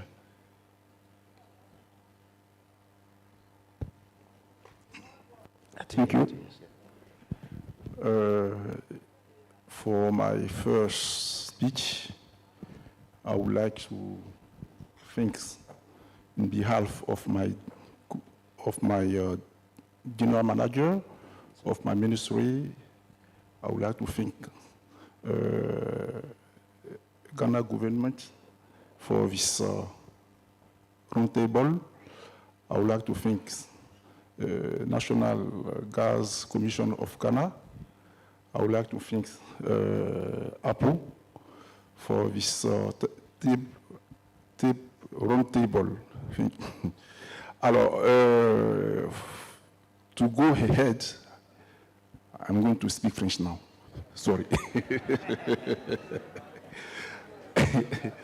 OK. Alors, du point de vue étatique, puisque je me présente, je suis de la Direction générale des hydrocarbures, une structure du ministère des Mines, du Pétrole et de l'Énergie de la Côte d'Ivoire. Alors, en ce qui concerne le suivi et la réduction des gaz à effet de serre et du méthane, juste pour un rappel, la Côte d'Ivoire produit l'électricité, je ne vais pas dire le mix énergétique de la Côte d'Ivoire du secteur thermique à 70%. Ce qui veut dire que l'énergie thermique produite à base des gaz naturels, du gaz naturel, représente 70% du système de production d'électricité. Alors, au regard de ce pourcentage assez élevé, nous ne pouvons pas nous permettre de torcher du gaz ou de, je vais dire, laisser les choses partir. Pour juste un rappel, sachez que pour le mois de d'avril 2024, le taux de gaz torché, le volume de gaz torché est de 0,75 millions de pieds cubes pour toutes les installations comprises. Pour dire le gaz que nous produisons, je peux dire, n'est pas suffisant pour que nous puissions en torcher. Donc nous sommes très regardants sur le torchage du gaz. C'est vrai qu'au niveau étatique, c'est le ministère de l'Environnement qui mène en quelque sorte la lutte contre le réchauffement climatique et qui met en place la réglementation liée à la réduction de ces gaz à effet de serre. C'est vrai qu'il y a plusieurs domaines au niveau de la Côte d'Ivoire qui contribuent en quelque sorte à l'émission de ces genres de gaz à effet de serre. Mais pour le secteur pétrolier, au regard des enjeux et du fait que nous n'avons pas assez de gaz naturel, nous ne pouvons pas nous permettre de les torcher encore moins. Alors, dans le cadre de la lutte, puisqu'il faut qu'on s'engage aussi dans cette lutte et que la production ne peut pas se faire avec zéro émission, ça c'est une réalité, les anciens opérateurs qui étaient là n'ont pas eu à mettre en place des systèmes de suivi de ces gaz fugitifs. Par contre, avec l'opérateur ENI qui vient de faire la grosse découverte et qui a commencé la production de pétrole brut juste en 2023, en août 2023, ENI a décidé de s'engager dans le système OM, s'il m'engage, le système OGMP, Oil and Gas Methane Partnership. Alors, l'opérateur ENI s'est engagé dans ce processus et il veut atteindre le niveau 3 avant la fin de l'année. Et donc, c'est un processus, il a engagé la procédure, il a fait la demande, et nous, en tant que structure étatique, nous sommes obligés de l'accompagner et voir dans quelle mesure étend ce partnership-là aux autres opérateurs. Mais je crois que ce suivi-là va se faire de façon très limitée, vu que nous avons besoin du gaz naturel qui sort de nos champs pour la production d'électricité. Alors, tout dernièrement, il y a eu ici le représentant du WAPCO. Il sait très bien nos attentes vis-à-vis du WAPCO par rapport au gaz naturel. Et donc, au niveau de la Côte d'Ivoire, le gaz naturel est très important pour nous. Et donc, nous cherchons à minimiser les émissions. En ce qui concerne les équipements mis en place pour pouvoir faire le suivi, le peu de suivi qu'on doit faire par rapport à ENI, il y a les caméras, il y a le suivi, je vais dire, permanent qui se fait à tout temps. Il y a le suivi qui va se faire grâce aux drones. En fait, c'est toute une politique qu'il est en train de soumettre et que nous allons analyser cette année pour que cela soit une réalité d'ici la fin de l'année. Donc, voici un peu ce que je peux répondre à la question du moniteur. Merci bien. Thank you so much, Mr. Seraphine. And you've done justice to it. So we can all clearly see that Africa is on the pathway to addressing the fugitive gas, especially to do with methane. And so far, what we are hearing, or we've been hearing, is we are doing well. But as Dr. Farouk mentioned yesterday, it should be an African solution. It should not be something foisted on us. Well, on the other hand, we must be at the table of the oil and gas methane project partnership so that we can influence the discussions there.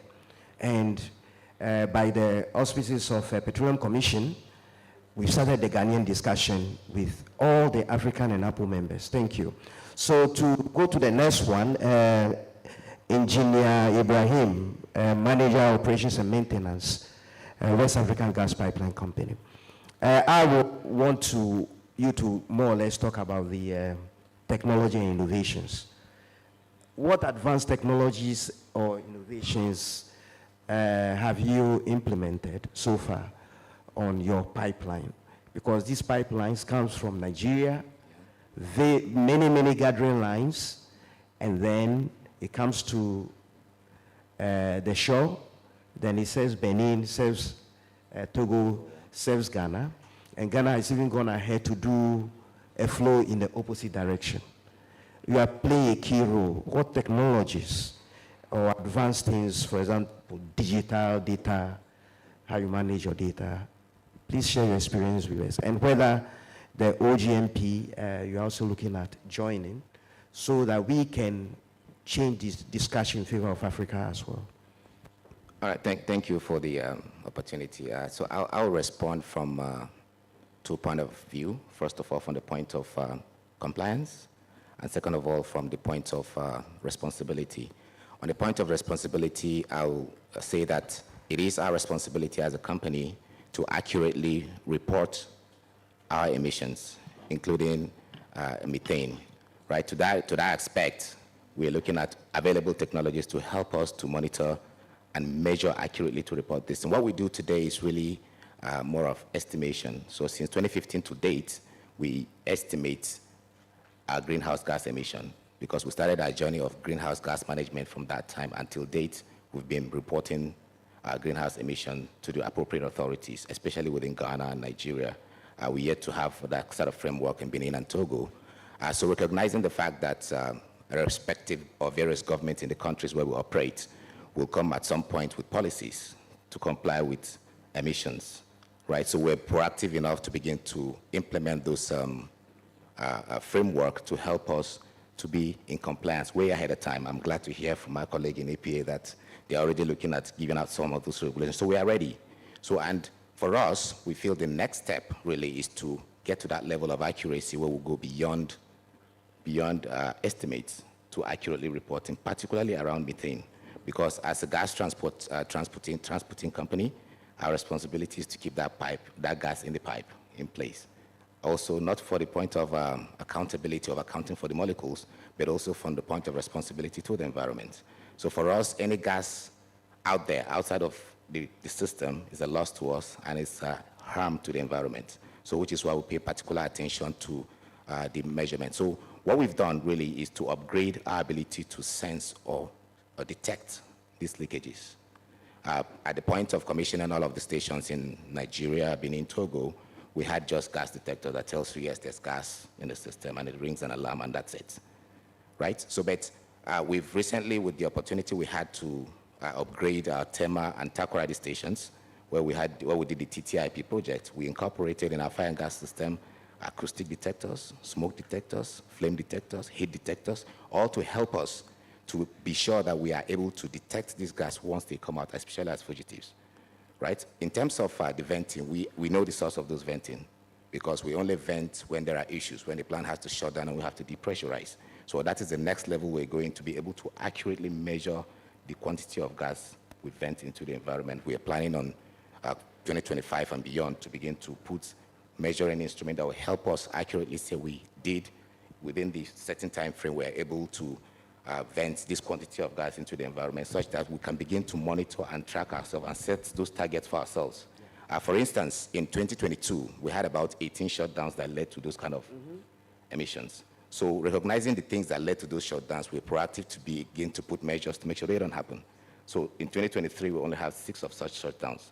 So proactively, we're beginning to understand the behavior of this control system that we have that makes us to see some of these type of shutdowns. So for us, our commitment to the environment is the same as our commitment to this health and safety of our people, of the environment that we operate.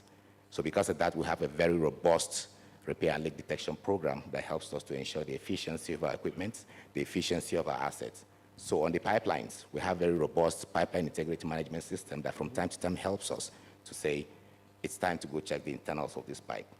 And a very recent conversation released around the offshore pipeline, which is really the longest. We normally will inspect and do integrity inline measurement of that pipeline to help us know whether there are deterioration, there are metal loss. Because at the end of the day, if you don't do that, you don't know when this pipe is going to fail. So we do that next year. But because of the result we saw last year, we brought it forward. We're having conversations to see if it's possible for us to do those kind of inspections. So very robust things that we do in terms of making sure that we have assets integrity at top notch. Okay, thank you, General Manager. I've had the honor to be part of the TTIP, and I saw some of the detailed discussions around it, especially safety and protection of the environment. And we just want to say continue like that, and then transfer more knowledge to Ghana. Thank you. Thank you. Now, Engineer Demete. Senior. I've known this gentleman since, and he's one of the custodians of safety, health, environment at the Petroleum Commission. He asks the difficult questions, and he will not let you go. You have to do the right thing, and that's the spirit. So with PC, OGMP, why do you want us to go there? It's another layer of regulation. And some of us are even afraid that it's coming from outside. So what are they coming to do to us? Can you give us some comfort on that policy? And then also mention in the industry in Ghana, what people are doing right and what we can do better. In 5 minutes, because Pierre Bravo is telling me that, Sashimu, he's telling me that people are hungry. Okay. I know I can give you, couldn't I give you the whole day? You deal with the subject, but let's make it 5 minutes. I'm actually processing some few things. Yeah. So when it comes to emissions regarding methane and flaring, the policy actually looks from safety perspective, and then it dovetails into the environment. So from the onset, we have established laws in terms of the Act 919. And the Act 919 looks at safety. So it says that if you are designing, if you are operating, you have to operate sustainably, and in an environmentally friendly manner. So from the onset, that line of action tells you, the operator, that you need to be prudent in what you do. That's the first caveat. Now, with regard to the emissions and all those things, from the regulator point of view, and how we manage it, is to further establish regulations that imposes some sort of functional approach to doing your work, that in operating these facilities, you need to have a risk reduction principles in place. That is to ensure that no leaks comes out of your system, to ensure that the health and safety of your people are safeguarded, and to ensure that the environment is also protected. So you have asset protection, people, and then the environment. So with all this in it, then comes another layer of regulation, which has to do with metering. So the metering is looking at the perspective where whatever you produce or you sell out, there is a clear way of accounting for each phase of it. So may it be flaring, you are clear in your mind that the laws provide that you need to have some sort of system for analyzing and then at the same time quantifying them. So in terms of your accounting for emission and flaring, that is also there. There comes also another layer, which has to do with the permit regimes with regards to when you are designing and then when you are operating and all those. And with and we call them the approval and consent system. So from the onset, the IOC is supposed to come out with designs that are to be vetted. And as part of the process, we ensure that you have these systems in place. First. Another aspect of it is when you are operating, which has to do with the reservoir management. Approval systems are in place to monitor and make sure that your flaring rates are within what is expected, and then as per field issues. Keep in mind that we have a zero flaring policy. However, zero flaring policy sometimes is difficult to attain. But we've been able to manage through discussions with the operator, and then also with the aspect of commercialization of the gas, been able to reduce these flaring mechanisms to somewhat level, which is appreciable. So when you look at the regulator in terms of monitoring of all these processes, through reporting, we have been able to establish, to understand how much emissions these operators are doing through their maintenance regime, through the measurements that they are doing, and then the quantifying of all these emissions that they produce to the regulator. So in terms of the OGMP issues that you've mentioned and the policy, our regulatory framework has, to some extent, imbibed some of these approaches, and therefore we sort of monitor to see that the operators are doing what is needful. And keep in mind, what ENI is doing in terms of emission, EPA may not really understand so much in terms of how much regulatory effort we are putting in place for them to sort of control this emission. Because of the safety requirements over there, they themselves and the self-regulatory approach to it, they all develop verification processes. And these verification processes actually helps them to monitor some of these leaks. That is one, and quantify them. So in so doing, you preserve health, safety, and environmental issues. Okay. So for now, this is what I will say. Thank you. Engineer Demete, I wish I could give you another 10 minutes because when it comes to this, you are an authority. But Prof, before I come to you, EPA, Mr. Lawrence, and then my friend from Sonangol. Sonangol happens to be one of the foremost producers of oil and gas in Africa. And they do a lot of big things. I wish you have opportunity, anytime you go there, visit them. They do, even their new head office is green, isn't it?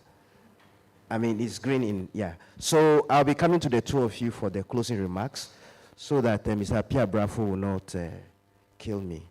But Prof, you are in the university, UMAT. We just, Dr. Boachi, you brought yourself, so let me. GMPC built a center of excellence in your school just to ensure that petroleum engineering and other engineering disciplines are studied properly and in a good environment. I know Dr. Boachi wants us to come to his university to do a similar one, so he more or less provoked us. But the provocation is okay. We'll come there when the time arrives. But the question here is, how do we collaborate? How do we link up? We've talked about it. We know how to do it. But is there any new thing you think we should be doing? Now, we saw Prof from KNUST. We are even afraid that he's becoming more of a businessman than a prof because he's providing the industry with solutions. What other thing do you think we should be doing more in terms of collaboration, both at the regulatory level, at operations level, and also the engagement? Thank you. Yeah. Thank you very much, and I'm grateful to be part of this panel section. Thank you for the invitation. Dr. Adams spoke passionately about how industry academia needs to collaborate because he's doing so much, and usually if you are trying to give off your best and you're not getting the support, sometimes you become a bit frustrated. I believe that the industry, sometimes when you approach the industry, what are your challenges? What can we do? Sometimes they tell you, we're okay, you don't worry. If there's anything, we'll get to you, or we'll get back to you, which hardly happens. So I believe we all appreciate the fact that we need to collaborate. I believe the IOCs usually send their R&D projects to PC, exactly what they would want to do going forward. And I believe that there should be a forum created where whether it's academia fair, we bring the universities together. These are the projects that the industry is faced with. Which ones can you help them do? I believe that those that are capable of solving some of them would be able to easily come on board if they have to collaborate. One of the other issues is that we don't collaborate among ourselves as even universities. So there is a whole gap that needs to be solved. We know we have a lot of challenges, yet the industry is not too open, but we are pleading with the industry that for us to really solve this problem, because the solutions we have, we know what needs to be done, but we don't have usually the resources, the support to really, let me say, develop the needed solutions. We need to start domesticating the solutions, right? Something that would fit for us, not importing what is already there. You have to retrofit it before it works. So there is that call that the university should be involved. Anytime there's a roundtable discussion on challenges facing the industry, I think academia should be invited. Academia should be asked to play a role. And I also think that academia should also be engaging industry more in policy decisions. These are the things that we want to do. How can industry help us to do them? So if the two would agree that, yes, we need each other to excel, I believe that we would go we'll be able to achieve a lot of successes going forward. When Dr. Adams was speaking, he was even talking about how to quantify methane and the rest, and what he's even doing in his lab. I can say, looking at the data that PC published on their website, I just took some time and looked at it, analyzed it, and did some accounting. And from there, I realized that we let me say, flare about 11.4% of our gas offshore. We were able to produce about 226 billion SCF of gas. And there was this amount that could not be accounted for, 2.3. As that now we can't account. But if you look at the mathematics very well, 41% going to reinjection, 41% also coming offshore for other usage, you could say that that 2.3% that was not accounted for should be attributed to fugitive gas. But it's not something that is reported. So until we team up, there are a lot of things that we can easily do and solve as two institutions. So last year, I got a bit of support from the Ghana Chamber of Mines to do something downstream.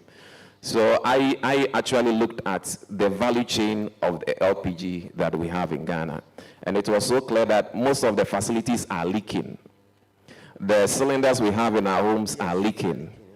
So until we get the support, it's so difficult to really research into areas and develop or propose solutions to solving these things. So I believe it's something that is very key that the two bodies should be doing frequently, just open to us. And when we come to you, at least be frank with us. I can also say on authority that there were some institutions that came around.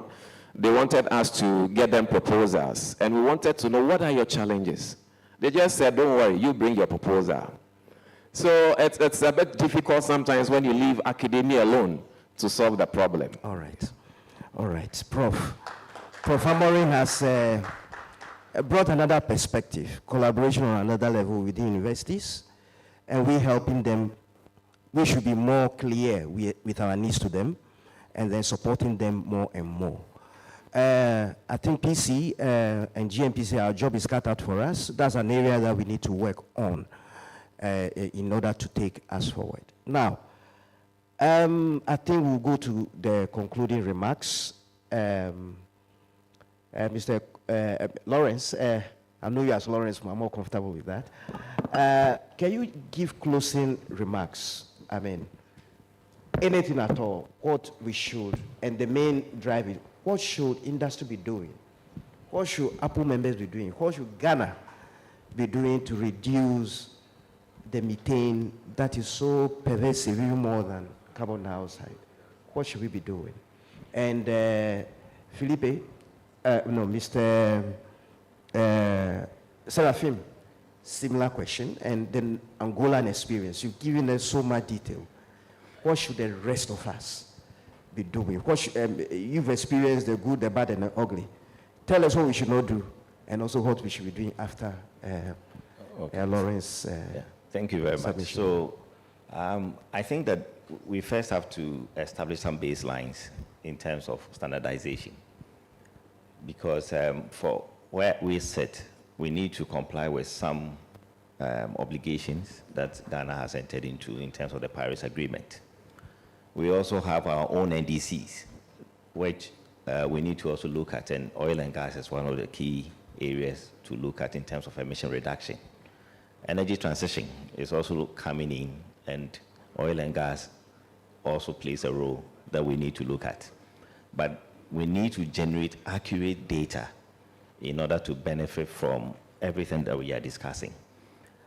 Standardization is key, and then also having some cost-efficient methods for us to actually establish a baseline to actually measure our emission reductions. MRV is important, and it's part of the IPCC requirement. So for us, we should go back, sit, and then standardize the way we do our things. As regulators, we are ready to support industry the best way we can to achieve some of these targets in terms of our obligations internationally and also locally. Thank you. Thank you, Lawrence. A round of applause for him.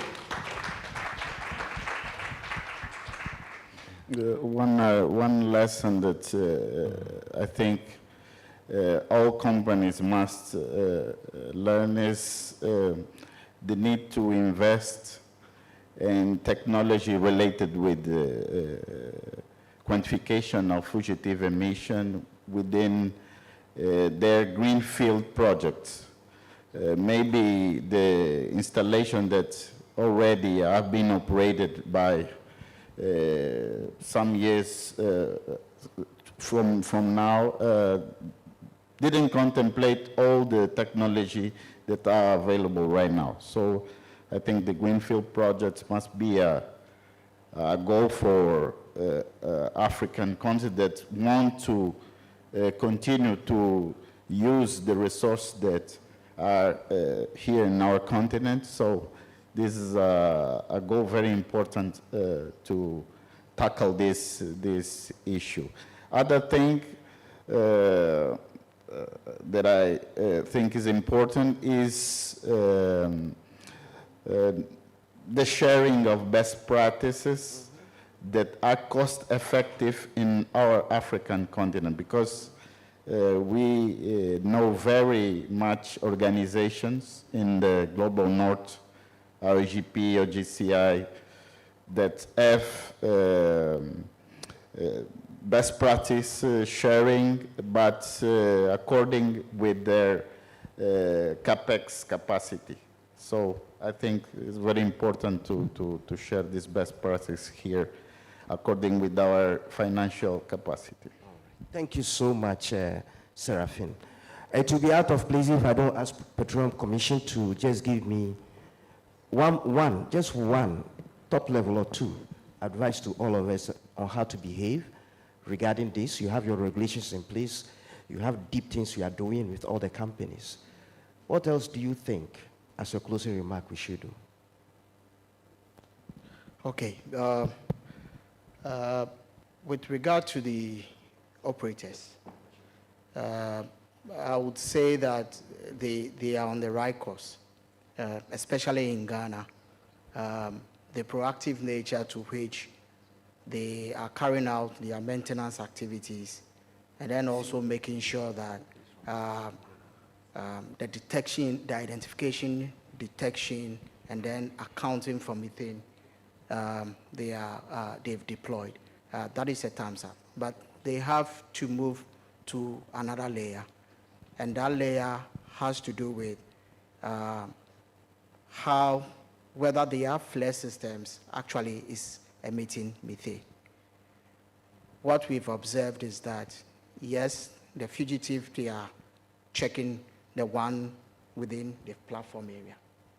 But at that altitude, they need to check because of sometimes incomplete combustion at the flare tip area.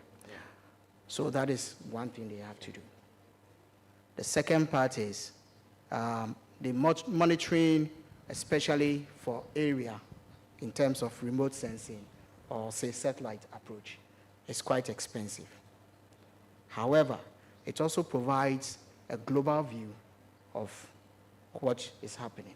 And you can even zone in. Some technologies have showed that you can easily zone in to a particular facility, and then you do the analysis. Comparatively to cost, it's a high thing. So the act of collaborating among even the operators themselves to see how best they can put resources together to have one common in terms of the monitoring that they do using satellite approach or drone technology. That will also help them in reducing. All right. Yeah. So the emphasis is on deploying technology, the right technology, and then collaboration. That's what we are hearing here. Sharing of experiences from Sonangol, Mr. Joa, sorry, I flipped the name. So on that note, Mr. Pierre Bravo, I think we are ready for inputs and then questions from the audience.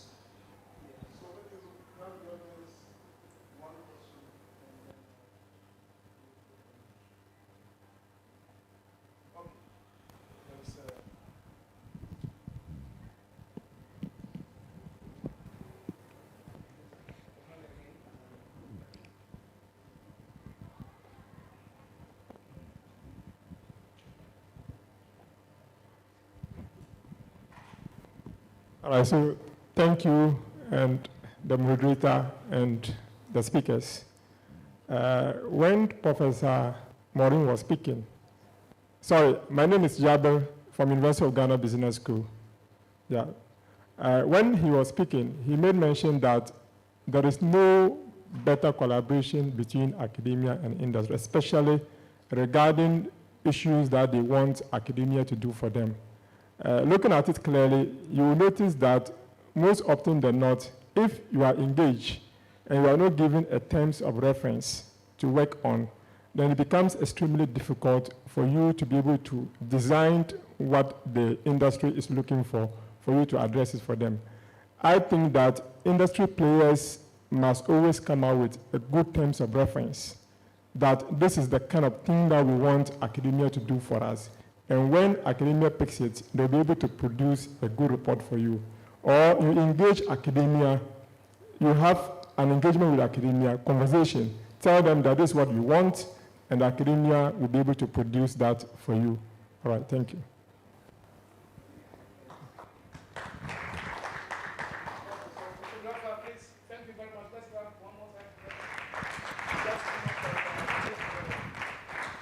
Take your group photo.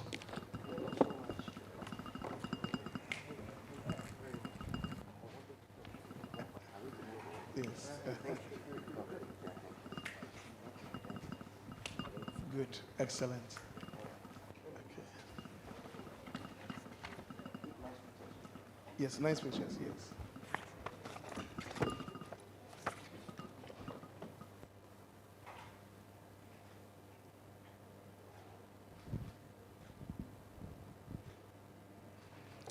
Good. Thank you very much. Let's clap one more time for them. So now it is time for lunch. And how many minutes for lunch? 20 minutes, 30 minutes? 30? Okay, 30. Chief, 30, right? Okay. So what's the time now? So that we can really monitor. The time is 2:50. Okay. Yeah. So we come back what time? 3:30? 3:30? Okay. Let's come back 3:30. Yes. Thank you.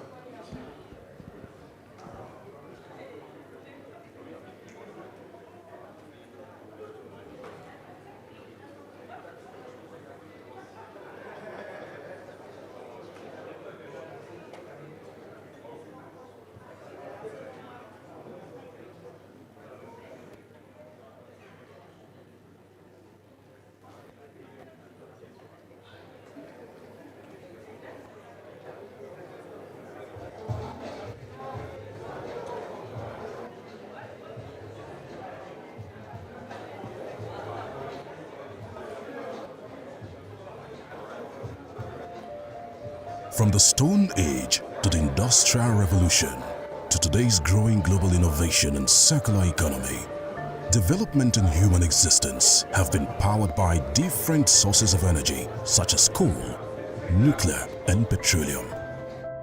Petroleum has perhaps been the natural energy source that has generated tremendous economic value in the global economy.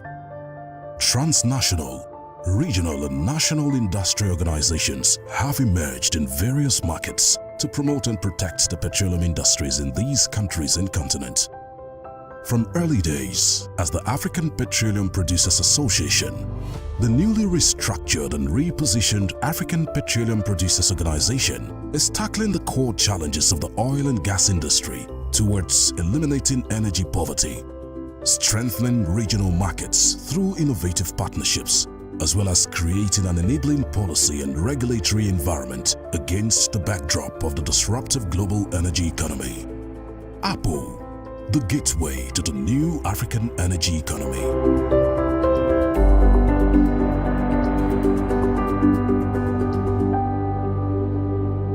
During the 19th century, petroleum became the dominant energy source in Europe and North America. The shift to petroleum greatly increased industrial power and economic development in each country. Because of the revenue streams generated from petroleum, improvements were made in standards of living, quality of life, agriculture, education, and even domestic heating.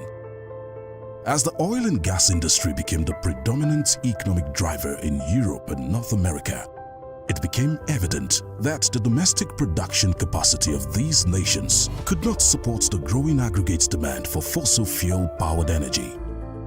As a result of this shortage, petroleum exploration expanded across the lands of Africa, Asia, and elsewhere, leading to the emergence of thriving petroleum industry businesses and the development of a global business value chain. Leading the prospecting were a group of multinational companies famously tagged the Seven Sisters of the oil industry, namely Exxon, Mobil, Chevron, Texaco, BP, and Shell. These corporations have evolved through the years, even in terms of their corporate identity. Throughout their operational history, these 7 oil explorations have made oil discoveries in various continents, including Africa. The first oil well in Africa was developed in Egypt at the turn of the 19th century in 1886, before other wells came on stream in other countries.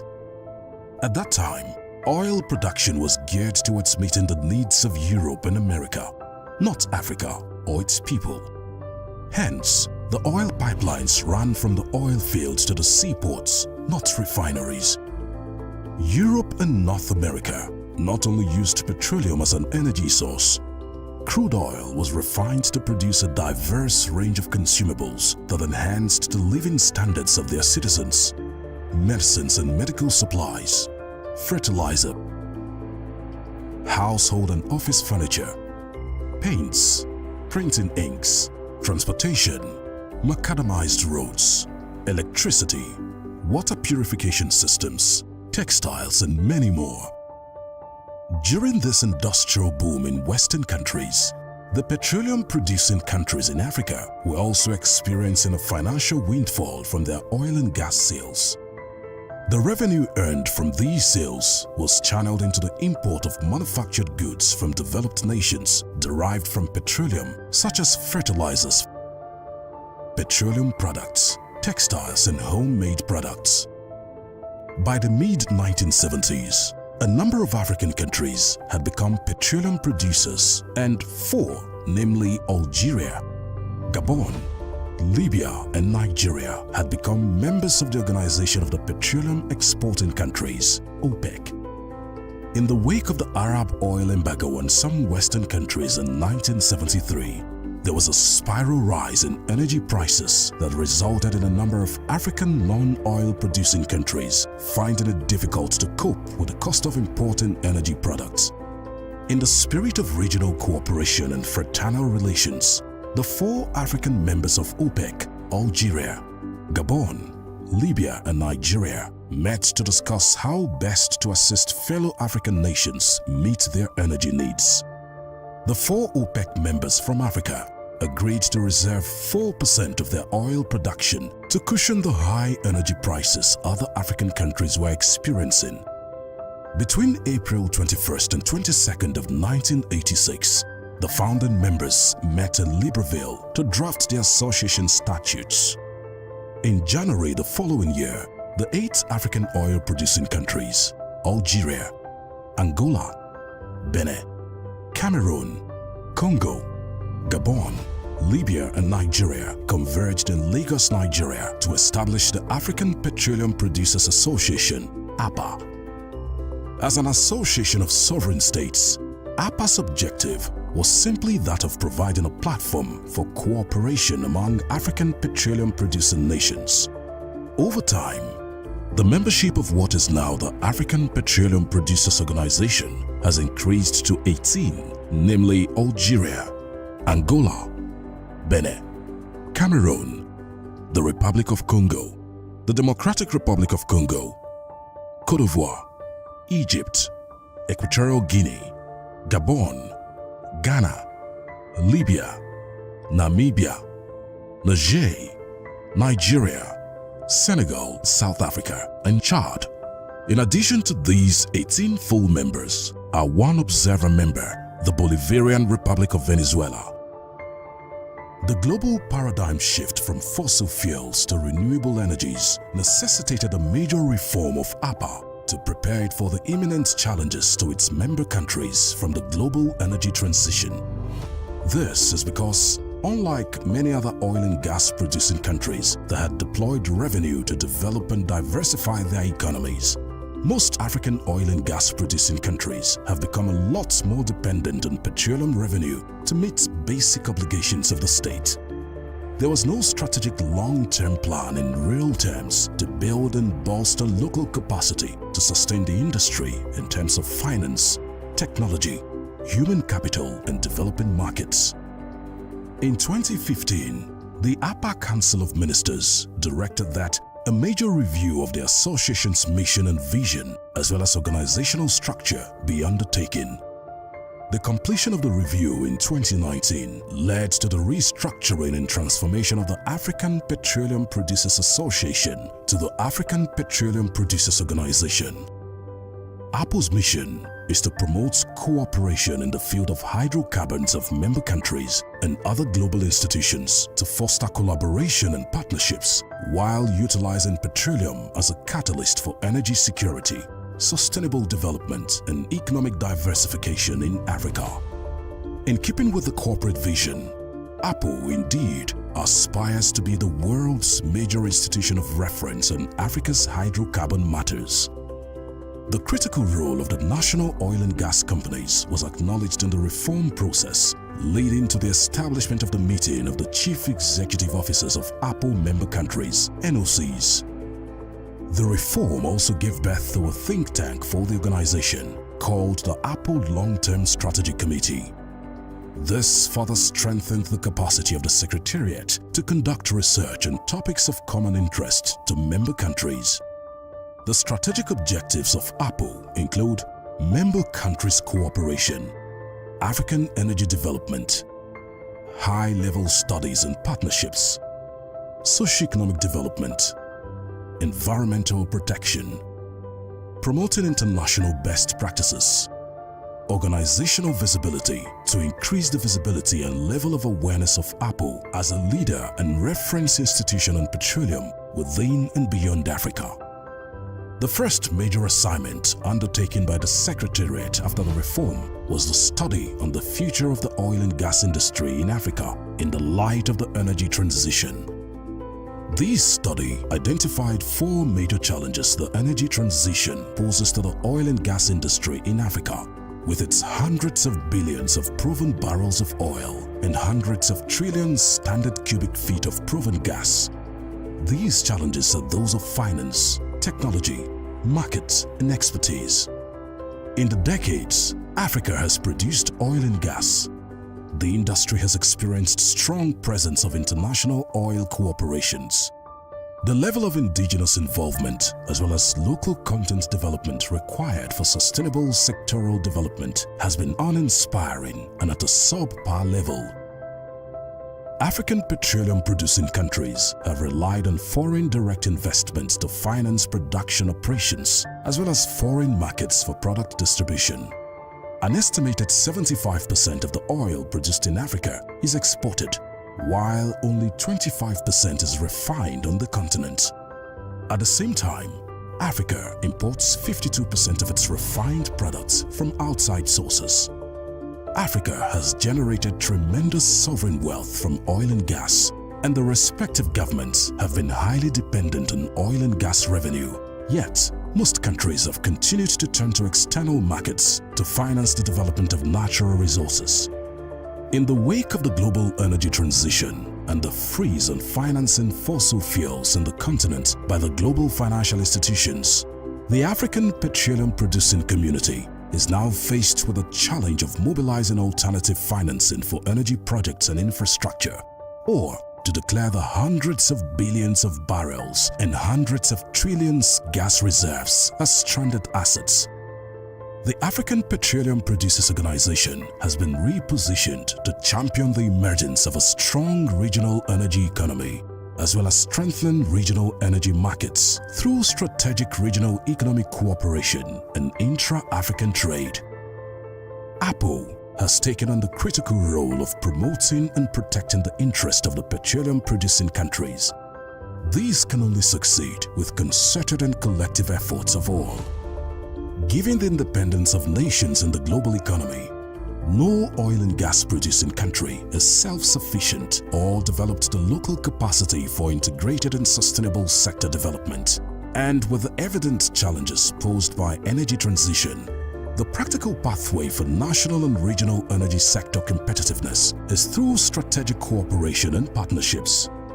In efforts to find solutions to the funding challenge, APPO signed a Memorandum of Understanding with Afrexim Bank to establish the Africa Energy Bank. The mandate of the African Energy Bank is to bridge gaps in energy project financing in Africa, resulting from the shifts in global energy finance from fossil fuel-driven markets to renewable energy projects. Besides raising capital for oil and gas projects, APPO is also mobilizing support for the development of regional energy infrastructure. To work towards this objective, APPO signed a Memorandum of Understanding with the Central Africa Business Energy Forum on the 9th of September 2022 to undertake a feasibility study on the development of the Central Africa Pipeline Project, which will connect 11 Central African countries with crude oil, gas and product pipelines. The goal of this initiative is to create an integrated energy system on the African continent. This is deemed to be a fail-safe approach towards achieving energy security and securing Africa's energy futures. Today, a strong, repositioned African petroleum producing organization is driving efforts to be the voice and vehicle for the emergence of a globally competitive, net zero integrated oil and gas production environment towards advancing accelerated regional economic development. The African Petroleum Producers Organization is working with member countries and stakeholder community to create a competitive, conducive landscape that will engender diverse partnerships, innovative energy finance solutions, multilateral mechanisms for the regional oil and gas industry. APPO is translating the challenges of technology, human capital, finance and markets into value-yielding new energy and energy infrastructure projects across the continent. APPO, the voice of the vibrant, innovation-driven African oil and gas economy.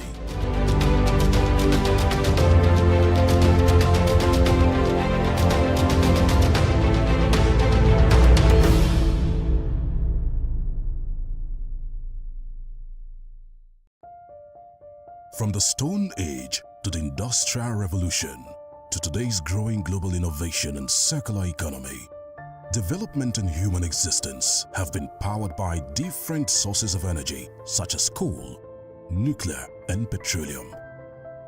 Petroleum has perhaps been the natural energy source that has generated tremendous economic value in the global economy. Transnational, regional and national industry organizations have emerged in various markets to promote and protect the petroleum industries in these countries and continents. From early days, as the African Petroleum Producers Association, the newly restructured and repositioned African Petroleum Producers Organization is tackling the core challenges of the oil and gas industry towards eliminating energy poverty, strengthening regional markets through innovative partnerships, as well as creating an enabling policy and regulatory environment against the backdrop of the disruptive global energy economy. APPO, the gateway to the new African energy economy.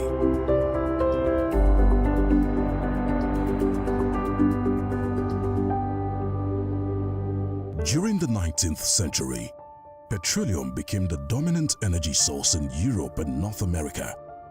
The shift to petroleum greatly increased industrial power and economic development in each country. Because of the revenue streams generated from petroleum, improvements were made in standards of living, quality of life, agriculture, education, and even domestic heating. As the oil and gas industry became the predominant economic driver in Europe and North America, it became evident that the domestic production capacity of these nations could not support the growing aggregate demand for fossil fuel-powered energy. As a result of this shortage, petroleum exploration expanded across the lands of Africa, Asia, and elsewhere, leading to the emergence of thriving petroleum industry businesses and the development of a global business value chain. Leading the prospecting were a group of multinational companies famously tagged the Seven Sisters of the oil industry, namely Exxon, Mobil, Chevron, Texaco, BP, and Shell. These corporations have evolved through the years, even in terms of their corporate identity.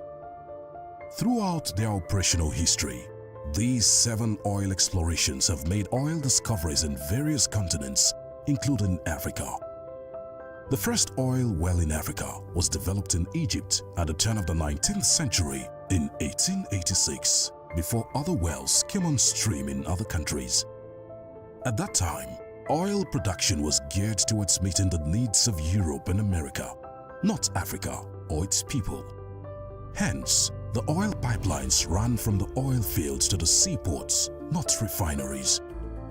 Europe and North America not only used petroleum as an energy source, crude oil was refined to produce a diverse range of consumables that enhanced the living standards of their citizens: medicines and medical supplies, fertilizer, household and office furniture, paints, printing inks, transportation, macadamized roads, electricity, water purification systems, textiles, and many more.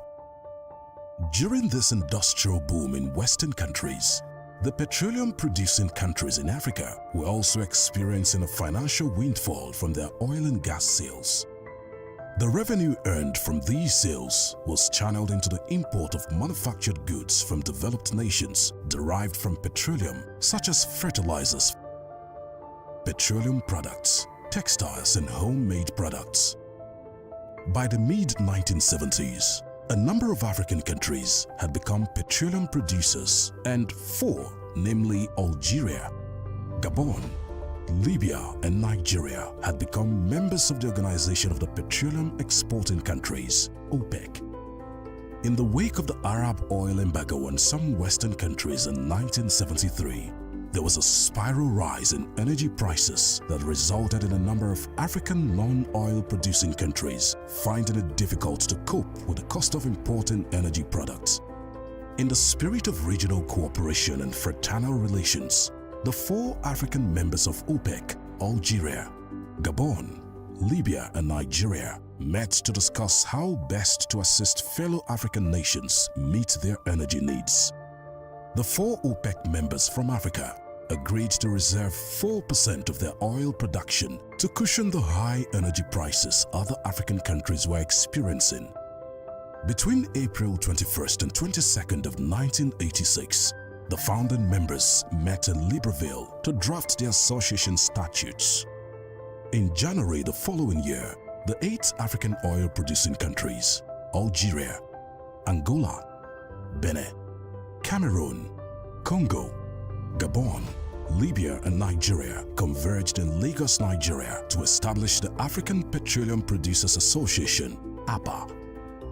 As an association of sovereign states, APPO's objective was simply that of providing a platform for cooperation among African petroleum-producing nations. Over time, the membership of what is now the African Petroleum Producers Organization has increased to 18, namely Algeria, Angola, Benin, Cameroon, the Republic of Congo, the Democratic Republic of Congo, Côte d'Ivoire, Egypt, Equatorial Guinea, Gabon, Ghana, Libya, Namibia, Niger, Nigeria, Senegal, South Africa, and Chad. In addition to these 18 full members are 1 observer member, the Bolivarian Republic of Venezuela. The global paradigm shift from fossil fuels to renewable energies necessitated a major reform of APPO to prepare it for the imminent challenges to its member countries from the global energy transition.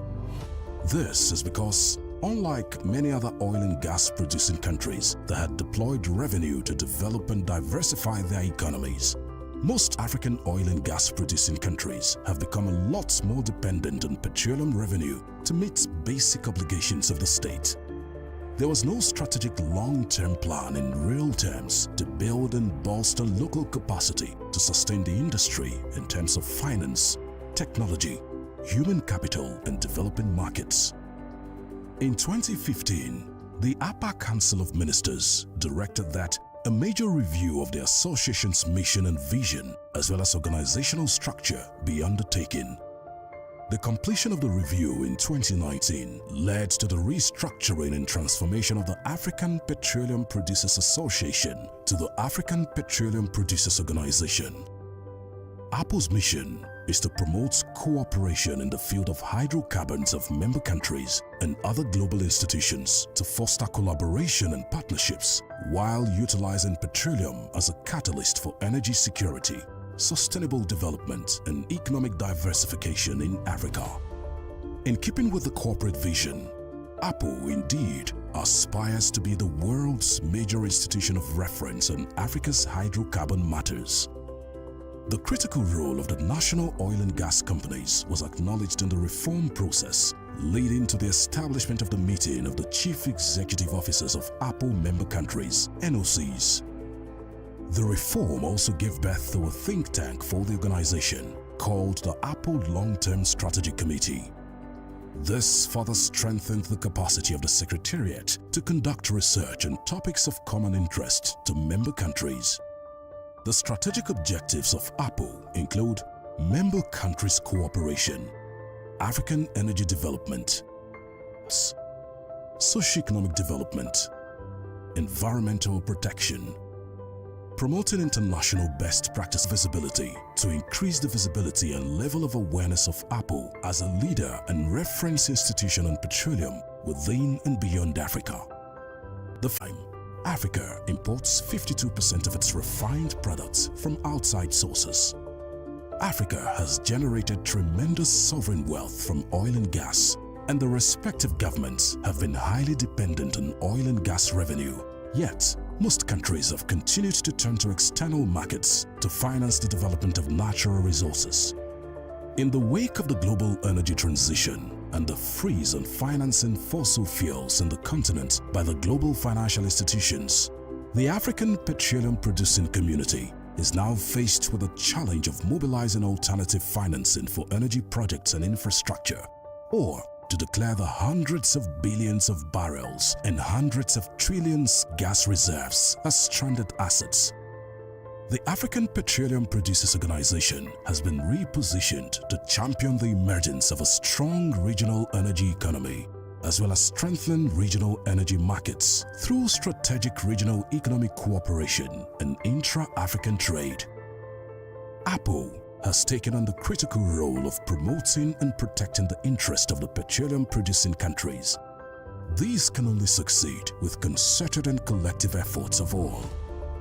Given the independence of nations in the global economy, no oil and gas producing country is self-sufficient or developed the local capacity for integrated and sustainable sector development.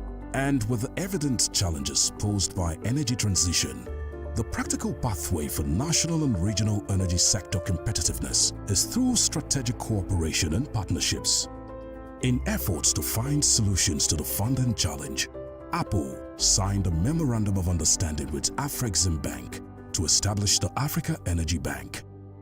The mandate of the African Energy Bank is to bridge gaps in energy project financing in Africa, resulting from the shifts in global energy finance from fossil fuel-driven markets to renewable energy projects. Besides raising capital for oil and gas projects, APPO is also mobilizing support for the development of regional energy infrastructure. To work towards this objective, APPO signed a Memorandum of Understanding with the Central Africa Business Energy Forum on the 9th of September 2022 to undertake a feasibility study on the development of the Central Africa Pipeline Project, which will connect 11 Central African countries with crude oil, gas, and product pipelines. The goal of this initiative is to create an integrated energy system on the African continent. This is deemed to be a fail-safe approach towards achieving energy security and securing Africa's energy futures. Today, a strong, repositioned African petroleum producing organization is driving efforts to be the voice and vehicle for the emergence of a globally competitive, net zero integrated oil and gas production environment towards advancing accelerated regional economic development. The African Petroleum Producers Organization is working with member countries and stakeholder community to create a competitive, conducive landscape that will engender diverse partnerships, innovative energy finance solutions, multilateral mechanisms for the regional oil and gas industry. APPO is translating the challenges of technology, human capital, finance and markets into value-yielding new energy and energy infrastructure projects across the continent. APPO, the voice of the vibrant, innovation-driven African oil and gas economy.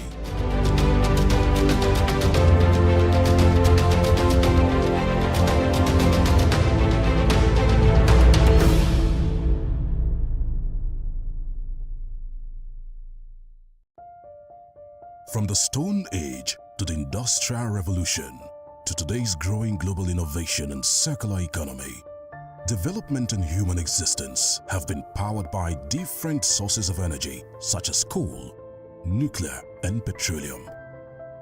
Petroleum has perhaps been the natural energy source that has generated tremendous economic value in the global economy.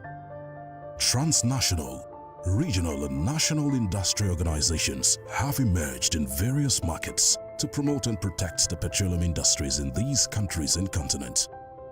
From early days, as the African Petroleum Producers Association, the newly restructured and repositioned African Petroleum Producers Organization is tackling the core challenges of the oil and gas industry towards eliminating energy poverty, strengthening regional markets through innovative partnerships, as well as creating an enabling policy and regulatory environment against the backdrop of the disruptive global energy economy. APPO, the gateway to the new African energy economy.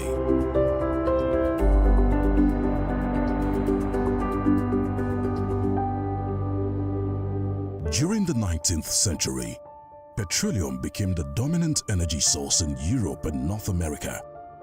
The shift to petroleum greatly increased industrial power and economic development in each country. Because of the revenue streams generated from petroleum, improvements were made in standards of living, quality of life, agriculture, education, and even domestic heating. As the oil and gas industry became the predominant economic driver in Europe and North America, it became evident that the domestic production capacity of these nations could not support the growing aggregate demand for fossil fuel-powered energy. As a result of this shortage, petroleum exploration expanded across the lands of Africa, Asia, and elsewhere, leading to the emergence of thriving petroleum industry businesses and the development of a global business value chain. Leading the prospecting were a group of multinational companies famously tagged the Seven Sisters of the oil industry, namely Exxon, Mobil, Chevron, Texaco, BP, and Shell. These corporations have evolved through the years, even in terms of their corporate identity. Throughout their operational history, these 7 oil explorations have made oil discoveries in various continents, including Africa. The first oil well in Africa was developed in Egypt at the turn of the 19th century in 1886, before other wells came on stream in other countries. At that time, oil production was geared towards meeting the needs of Europe and America, not Africa or its people. Hence, the oil pipelines ran from the oil fields to the seaports, not refineries. Europe and North America not only used petroleum as an energy source, crude oil was refined to produce a diverse range of consumables that enhanced the living standards of their citizens: medicines and medical supplies, fertilizer, household and office furniture, paints, printing inks, transportation, macadamized roads, electricity, water purification systems, textiles, and many more. During this industrial boom in Western countries, The petroleum-producing countries in Africa were also experiencing a financial windfall from their oil and gas sales. The revenue earned from these sales was channeled into the import of manufactured goods from developed nations derived from petroleum, such as fertilizers, petroleum products, textiles, and homemade products. By the mid-1970s, a number of African countries had become petroleum producers, and 4, namely Algeria, Gabon, Libya, and Nigeria, had become members of the Organization of the Petroleum Exporting Countries, OPEC. In the wake of the Arab oil embargo on some Western countries in 1973, there was a spiral rise in energy prices that resulted in a number of African non-oil producing countries finding it difficult to cope with the cost of importing energy products. In the spirit of regional cooperation and fraternal relations, the 4 African members of OPEC, Algeria, Gabon, Libya, and Nigeria, met to discuss how best to assist fellow African nations meet their energy needs. The 4 OPEC members from Africa agreed to reserve 4% of their oil production to cushion the high energy prices other African countries were experiencing. Between April 21st and 22nd of 1986, the founding members met in Libreville to draft the association statutes. In January the following year, the 8 African oil-producing countries, Algeria, Angola, Benin, Cameroon, Congo, Gabon, Libya, and Nigeria converged in Lagos, Nigeria to establish the African Petroleum Producers Association, APPO. As an association of sovereign states, APPO's objective was simply that of providing a platform for cooperation among African petroleum-producing nations. Over time, the membership of what is now the African Petroleum Producers Organization has increased to 18, namely Algeria, Angola, Benin, Cameroon, the Republic of Congo, the Democratic Republic of Congo, Côte d'Ivoire, Egypt, Equatorial Guinea, Gabon, Ghana, Libya, Namibia, Niger, Nigeria, Senegal, South Africa, and Chad. In addition to these 18 full members are 1 observer member, the Bolivarian Republic of Venezuela.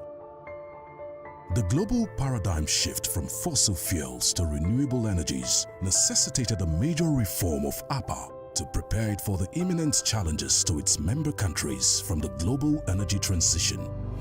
This is because, unlike many other oil and gas producing countries that had deployed revenue to develop and diversify their economies, most African oil and gas producing countries have become a lot more dependent on petroleum revenue to meet basic obligations of the state. There was no strategic long-term plan in real terms to build and bolster local capacity to sustain the industry in terms of finance, technology, human capital, and developing markets. In 2015, the APPO Council of Ministers directed that a major review of the association's mission and vision, as well as organizational structure, be undertaken. The completion of the review in 2019 led to the restructuring and transformation of the African Petroleum Producers Association to the African Petroleum Producers Organization. APPO's mission is to promote cooperation in the field of hydrocarbons of member countries and other global institutions to foster collaboration and partnerships while utilizing petroleum as a catalyst for energy security, sustainable development, and economic diversification in Africa. In keeping with the corporate vision, APPO indeed aspires to be the world's major institution of reference on Africa's hydrocarbon matters. The critical role of the national oil and gas companies was acknowledged in the reform process, leading to the establishment of the meeting of the Chief Executive Officers of APPO member countries, NOCs. The reform also gave birth to a think tank for the organization called the APPO Long-Term Strategy Committee. This further strengthened the capacity of the Secretariat to conduct research on topics of common interest to member countries. The strategic objectives of APPO include member countries' cooperation, African energy development, high-level studies and partnerships, socio-economic development, environmental protection, promoting international best practices, organizational visibility to increase the visibility and level of awareness of APPO as a leader and reference institution on petroleum within and beyond Africa. The first major assignment undertaken by the Secretariat after the reform was the study on the future of the oil and gas industry in Africa in the light of the energy transition. This study identified 4 major challenges the energy transition poses to the oil and gas industry in Africa, with its hundreds of billions of proven barrels of oil and hundreds of trillions standard cubic feet of proven gas. These challenges are those of finance, technology, markets, and expertise. In the decades, Africa has produced oil and gas. The industry has experienced strong presence of international oil cooperations. The level of indigenous involvement as well as local content development required for sustainable sectoral development has been uninspiring and at a subpar level. African petroleum-producing countries have relied on foreign direct investments to finance production operations as well as foreign markets for product distribution. An estimated 75% of the oil produced in Africa is exported, while only 25% is refined on the continent. At the same time, Africa imports 52% of its refined products from outside sources. Africa has generated tremendous sovereign wealth from oil and gas, and the respective governments have been highly dependent on oil and gas revenue. Yet, most countries have continued to turn to external markets to finance the development of natural resources. In the wake of the global energy transition and the freeze on financing fossil fuels in the continent by the global financial institutions, the African petroleum-producing community is now faced with the challenge of mobilizing alternative financing for energy projects and infrastructure, or to declare the hundreds of billions of barrels and hundreds of trillions gas reserves as stranded assets.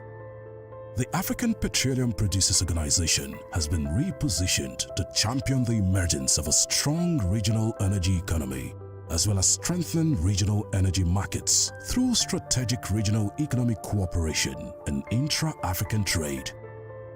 APPO has taken on the critical role of promoting and protecting the interest of the petroleum-producing countries. These can only succeed with concerted and collective efforts of all. Given the independence of nations in the global economy, no oil and gas producing country is self-sufficient or developed the local capacity for integrated and sustainable sector development. And with the evident challenges posed by energy transition, the practical pathway for national and regional energy sector competitiveness is through strategic cooperation and partnerships. In efforts to find solutions to the funding challenge, APPO signed a Memorandum of Understanding with Afrexim Bank to establish the Africa Energy Bank. The mandate of the African Energy Bank is to bridge gaps in energy project financing in Africa, resulting from the shifts in global energy finance from fossil fuel-driven markets to renewable energy projects. Besides raising capital for oil and gas projects, APPO is also mobilizing support for the development of regional energy infrastructure. To work towards this objective, APPO signed a Memorandum of Understanding with the Central Africa Business Energy Forum on the 9th of September 2022 to undertake a feasibility study on the development of the Central Africa Pipeline Project, which will connect 11 Central African countries with crude oil, gas, and product pipelines. The goal of this initiative is to create an integrated energy system on the African continent. This is deemed to be a fail-safe approach towards achieving energy security and securing Africa's energy futures. Today, a strong, repositioned African petroleum producing organization is driving efforts to be the voice and vehicle for the emergence of a globally competitive, net zero integrated oil and gas production environment towards advancing accelerated regional economic development. The African Petroleum Producers Organization is working with member countries and stakeholder community to create a competitive, conducive landscape that will engender diverse partnerships, innovative energy finance solutions, multilateral mechanisms for the regional oil and gas industry. APPO is translating the challenges of technology, human capital, finance and markets into value-yielding new energy and energy infrastructure projects across the continent. APPO, the voice of the vibrant, innovation-driven African oil and gas economy.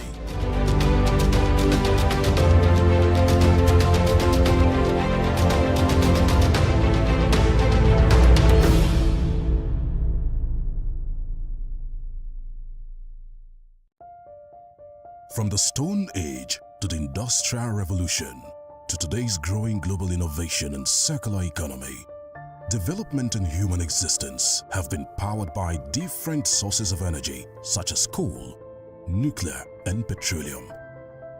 Petroleum has perhaps been the natural energy source that has generated tremendous economic value in the global economy.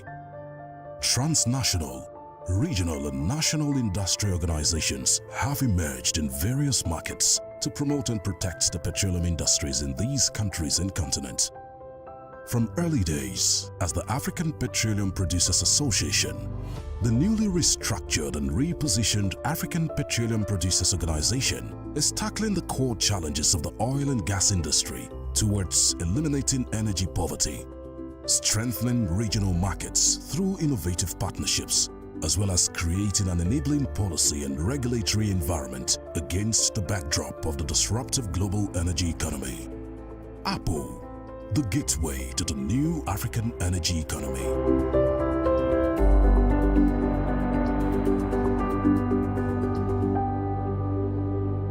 During the 19th century, petroleum became the dominant energy source in Europe and North America.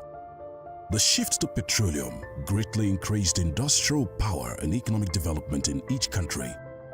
Because of the revenue streams generated from petroleum, improvements were made in standards of living, quality of life, agriculture, education, and even domestic heating.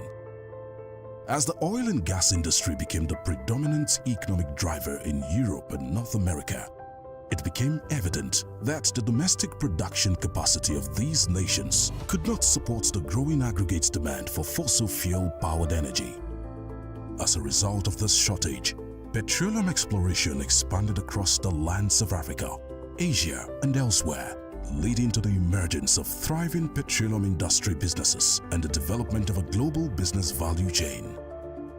Leading the prospecting were a group of multinational companies, famously tagged the Seven Sisters of the oil industry, namely Exxon, Mobil, Chevron, Texaco, BP, and Shell. These corporations have evolved through the years, even in terms of their corporate identity. Throughout their operational history, these 7 oil explorations have made oil discoveries in various continents, including Africa.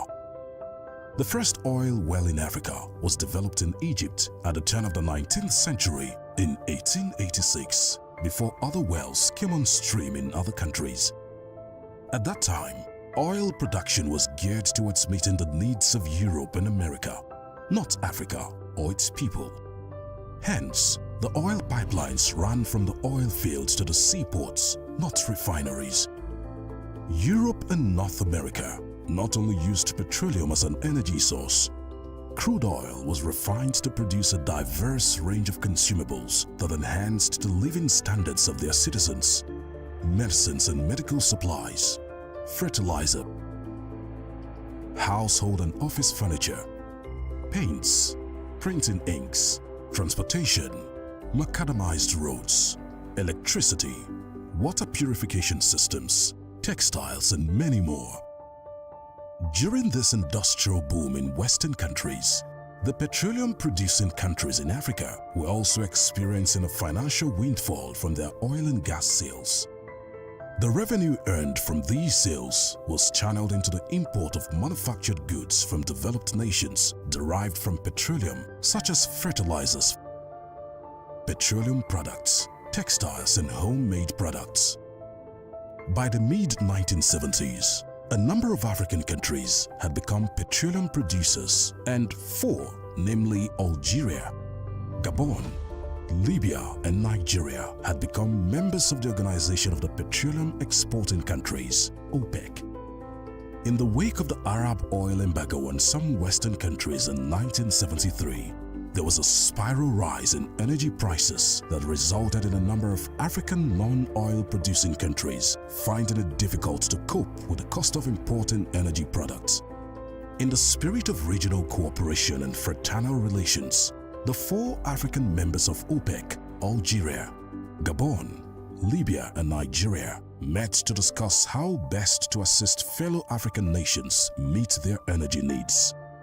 The 4 OPEC members from Africa agreed to reserve 4% of their oil production to cushion the high energy prices other African countries were experiencing. Between April 21st and 22nd of 1986, the founding members met in Libreville to draft the association statutes. In January the following year, the 8 African oil-producing countries, Algeria, Angola, Benin, Cameroon, Congo, Gabon, Libya, and Nigeria converged in Lagos, Nigeria to establish the African Petroleum Producers Association, APPO. As an association of sovereign states, APPO's objective was simply that of providing a platform for cooperation among African petroleum-producing nations. Over time, the membership of what is now the African Petroleum Producers Organization has increased to 18, namely Algeria, Angola, Benin, Cameroon, the Republic of Congo, the Democratic Republic of Congo, Côte d'Ivoire, Egypt, Equatorial Guinea, Gabon, Ghana, Libya, Namibia, Niger, Nigeria, Senegal, South Africa, and Chad. In addition to these 18 full members, are 1 observer member, the Bolivarian Republic of Venezuela. The global paradigm shift from fossil fuels to renewable energies necessitated a major reform of APPO to prepare it for the imminent challenges to its member countries from the global energy transition. This is because, unlike many other oil and gas producing countries that had deployed revenue to develop and diversify their economies, most African oil and gas producing countries have become a lot more dependent on petroleum revenue to meet basic obligations of the state. There was no strategic long-term plan in real terms to build and bolster local capacity to sustain the industry in terms of finance, technology, human capital, and developing markets. In 2015, the APPO Council of Ministers directed that a major review of the association's mission and vision, as well as organizational structure, be undertaken. The completion of the review in 2019 led to the restructuring and transformation of the African Petroleum Producers Association to the African Petroleum Producers Organization. APPO's mission is to promote cooperation in the field of hydrocarbons of member countries and other global institutions to foster collaboration and partnerships while utilizing petroleum as a catalyst for energy security, sustainable development, and economic diversification in Africa. In keeping with the corporate vision, APPO indeed aspires to be the world's major institution of reference on Africa's hydrocarbon matters. The critical role of the national oil and gas companies was acknowledged in the reform process, leading to the establishment of the meeting of the Chief Executive Officers of APPO member countries, NOCs. The reform also gave birth to a think tank for the organization called the APPO Long-Term Strategy Committee. This further strengthened the capacity of the Secretariat to conduct research on topics of common interest to member countries.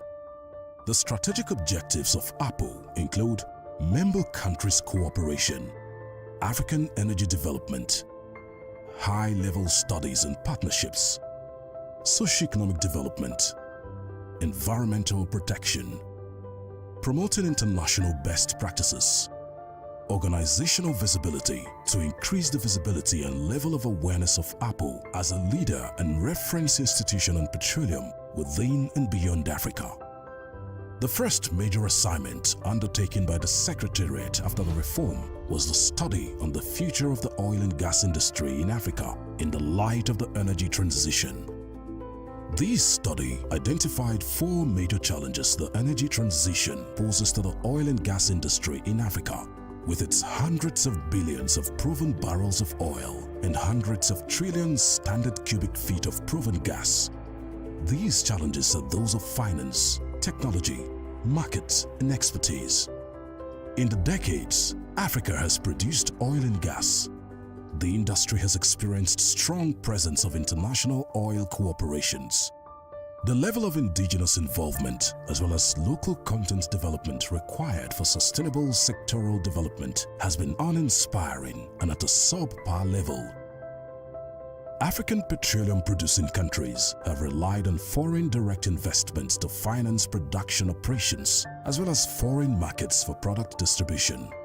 An estimated 75% of the oil produced in Africa is exported, while only 25% is refined on the continent.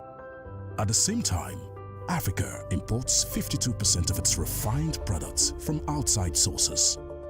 Africa has generated tremendous sovereign wealth from oil and gas, and the respective governments have been highly dependent on oil and gas revenue. Yet, most countries have continued to turn to external markets to finance the development of natural resources. In the wake of the global energy transition and the freeze on financing fossil fuels in the continent by the global financial institutions, the African petroleum-producing community is now faced with the challenge of mobilizing alternative financing for energy projects and infrastructure, or to declare the hundreds of billions of barrels and hundreds of trillions gas reserves as stranded assets. The African Petroleum Producers Organization has been repositioned to champion the emergence of a strong regional energy economy, as well as strengthen regional energy markets through strategic regional economic cooperation and intra-African trade. APPO has taken on the critical role of promoting and protecting the interest of the petroleum-producing countries. These can only succeed with concerted and collective efforts of all. Given the independence of nations in the global economy, no oil and gas producing country is self-sufficient or developed the local capacity for integrated and sustainable sector development. And with the evident challenges posed by energy transition, the practical pathway for national and regional energy sector competitiveness is through strategic cooperation and partnerships. In efforts to find solutions to the funding challenge, APPO signed a Memorandum of Understanding with Afrexim Bank to establish the Africa Energy Bank. The mandate of the African Energy Bank is to bridge gaps in energy project financing in Africa, resulting from the shifts in global energy finance from fossil fuel-driven markets to renewable energy projects. Besides raising capital for oil and gas projects, APPO is also mobilizing support for the development of regional energy infrastructure. To work towards this objective, APPO signed a Memorandum of Understanding with the Central Africa Business Energy Forum on the 9th of September 2022 to undertake a feasibility study on the development of the Central Africa Pipeline Project, which will connect 11 Central African countries with crude oil, gas and product pipelines. The goal of this initiative is to create an integrated energy system on the African continent.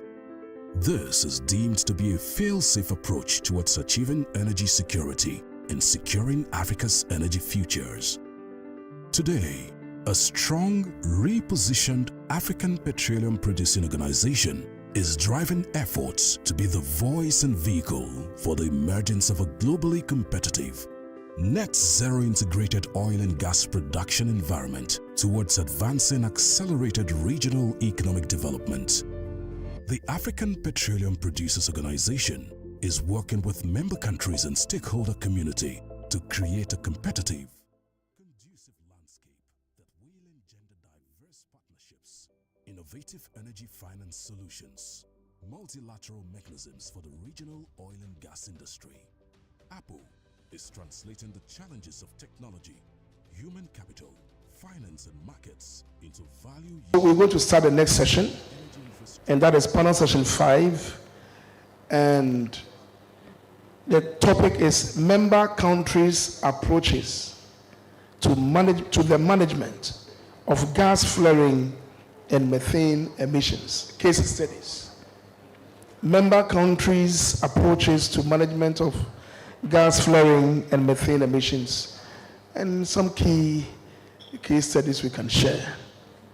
And the objective for the session is to have panelists discuss and share their ideas from their respective countries and the experiences in managing gas flaring and methane emissions.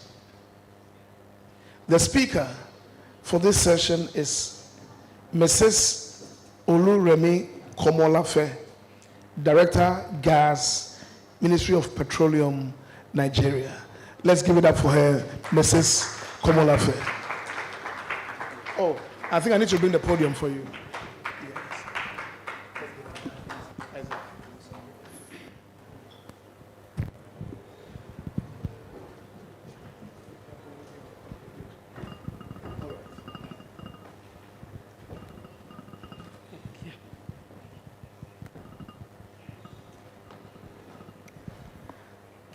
Good afternoon, everybody. Welcome back from lunch. I know we won't have any problem being attentive. At times they say after lunch people go to sleep, but I can see that this is a different crowd. I can see that. Yes, it's been such a nice time. This is the second day running that we've been looking at this issue of gas flaring and methane emission. Something that strikes me is that knowledge is powerful. This is something we had been flaring. We didn't know the worth. We just allowed it because the people that we looked up to, they didn't want us to know. It suited them for us to just flare it. And we were doing that, not knowing that we were missing a great deal. In my own country, yes, there was a time we had the oil boom, and it was really booming. We thought that we had a great thing. We didn't know we could have had more. But then, thanks to the power of knowledge and its proper application, we now know that we can still improve, we can do more than whatever we thought we had done. That's the benefit of knowledge. Its proper application enhances improvement in quality of life generally. And it is the knowledge of the issue and the prospects of it that steers us up for this desire for management we have been talking about for 2 days now. And one thing I've seen is that as the panel sessions were going on, there is a general thing that is evident. We now have the knowledge. We may not have it in the fullest, but we have the basic knowledge. And here now, talking about approaches to management of gas flaring and methane emission, about the case studies. From what the little I have done, I could see that with this knowledge, everybody wants to make the life better. Everybody wants to get the benefits of commercialization of the gas we have been flaring. We also want our environment to be the better for it. It is true that it is the environmental sustainability slogan that maybe woke us up and climate changes realities. But then it is for good because it has now made us to know that we had been missing many things and we are no more interested in missing. We want to move on. I saw that in some of the countries that I tried to look up on, to check up on, everybody is trying to reduce the gas flaring, and many are already committed to net zero at different times. Some 2030, some 2050, But nobody, those I checked up, they are not saying we are not interested. Yes, we are interested. Nobody wants to be left in the lurch. Nobody wants to be left behind when the world is moving on. For these approaches, I looked at it and saw that different entities have different approaches. Some use legislation, and it has to be. For it to be really meaningful and to start, legislation is very, very important. For us in Nigeria, as we have heard from my colleague that spoke earlier on in 2 sessions, we have different legislations. And even recently arising from the new Petroleum Industry Act of 2021, some other legislations and regulations have come up. Also, some countries, they use incentives. It's not as if any country uses one. It is a combination of these approaches. Some use incentives. In Nigeria, we have waivers. I talked about it yesterday. They waive import duty for importation of those equipment. My colleague also talked about the midstream, downstream gas infrastructure fund for investments. That's another approach. We also have sanctions. When there are regulations and there are no sanctions, everybody does whatever he or she likes. There is flare penalty. There is also possibility of revocation of flat site that is not developed. So all these combine to help. We also see that in some places, it is technology that they focus on. Chevron, in its own way, Chevron used pneumatic controllers. That's the process control functions in oil and gas sites. And the aim is to objectively prevent emission. It was used in USA, in Canada. They had the results they wanted. Also, TC Energy used emission avoidance strategy. And this identifies sources of emission, which we have talked about here today. And the cause, they check the equipment, they check the operations. And when the areas where you have leaks identified, they replace faulty equipment, and at times do process re-engineering so as to prevent emission and not even have flares at all.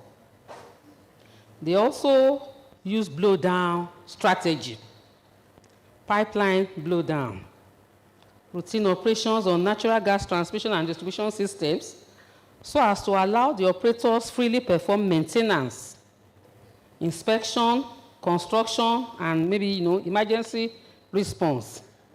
It is actually done to relieve pressure on the pipe.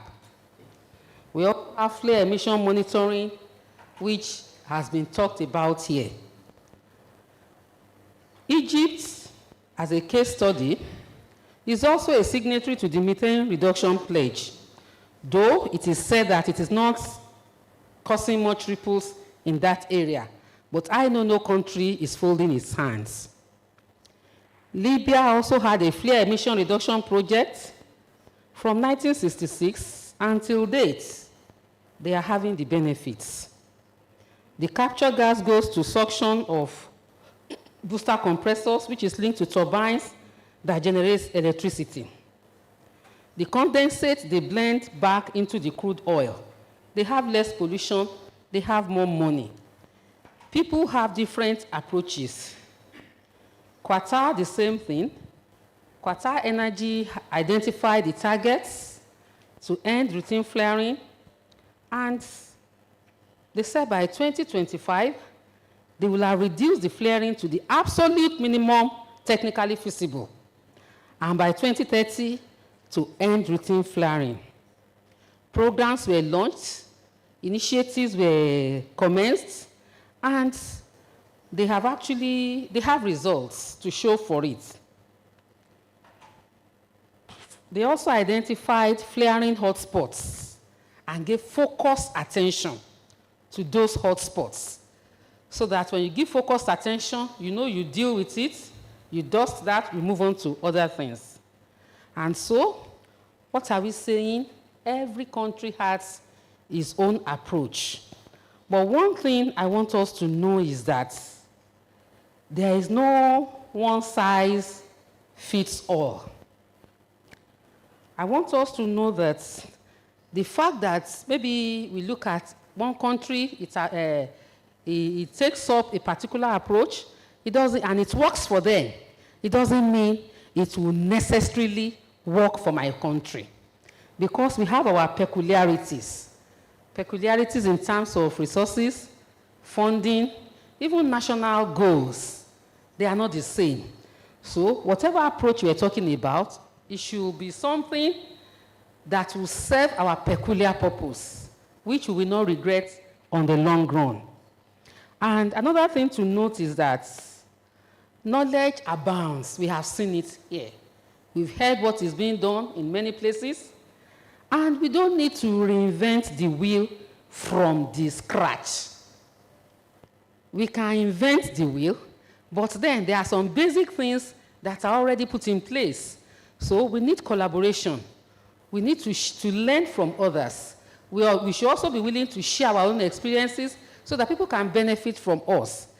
These are the things we need to do so that we will not waste more time than necessary. We have wasted enough time. So we actually need to leverage on approaches employed by others, but we need to tweak it to reflect our national goals. Also, I want to say that whatever approach we will use, we need to be sensitive to the need to be friendly to investors. We're saying gas should be, we want to capture it, we want to commercialize it. If it doesn't look profitable, investors will not want to come. And I think regulators need to be reminded. Yes, we stand our ground.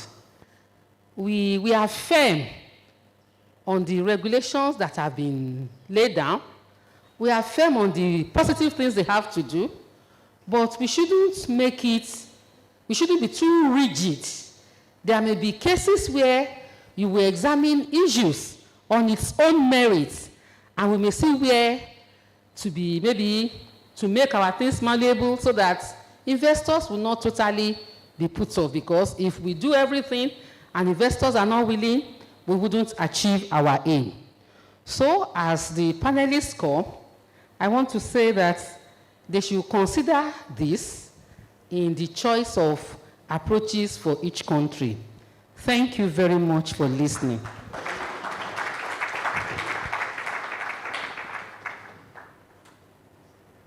Thank you very much, Mrs. Remy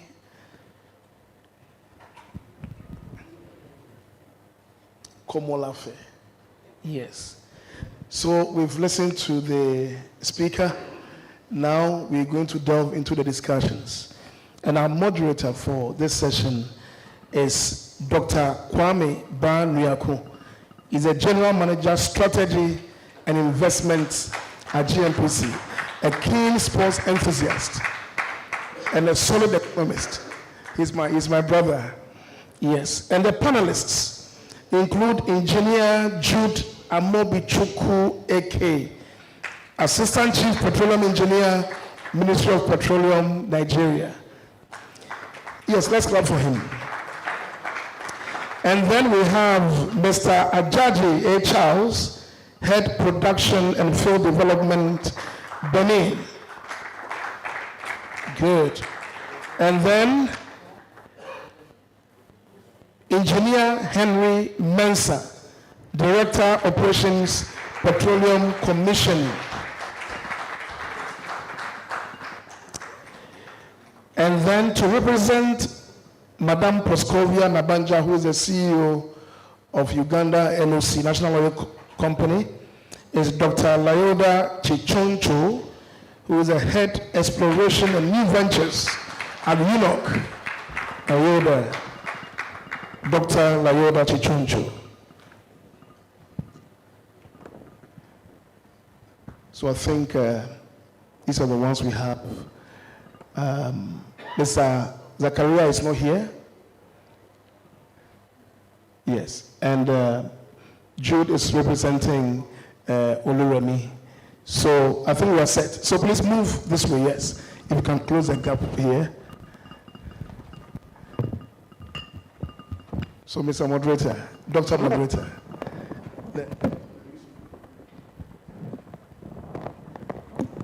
Thank you very much, and welcome to this session. Normally, when you have a session right after lunch, like Madam said, people tend to doze off, but we will try to make sure it's as interesting as possible so that people don't doze off. And we also make it as less technical. As he introduced, he said, I'm an economist. I'm not into your stuff, the technical stuff. If you start talking big technical English, I'll go to interest rates and inflation. So we want to make it as interesting as possible, bring it down to earth, break it down for us, and then we'll have an interesting, maybe just a quick recap of what I picked from Madam's summary. Obviously, the issue of flaring is not just about environmental sustainability. We can look at it from the commercial side as well. There are financial advantages in finding other uses for the gases that are flared. So that's one thing I picked from her. And then she also mentioned the fact that every country should have its own approach. No one size fits all. And I put it in another way. Best practice is what works for you. So this concept of we all need to follow one route to achieve whatever we are looking for becomes difficult. Is there somebody who has joined? There's somebody, yes. I think I missed Mr. Koulibaly. Yes, Mr. Koulibaly Mamadou, Environment Officer from the Ministry, Côte d'Ivoire. Oh, yes. Monsieur Toué Monami. Sorry about that, yes. Yeah, because I was wondering, in January, I was in Côte d'Ivoire for the African Cup of Nations. I couldn't have missed it for anything. And it's one of the experiences of my life. I drove to Côte d'Ivoire from Accra to Abidjan to enjoy the Cup of Nations. So maybe we'll have other discussions after this. There are things that I learned from there. So let me go back to Madam's, just summarize so that we put it in context, whatever we are going to do. Knowledge sharing is key. And that's why we are here. I mean, the essence of having such platforms is to provide an opportunity for people to share knowledge. And I believe that we've assembled a very brilliant group to share their knowledge with us. And the last point was about adopting and adapting to suit your peculiar needs. That's the essence of what I picked from Madam's keynote speech. As far as we've only been asked to share case studies, basically what is being done in each of these countries. Since morning, we've had discussions on the role of regulation and frameworks, options for reducing gas flaring. So the technical people have already given us some options, but we want to know what is being done. We might have these options, but how are we applying them? So let me start with my brother from Nigeria. And once again, if I do anything to your name, apologies. If there's a short way to refer to you, you can just tell me, because I love the names. Is Engineer Jude Amobichuku Eke? You can call me Amobi. I love that. Amobi. Yeah. So tell me, I mean, Madam has given us the context. What is being done in Nigeria specifically in terms of whether it's policy towards gas flaring, regulation in that space, what is being done specifically? If you could share your experience with us. Thank you very much for this opportunity. Just like my colleagues from Nigeria that have spoke before now, they have, touched most of the things you expected me to say, but I will still go ahead and But what I got was what she thinks should be done. Okay. That's different from what is being done. Yeah. No, so they touched some of the things we are doing already. Okay. Yeah, the journey for gas flare reduction started in 2016 when we had our national gas policy. So it was approved by FEC and implementation setting. So the first thing we did was to start implementing the gas flare commercialization program. It's ongoing. If you remember when my brother from NUPRC, who was part of the panel, the earlier panel, he made mention, the program is ongoing. About for 9 sites was in this bid basket. 45 companies bidded, and they have selected the permit, the award, the people that won the bid, and they have signed some agreements, and they are progressing to monetize those identified sites. Just like he said, about 300 million scoff will go out of, which is half of what we are flaring. So, and also with respect to methane emission, a lot of conversations have already started. If you look at when he was president, he made mention about a review of our 2018 flare regulation. They reviewed it in 2023 and now incorporates the venting and methane emission as part of it. So, and it's a robust work they did there. For not reporting those emissions, flare, venting, and methane emission, there's a penalty, apart from the flare penalty. For reporting wrongly, there's a penalty. So these are the things we are doing to... So maybe let me just stay with you in terms of NNPC being the national oil company and its partners.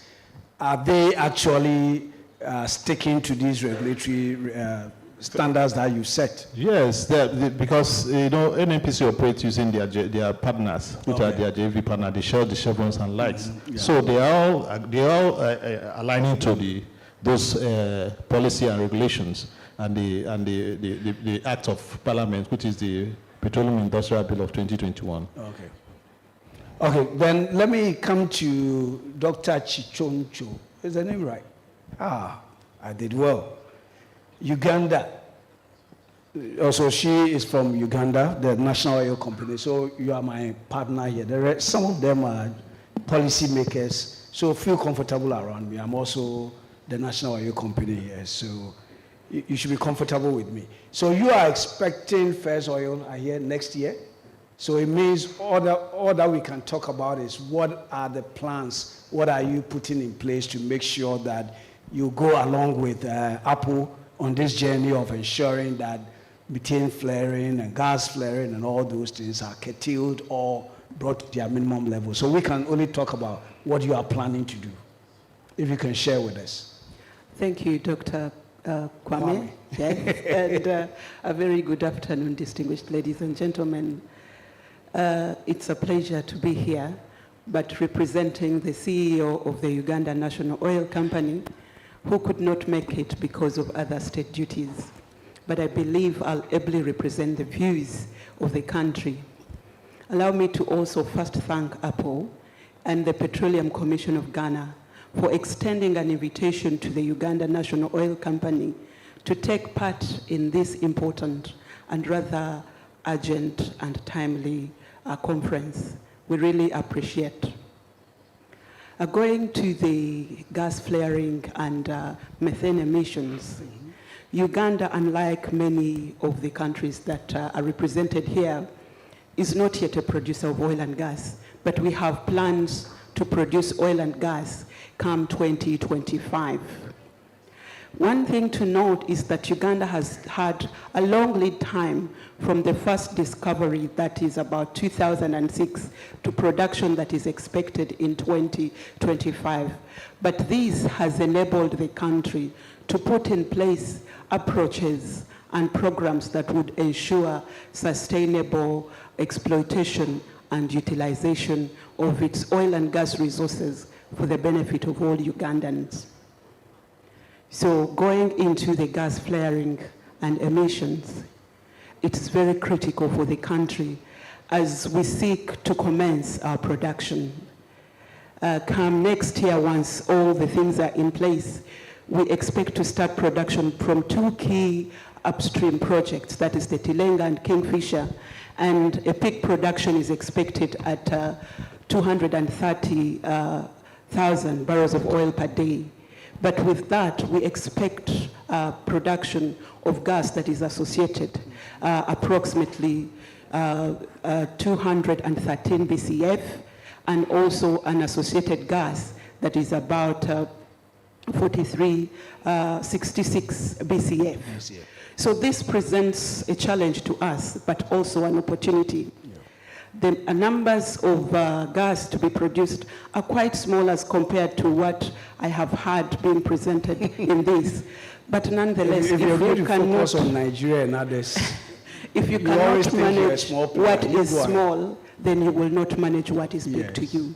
So the country is committed to ensuring sustainability, and also beyond sustainability and safety, to ensure that value is generated from the revenues that will be brought on board. We expect to be producing at peak about 9.1 million standard cubic feet, and also about 32 million standard cubic feet from the 2 projects, that is the Kingfisher and the Tilenga. Okay. And therefore we'll be doing a lot. But beyond the general heating and power generation for the support of operations and production facilities, there are approaches that have been put in place to ensure that the gas that is produced brings value to Uganda. And key to that is the LPG recovery. The LPG recovery is very important, where we are looking at producing over 113,000 tons per year. And this is very important because Ugandans heavily depend on biomass for cooking. And definitely, if we have access to LPG, we'll be getting cleaner cooking, which is good for the environment, but also ensuring that our trees are not cut down to get firewood and charcoal that we normally use. Okay. Important to note also is the option of generating excess power into the national grid. This comes next because at the moment, the country generates excess capacity of electricity through hydro, and therefore that will be packed down for the future, but it's an option that we're looking at having with excess gas that is going to be produced, as well as powering the East African crude oil pipeline that we are looking at, that is going to commercialize the crude that is going to be produced from the upstream delivery point in Uganda, which is a landlocked country, to Tanzania through the port of Tanga. So we are looking at the use of gas for the benefit of Ugandans beyond the environmental sustainability as well as the financial. Thank you very much. I think that a long essay, thesis, and I loved it because it gives us insight into what we are to expect in Uganda.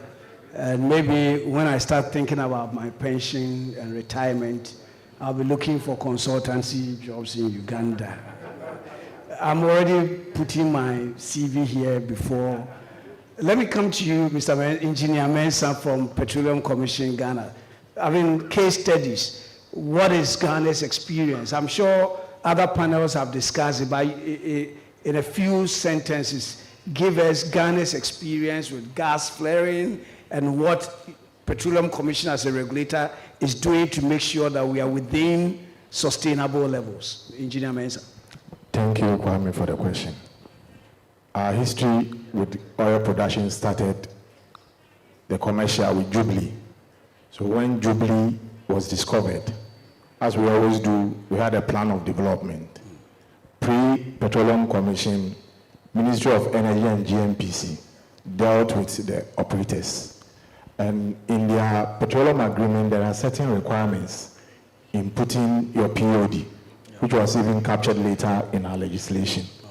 and I'll pick 3 of them. When you are preparing your POD, one of the key things we discussed with them was a development strategy, how you were going to develop the assets. Okay. And as part of the development strategy, we had to agree with the partners how gas will be utilized. It was through this conversation that the idea of the gas processing plant was put forward. We had discussions. Initially, there were ideas to export the gas outside, but Ghana remained resolute, and today we have gas processing plant. As we went into production, there were challenges. You know, with projects, there are sometimes delay. So the Ghana gas plant delayed a bit, and because we're investor friendly, we didn't say the field should remain shut till we were ready. So we came into agreement with the operators, and we allowed a certain amount of flaring. So the government had to approve for the gas to be flared, and because of the strategy, we injected most of the gases into the field.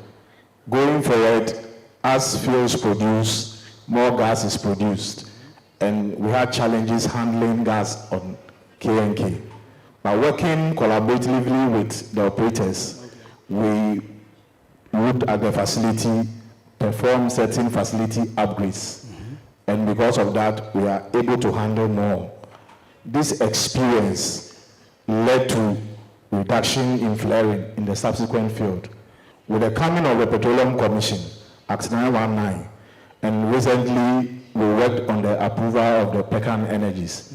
We have what we call the checklist. So we subjected the operator to stringent requirements before the POD was approved. And I remember one key area was gas evacuation, how you make your facility such that gas is not flared.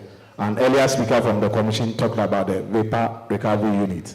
It's a lesson learned from Jubilee that has been incorporated into subsequent projects. And I believe as we go forward, the Petroleum Commission has always worked collaboratively.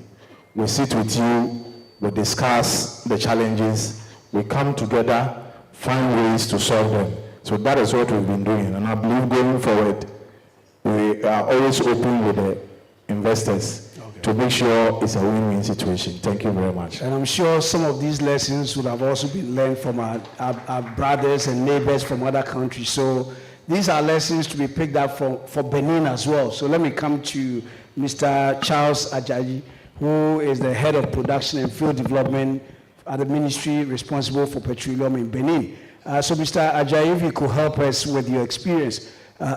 I'm sure you are speaking French. You're speaking French, so maybe you need to put on your headsets. And so if you can share your experience, you've heard from Ghana, you've heard from Nigeria, Uganda is also here learning lessons. You are also yet to produce, but I'm sure your story will be similar to that of Uganda. If you could share your experience with us.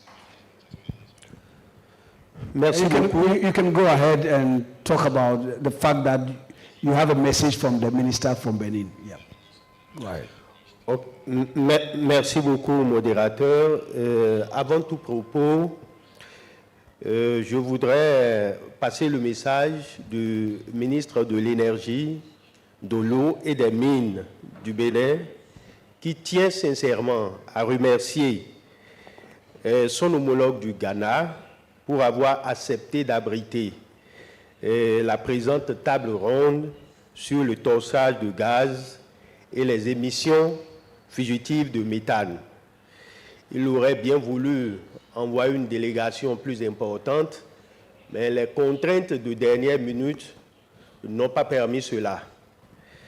Les remerciements vont également à l'endroit de l'APPO pour avoir identifié cette thématique importante et d'actualité, en ce sens qu'elle touche d'une part les questions liées à la protection de l'environnement, du changement climatique, voire même de la transition énergétique. Et d'autre part, elle aborde la problématique de l'efficacité et de l'efficience dans l'exploration et l'exploitation durable de nos ressources pétrolières et gazières. Vous savez, les phénomènes du changement climatique, qui est une évidence, ne devraient pas constituer un prétexte pour ralentir les ardeurs des États africains pour la mise en valeur de leur immense potentialité, mais plutôt une opportunité. Opportunité de fédérer, de mettre ensemble les efforts, que ce soit techniques, technologiques et financiers, pour une exploitation responsable des ressources pétrolières et gazières aux fins de satisfaire aux besoins sans cesse croissants en énergie de nos populations. Voilà un peu la substance du message que le ministre de l'Énergie, de l'Eau et des Mines tient quand même à adresser au gouvernement du Ghana et à l'assistance ici présente. Et sans oublier, bien sûr, la commission pétrolière qui a organisé cette rencontre avec la réussite que nous tous, nous voyons ici. Une fois encore, merci. Merci beaucoup. Abordant la question qui m'a été adressée, il faut dire que le Bénin est parmi les 8 pays fondateurs de l'Association des producteurs du pétrole africain, aujourd'hui APPO. Et aujourd'hui, c'est le seul pays qui ne produit pas. Cela signifie que le Bénin avait produit. Et au moment où le Bénin produisait, il faut dire que la totalité, les 100% du gaz associé était envoyé à la torche. Ceci en raison peut-être de la technologie, mais également, il n'y avait pas encore de législation particulière sur le sujet dans le temps. Aujourd'hui, le Bénin se prépare à recommencer la production. Et donc, les actions que nous menons aujourd'hui visent à mettre en place les garde-fous nécessaires pour que ces émissions de gaz, pour que le torchage de gaz ne soit plus une réalité.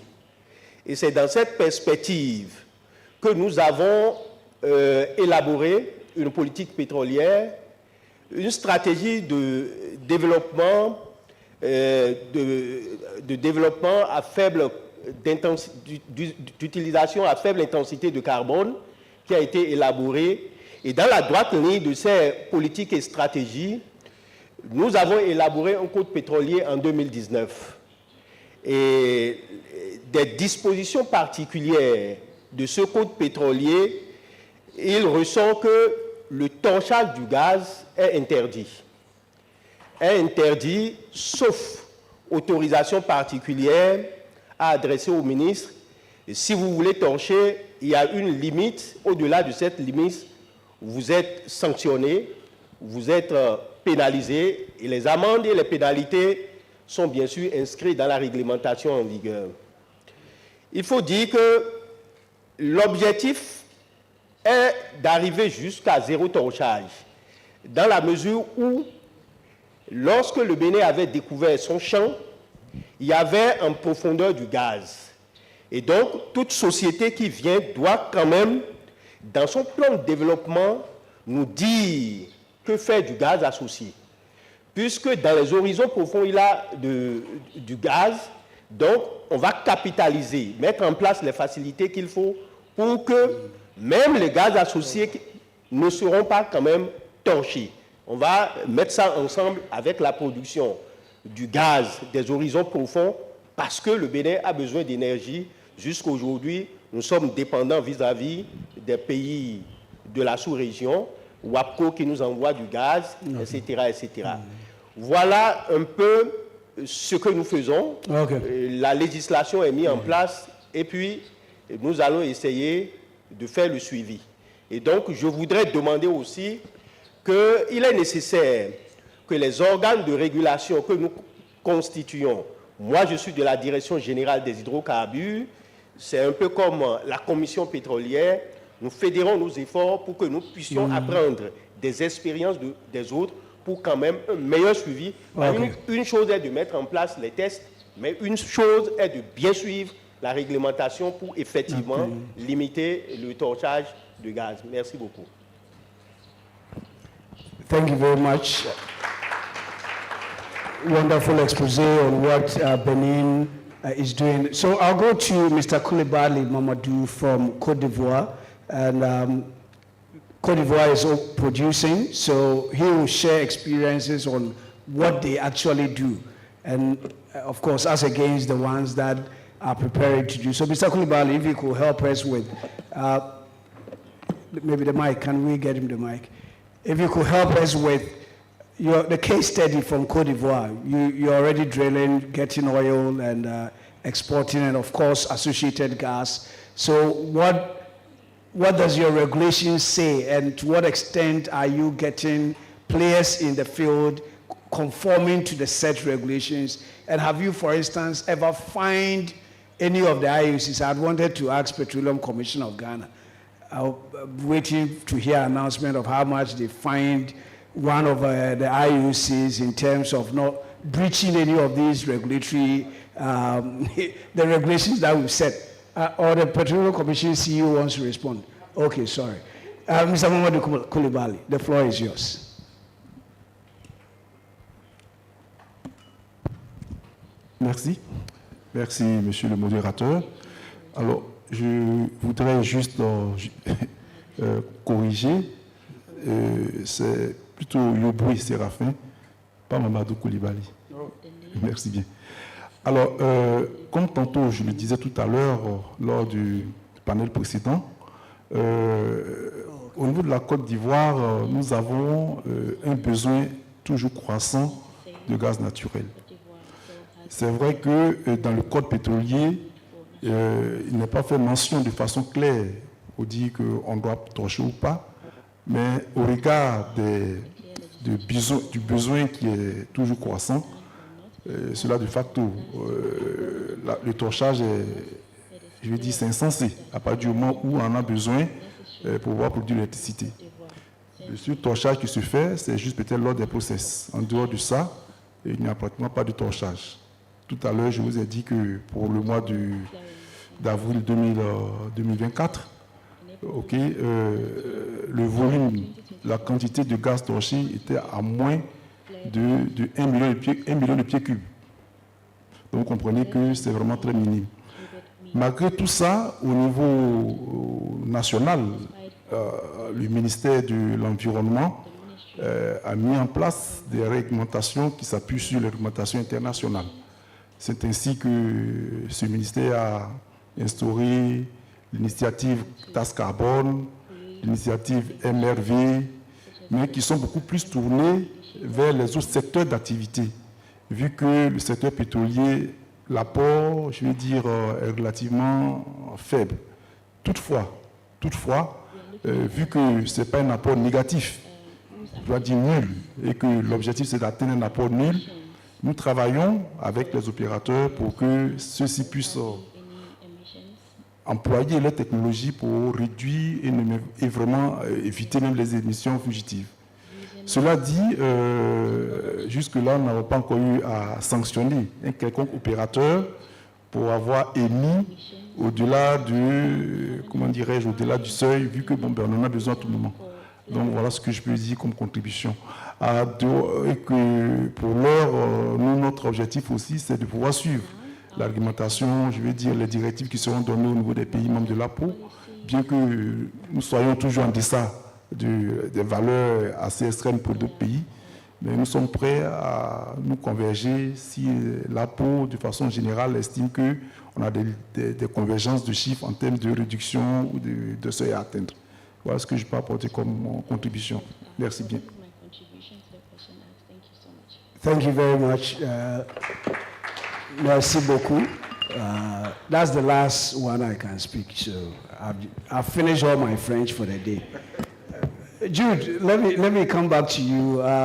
As we look, we'll be coming to the floor at any moment from now for comments and contributions as we look to round up. Does in your mind, does the need to cut flaring, is it more of an environmental necessity or an economic one? Because like Cote d'Ivoire said, if you don't have, you need a lot of gas, then why flare? So that's more of a commercial thing. In your mind, especially in Nigeria, is it more of an environmental necessity, or it is more of the fact that we can make more out of it in terms of value and the commercial bit of it? Because you need to find a justification in either one of these, or both. Well, for us in Nigeria, I think it's both. Okay. Reason being that if you look at the Niger Delta, Nigeria, the locals make use of those flare to dry their farm produce, which is not good. Because if we, I could remember I saw a research of people that die with respect to environmental related issues in Bayelsa, Rivers, and Delta, which is the major oil producing area in Nigeria. Then looking at the economic side, a standard cubic feet of gas can do a lot of things. Okay. It can power the house for about 400 and something days. Okay. Just one particular household. So there's a lot that you can do with one standard cubic feet of gas. So if you can be able to, harness all those gas without flaring them. And I hear the amount of gas Nigeria flares could probably power the whole of West Africa. It used to be like that, but not today, not like that again. Well, when you read the literature, so you find it somewhere. Yeah, we used to be 7th in the league, just like the Premiership. Yes, yes. Everybody want to be on the. We want to be relegated. Don't let my Arsenal fans. We want to be relegated from that. Oh, okay. We have gone down to 9th in the world now. Okay. So, but as I believe by the time we implement the flare commercialization program that is ongoing, we'll see ourselves being relegated. And especially when Nigeria, I remember I heard Engineer Kolo Kiari saying that Nigeria is now a gas country with some associated oil. Yes, because the reason being that we have proven 209 trillion cubic feet of gas. Okay. And we have. And so that imposes a lot more challenge. We have an upscale of 600 TCF. Okay. Without even looking for gas. No, we have never looked for gas in Nigeria.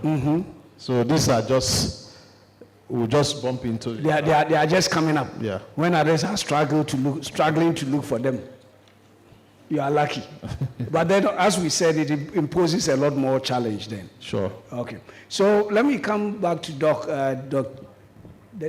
Chichoncho. I love the name, but I'm struggling to Dr. Chichoncho. We are back to Uganda. Last week, I had a meeting with the Ugandan Insurance Association. I think they were in Ghana.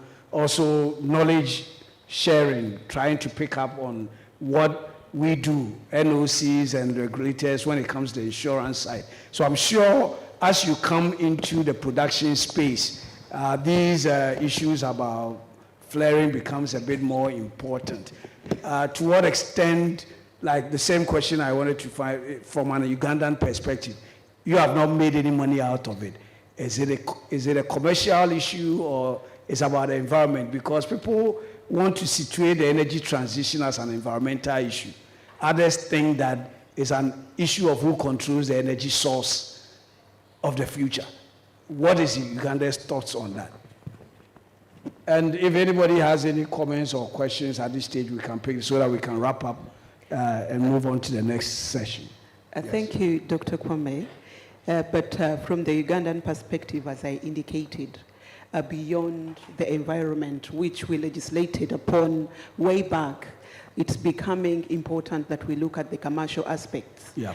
And as the keynote speaker indicated, the projects that we're looking at should not only be about compliance, but should also be affordable by the companies or the investors. The LPG project that we are looking at, for example, in Uganda, is commercially viable with an internal rate of return in excess of 12%. So it is important that beyond the environmental stewardship, the people of Uganda have access to energy. They also look at the jobs that are going to be created with the production of gas and LPG. So it's more of commercial that we are looking at. Okay. It's only because the environmental aspects has just been made too public, but the country has had it legislated upon for a very long period of time. The issue I might have to bring about for Uganda, and I believe it is happening in many other countries, yes, we are focusing a lot on value generation, not flaring, and bringing gas to use. There needs to be an interface between the production or the use of gas with the uptake by the users. For example, can the people afford this gas that we are looking at? What have the governments done to ensure that this gas that we are making available is affordable?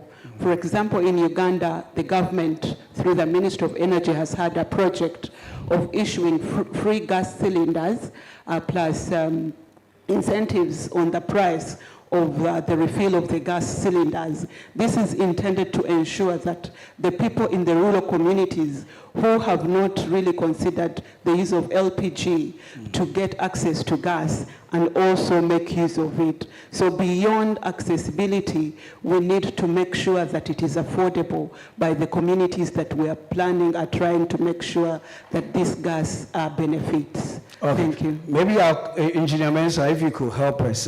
We know Ghana has a cylinder recirculation, but that's not what if it's going to be a commercial thing, and you're going to stop flaring, probably re-injection as well, it means you need to evacuate and find a market. It's something that APPO itself is also talking about, creating the market for Africa's gas. To what extent is Ghana working on creating a domestic need for its own gas? I know we do gas to power, which probably is an example for other West African countries, but beyond that, domestic use, industrial use, what is Ghana's experience? Because once you're stopping flaring, you need to find ways of utilizing it. How are we preparing ourselves from the day that probably we are not flaring any more gas? Thank you, Kwame, for the question. The government has set up the Petroleum Hub Development Corporation. Okay.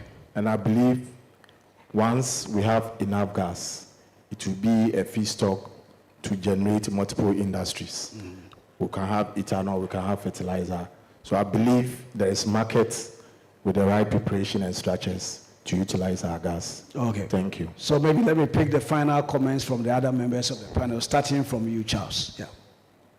Your final comments, and then what you want to say finally, because we need to move on to the next panel. Go ahead. Merci beaucoup, le modérateur. Je voudrais dire que l'aspect lié au torchage de gaz, loin d'être quand même une fatalité pour les pays membres de l'APPO, pour nous constitue une opportunité parce que ça permet en matière de réservoir, de donner encore une vie au réservoir si on est en train de produire du pétrole. Donc la réinjection permet de mettre la pression au niveau où on peut récupérer plus, puisque généralement la récupération primaire est entre 10 et 30%, alors que si on utilise des mesures de récupération assistée par l'injection de gaz, on peut récupérer et donc plus de valeur ajoutée au pétrole qui est dans le sous-sol. L'autre aspect, en matière d'intégrer le mix énergétique, il est nécessaire que ces gaz qui sont brûlés puissent être quand même récupérés pour être utilisés sur les plateformes pétrolières. Parce que généralement, les gens utilisent des turbines au fuel, au brut qu'on produit, qui polluent plus que si on utilisait ce gaz, si on capitalisait ce gaz pour l'utiliser sur les plateformes ou d'autres usages au niveau de la plateforme pétrolière. Voilà ce à quoi je voudrais inviter les gens et demander à ce que l'APPO au regard de ce que nous avons entendu ici, puisse quand même organiser, à l'instar du Forum des sociétés nationales, quand même des rencontres au niveau des organes de régulation pour qu'on puisse échanger les expériences pour améliorer notre performance. Merci beaucoup. My Ivorian brother. Ok, merci modérateur. Alors, ce que je peux dire, c'est que pour nous autres, cette plateforme à laquelle nous prenons part est un cadre d'échange, d'expérience et aussi de pratiques. Et les bonnes pratiques sont toujours les pratiques à copier, surtout pour les pays qui continuent d'émettre ces gaz-là, et essayer de suivre pour que la bonne pratique puisse être partagée par tous. Par ailleurs, il serait aussi intéressant que nous fixions des objectifs en termes de seuil, pour tous les pays membres de l'APPO, pour qu'à terme, avec si possible un calendrier bien précis, pour qu'à terme, nous puissions faire l'effort d'atteindre ces objectifs-là, non pas comme le veut, je veux dire, les bailleurs de fonds internationaux, mais selon nos réalités africaines. Donc voilà ce que je peux dire pour clore ce débat. Merci bien. Thank you very much. Jude, if you give me 1 minute, final comments, and then I'll come to Mr. Mensah, and I'll give the final word to Dr. Chichoncho. Okay, for me, is continuous collaboration. Because if you look at what we have, what we got from this conversation going here, it's time for Africa to start developing their own resource. The people from the West, they didn't get their technology from the heavens. Yeah. They face the problems as they came. And looked for solutions. And today, they are the custodians of all the technologies. Africa should look inward and start looking for solutions that is in line with our own environment and our values. Okay. And I believe doing that, we'll still hold sway for our oil and our gas throughout a long period of time. Thank you. Thank you. I think this call is basically in line with APPO's quest to help all of us set up regional centers of excellence in terms of research and technology that will probably build our ability to come up with our own technologies that works for us. It's not what somebody's in. Engineer Mensah, if you could help us with... Thank you, Kwame. In concluding, I want to say gas is a transformative resource.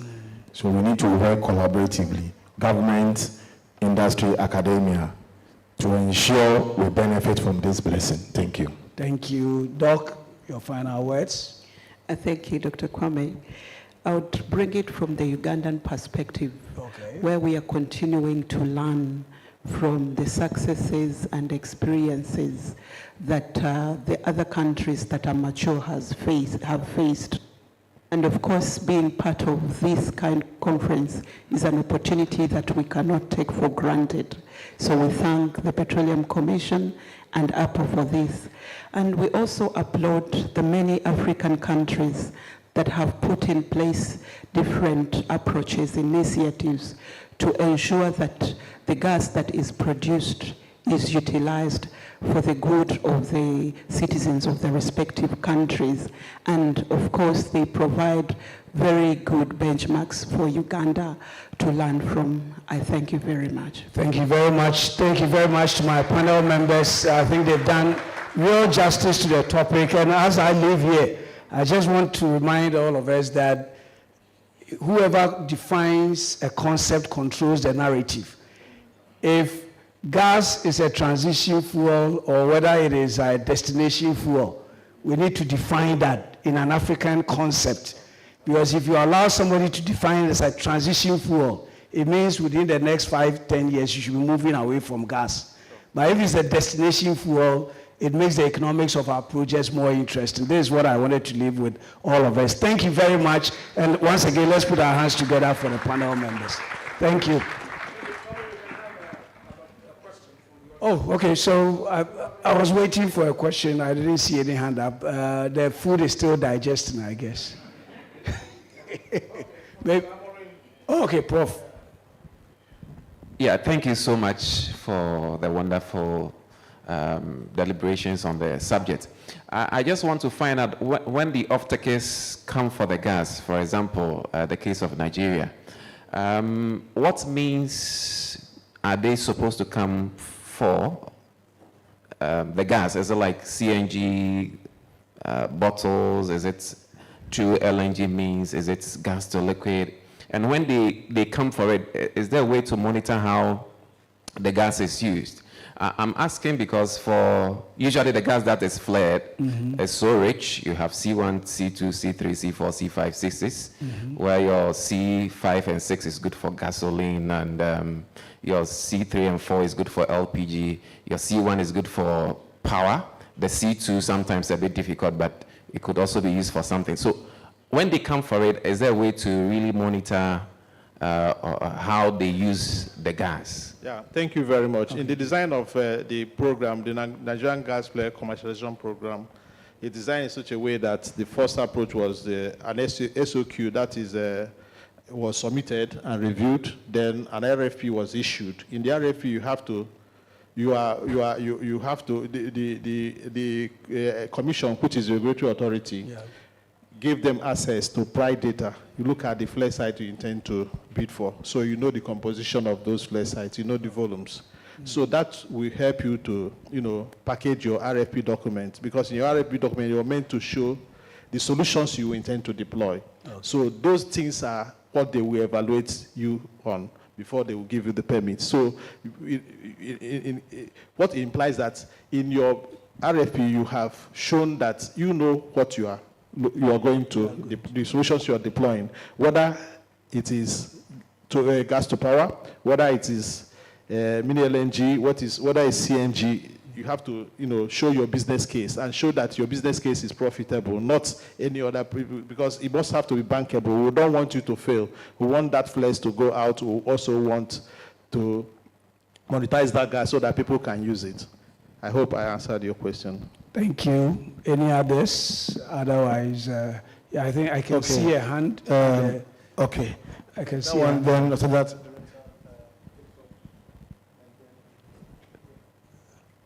And I've seen my GM, Mr. Sunu Ate's hand also up. All right, so thank you once again. This is Mohammed. Nigeria has access to electricity for about, I think, 60%. I want to find out from you, what can you do with the excess gas so that you can use that to assist the rest of the population, which is close to 100 million that do not have access to electricity? Okay. Let me hold my peace. Okay, let me attend to that. It's Jules' fault, so let him answer that. Go ahead. In terms of excess gas, we have an LNG, and we have done an FID for the 7th train to increase our capacity. So I don't think, based on getting finances for development of upstream infrastructure now is becoming difficult. So investment doesn't come the way it used to come. And our domestic use of gas is also increasing. So the excess gas you're talking about is something that we need to have a discussion. Then we can know how we are, because gas business is an end-to-end encrypted business. If I know you're going to take my gas, I can be able to go to produce. Okay. Thank you. So he's talking about financing the infrastructure, which is critical. That's why APPO needs to be commended for the thought about African Energy Bank, which when it's located in Accra, you can come and borrow some money for the gas production in Nigeria. I know Nigeria is also interested. Ghana is interested. I know Benin is also interested in hosting the African Energy Bank. We are competing for it, but once it comes to the more safer side of Abuja, I was in Nigeria and I told them that if you people say that Accra is a suburb of Abuja, So you shouldn't be bothered if the bank is in Accra because it's part of your capital. So don't worry. That's just about African Energy Bank, and we need to commend APPO for that initiative because some of these solutions will come because we're looking for the finance. We have African countries, APPO member countries, have over $68 billion in sovereign wealth funds invested outside Africa. But we struggle to get money to finance. So there's the economics part of me coming to play. That's just by the way. Mr. Sunwata, yes. Yeah, I'm happy you didn't go into GDP, inflation. Yeah, and I will want to add my voice to what APPO is doing, the Energy Bank. And as well, the other thing is that APPO is looking at infrastructure as well, and driving policies. And Dr. Farouk Ibrahim and his team, they are driving all of us towards integrating, especially our gas infrastructure. Yes.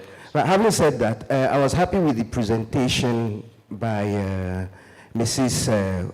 Komolafe, especially linking fugitive gas to economics. Yes.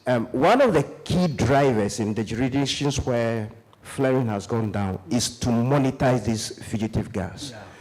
Let's say ENI in Ghana, their emission is 5 million scarves a day, notionally. That 5 million, you multiply by 5 or 4.5, that's a lot. You are looking at over about 25 megawatts of power generation. Okay. And then when you look at the numbers we are seeing for the whole world, I understand can actually generate power for the whole of Africa. Okay.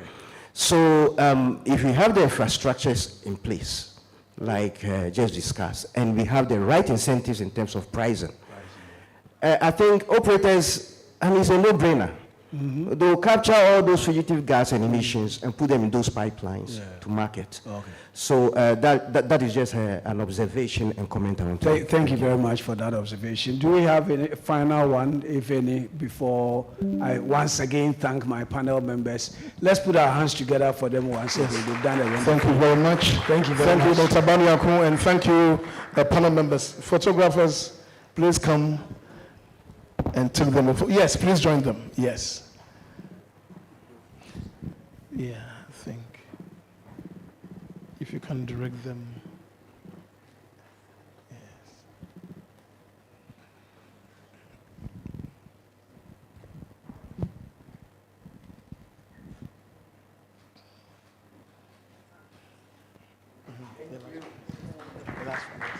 Thank you. Let's clap for them one more time. Thank you, Dr. Baniaku. Thank you, panelists. We're now going to our very last panel session for today and for the 2024 APPO Roundtable Conference on Gas Flaring and Methane Emissions. And this is the panel session 6. And the topic is gas flaring and methane emissions management, operators' perspectives. And the objective for this session is for operators and NOC subsidiaries to share their experiences and views on gas flaring, reduction, and elimination of methane emissions. And our speaker for this session is Mr. William Asamoah, Project Engineer, Operations, Talo, Ghana Limited. Let's clap for him as he comes. Yes, Mr. William Asamoah. How many minutes do we have? 5, 6. 5, 6. Good.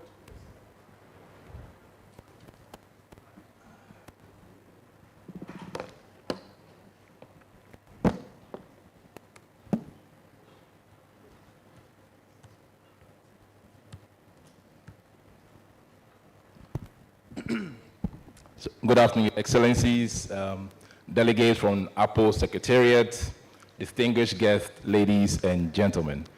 I hope you can all hear me clearly. Excellent. So thank you for joining us today to discuss a topic of critical importance, gas flaring and methane emissions management. As we delve into the pressing issues, we are reminded of urgent need for collective action to address climate change and minimize environmental impact. As TALO, we recognize our role in this global challenge, and today I'm honored to share with you our perspective initiatives with regard to gas flaring and methane emission. So, TALO, our purpose essentially is to build a better future through responsible oil and gas development. And we do this by focusing on three main areas: business growth, capital efficiency, and operational excellence.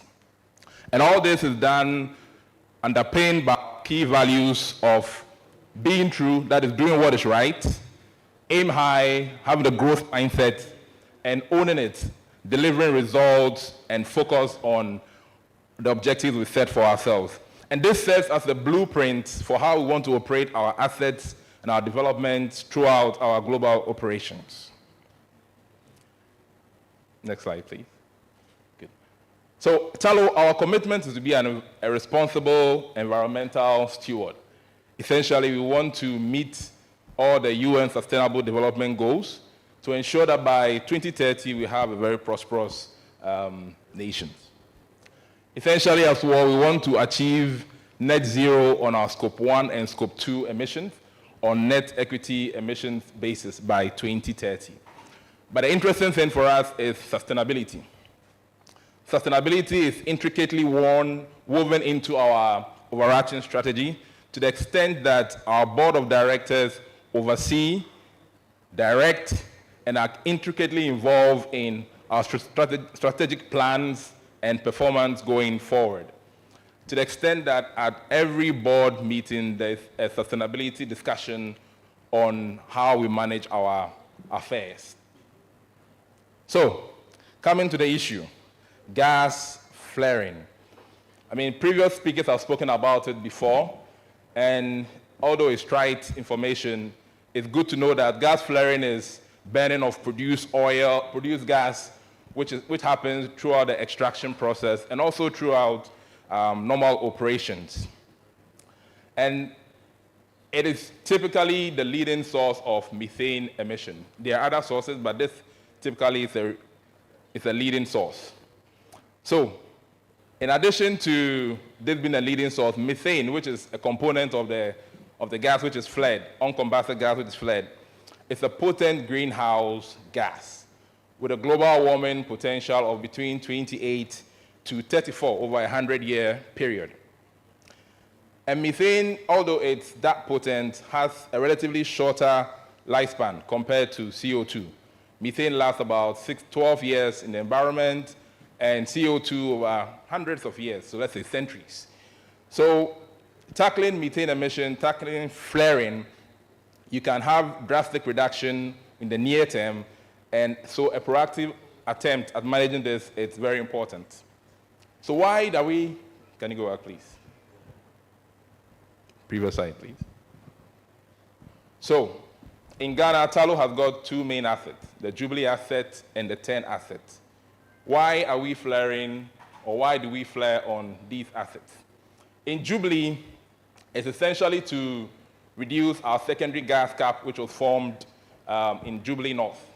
And the history behind this is, post-First Oil, we did not have a gas export route. And what that meant was that all the gas which was produced needed to be re-injected into the reservoir. If you consider your popular fizzy drink, Coca-Cola, it has in it a certain amount of gas. Think about putting extra gas into that bottle of Coca-Cola and then opening it up to drink. You would have more gas to contend with than you had originally planned, which is what happened in Jubilee. So if you look on the map to the lower right section, we had gas caps formed at certain key points in the oil basin. And as such, the process on the top side was not sufficiently equipped to handle all that amount of gas during normal production. On 10, the story was a little bit different. Post-production or post-normal operation of our field, we realized that our Enyenra reservoir had relatively lower pressures than what had originally been planned for. What that meant was when the gas comes to the top side, it was not designed to go into the main gas process because the main gas process operated at a very higher pressure. So this lower pressure with the current routes could not go into the main gas compression system. And the only way for it to be dealt with was to flare. So this is the background to the story we're going to be talking about going forward. But at Tullow, we decided to take a tailored approach towards decarbonization.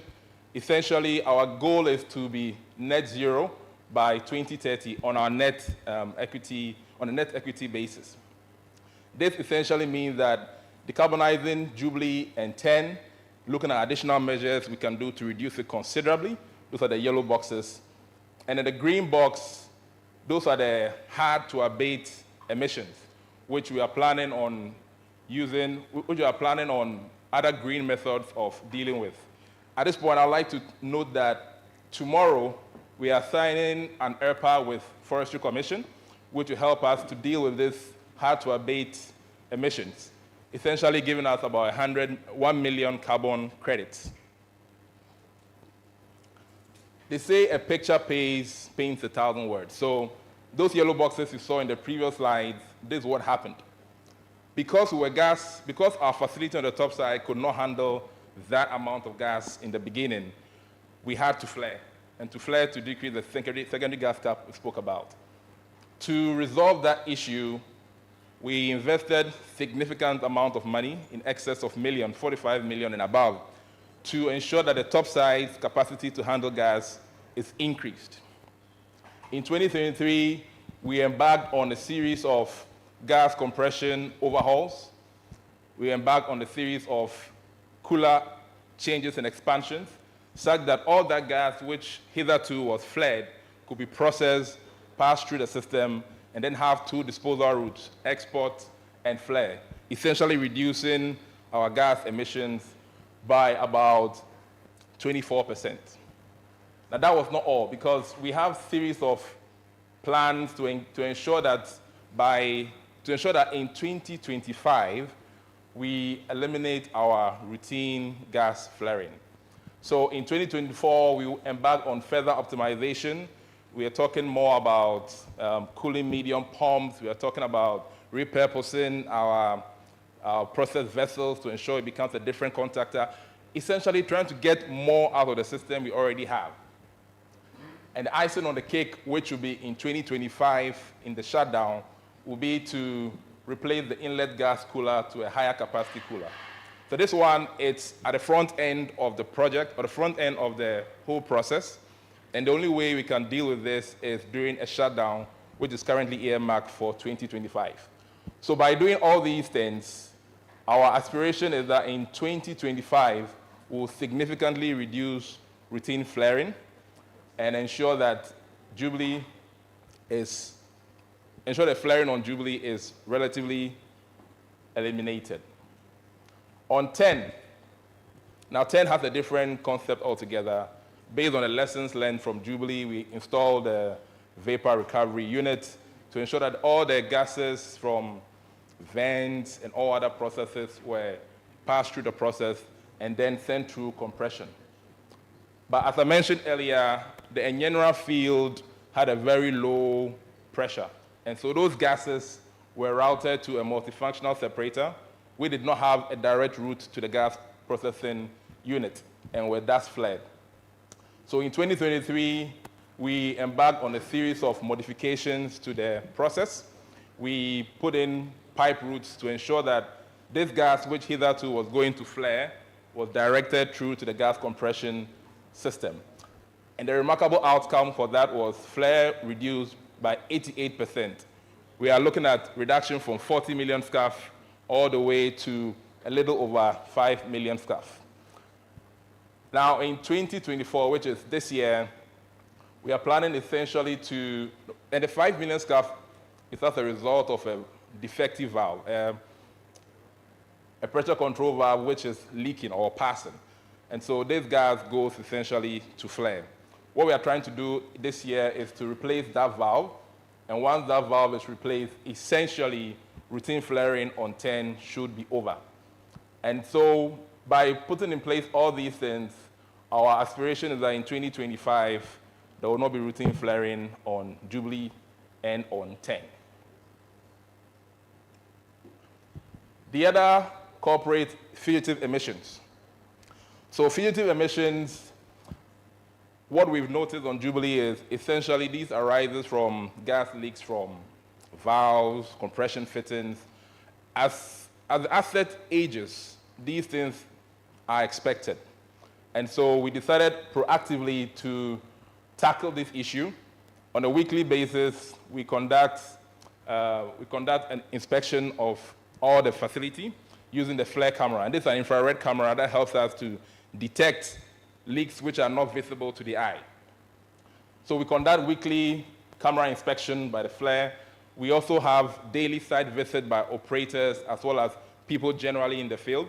And we actually incentivize our people offshore to embark on inspections just to make sure that we are safe as a facility and we are safe as a company. And by doing this, we develop a register of assets or locations where we know these leaks are so that we can quickly and promptly intervene to prevent any significant issues. So that's our story so far. That's our story so far. Essentially, at Tallow, we are very much committed to being net zero as we've originally planned. We want to be very good environmental stewards, and we are passionate about creating a better future and being a responsible oil and gas operator in all our host countries. Thank you.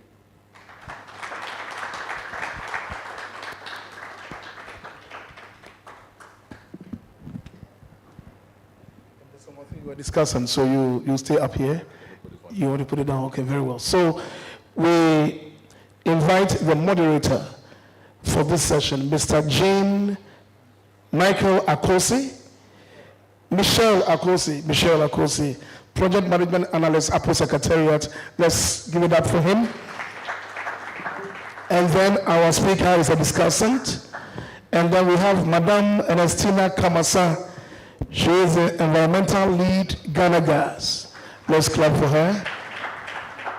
I don't know if Mr. Menu is here, Thomas Menu. But I've not seen him. Okay, he's not. All right. Then we have Mr. Albert London Kwagu Yuan. I've added a Kwaku. He's the Deputy Manager, Production Engineering at GNPC, Ghana National Petroleum Corporation. And then we have Mr. Emmanuel Amwako. He's a Refinery Shift Manager, Tema Oil Refinery. Yes. And then the last but not the least is Mr. Deepak Kurana. He's a Senior Area Manager, Halliburton, Ghana. Let's clap for him. Good. So thank you very much, ladies and gentlemen. So, yes, Mr. Akosi, the ball is in your court. Yeah. I think, Albert, you have a microphone there. Okay. Deepak. How much time do you have? 20, 25. Okay. Okay, so we'll make it very quick. So thank you very much for your attention. So distinguished panelists, thank you very much for your presence here. So we'll start our panel. So reducing flaring and methane emissions is a collective responsibility of stakeholders in oil and gas industry. In 2023, methane emissions increased slightly than that of 2022, according to AIA. So my first question is for Mr. Jarek from Halliburton. So in your view, do you think operators are not doing enough to meet the global methane emission objectives despite the regulatory framework, and what could be the reasons? Okay, thank you for the question, and thank you for allowing me to be part of this panel today. I think that the regulators today are in a difficult situation. So in Africa, we're heavily reliant on revenues from oil to fuel our country's development. At the same time, we have a push from the West for environmental sustainability. And I think as it stands today, Africa is a little bit in the middle, right? There was a comment earlier in the last panel whether this is an economic situation or environmental situation. And from what I see is for Africa, I see it as a sustainable or a sustaining situation for the countries.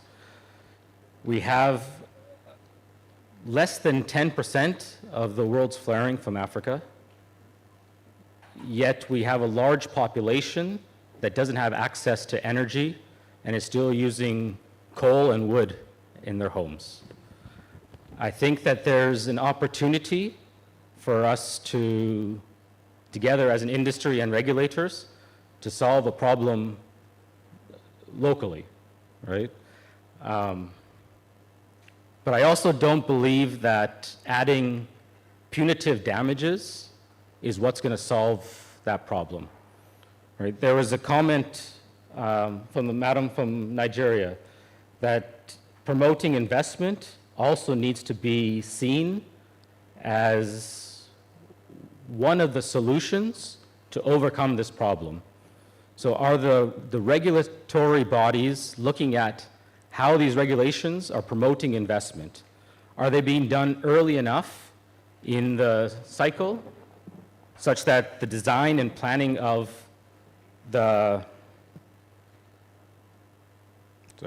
when we're actually sanctioning the projects ahead of time, all the design, the engineering, the proper resources putting in place, including understanding where the offtake will be, right? When there's a change, are we also looking at adapting to make sure that we're managing that change?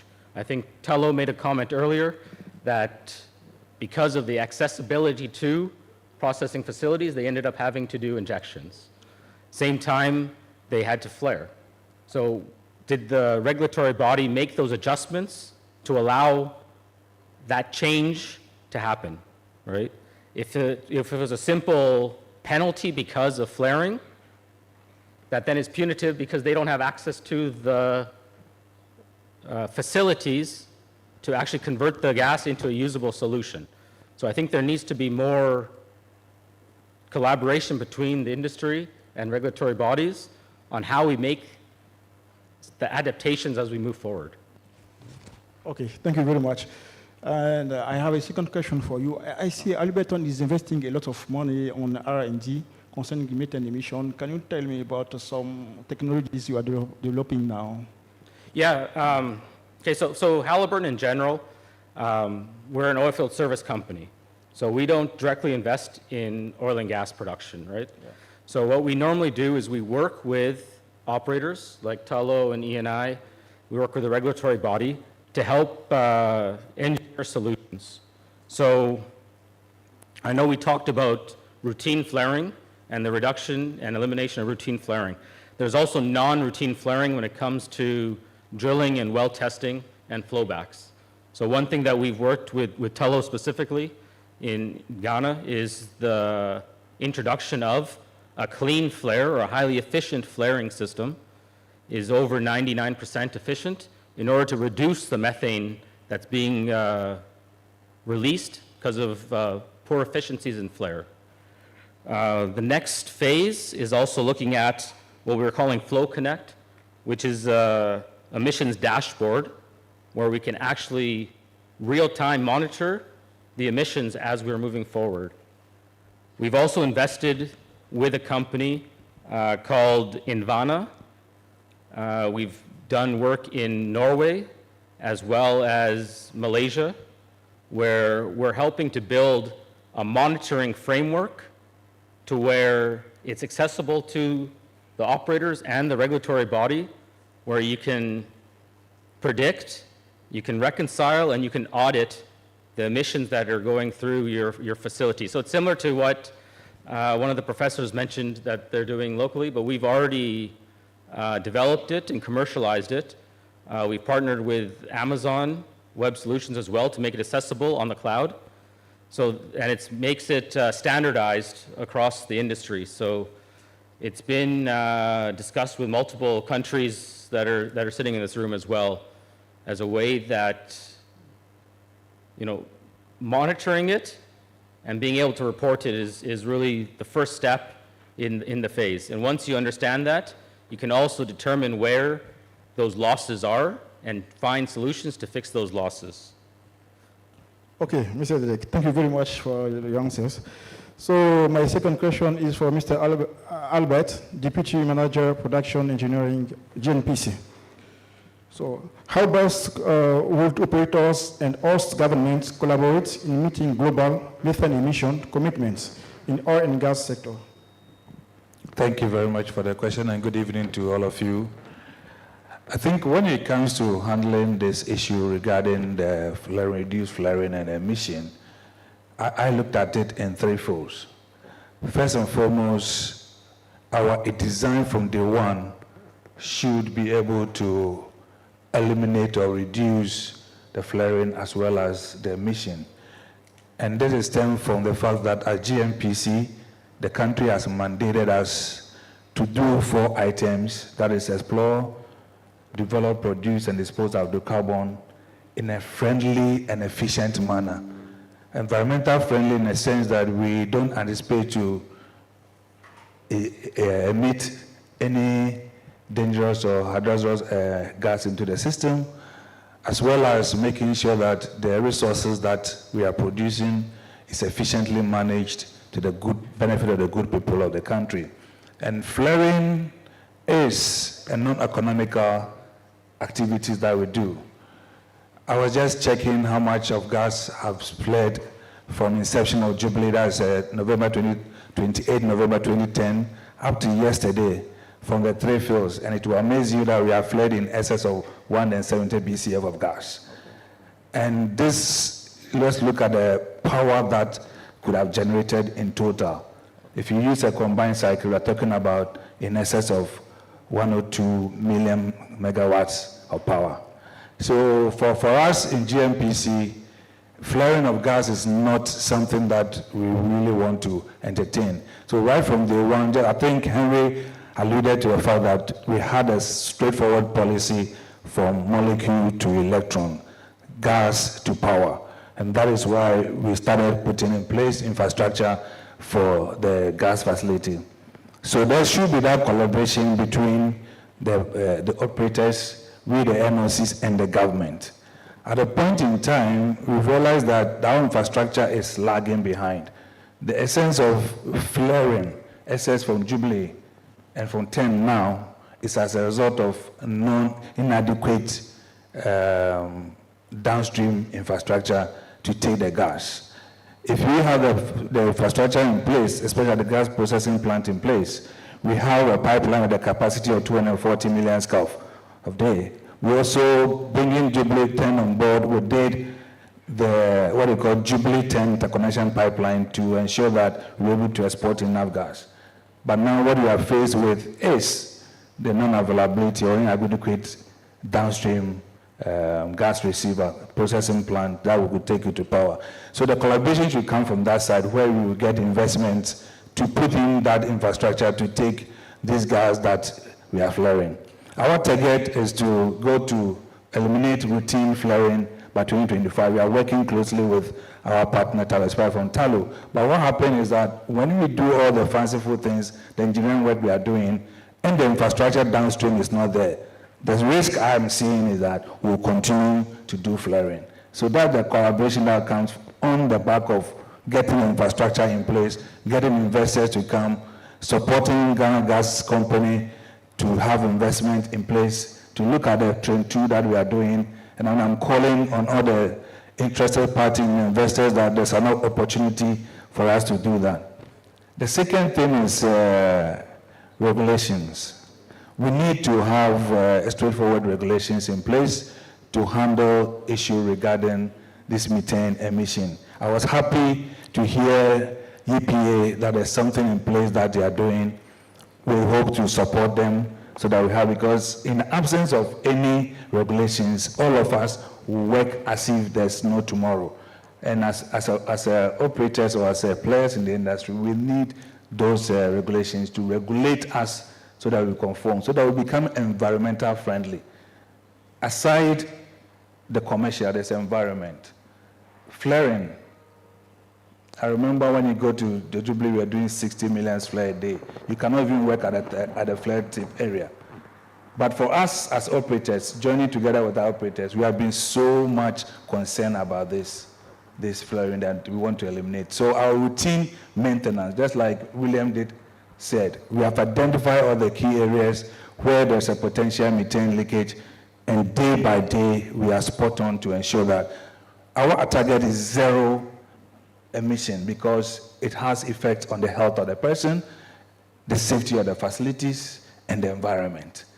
So that has been our key. So we need to have that collaboration between the NOC, between the regulators and the operators, so that we can have a holistic approach towards reducing flaring to the barest minimum, if possible zero flaring. That was our policy in 2009, to the barest minimum, and also to eliminate methane emission from the field.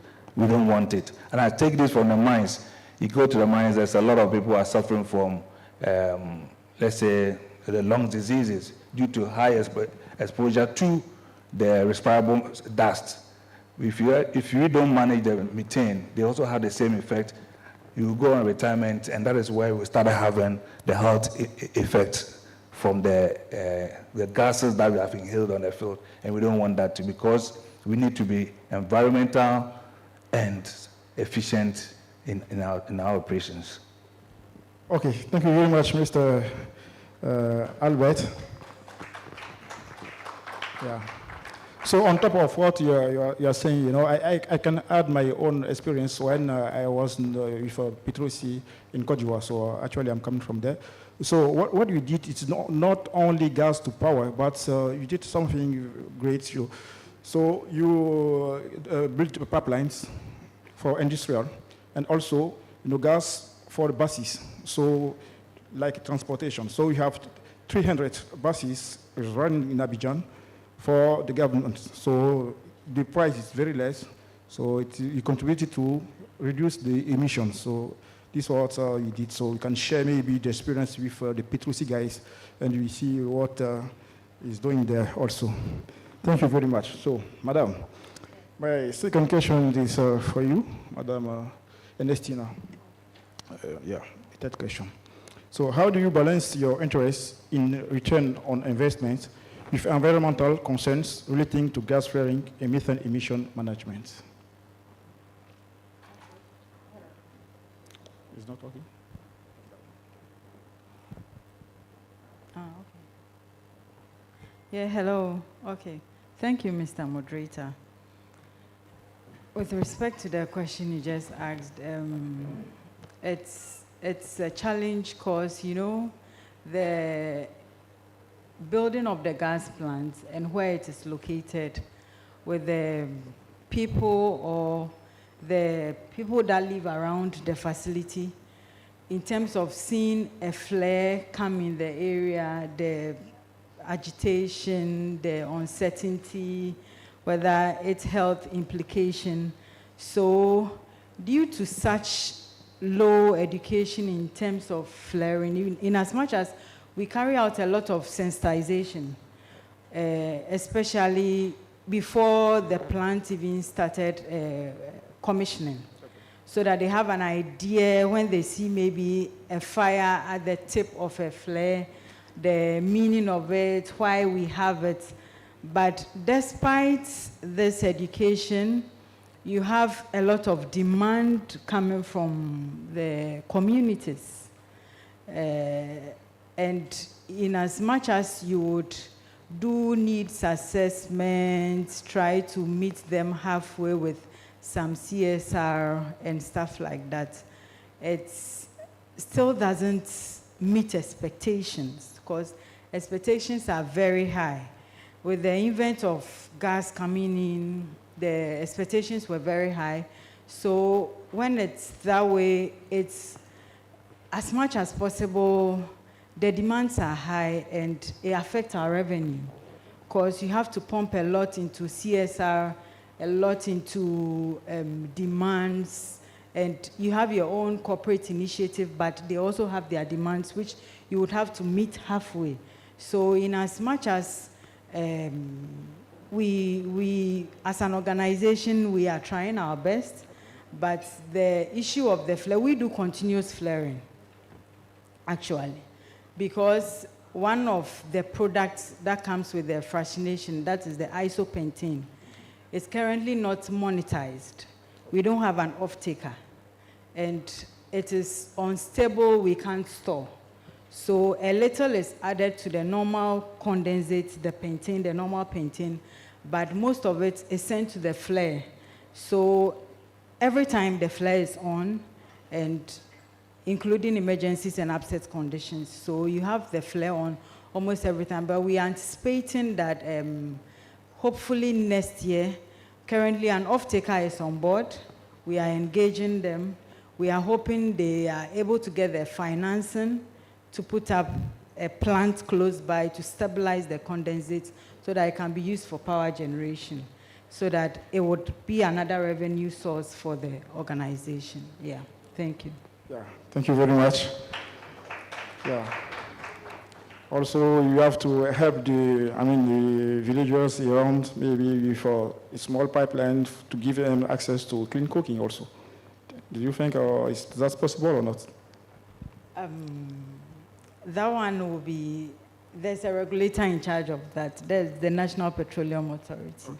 So in as much as the LPG is produced, they nominate where it should go to. So with that, they would have to look at that, yeah.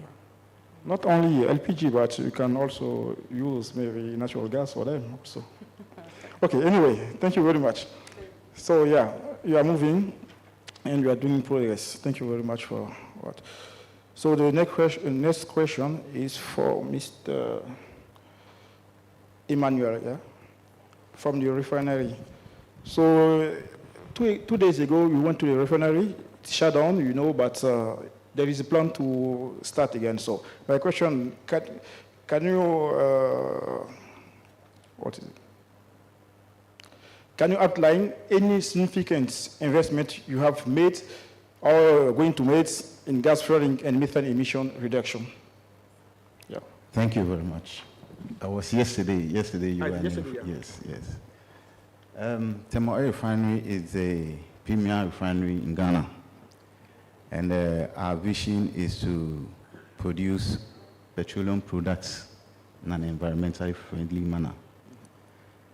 Our core business is to refine crude oil. And the refining process, we do release methane.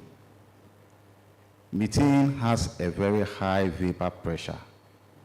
That is why it is a problem to all of us.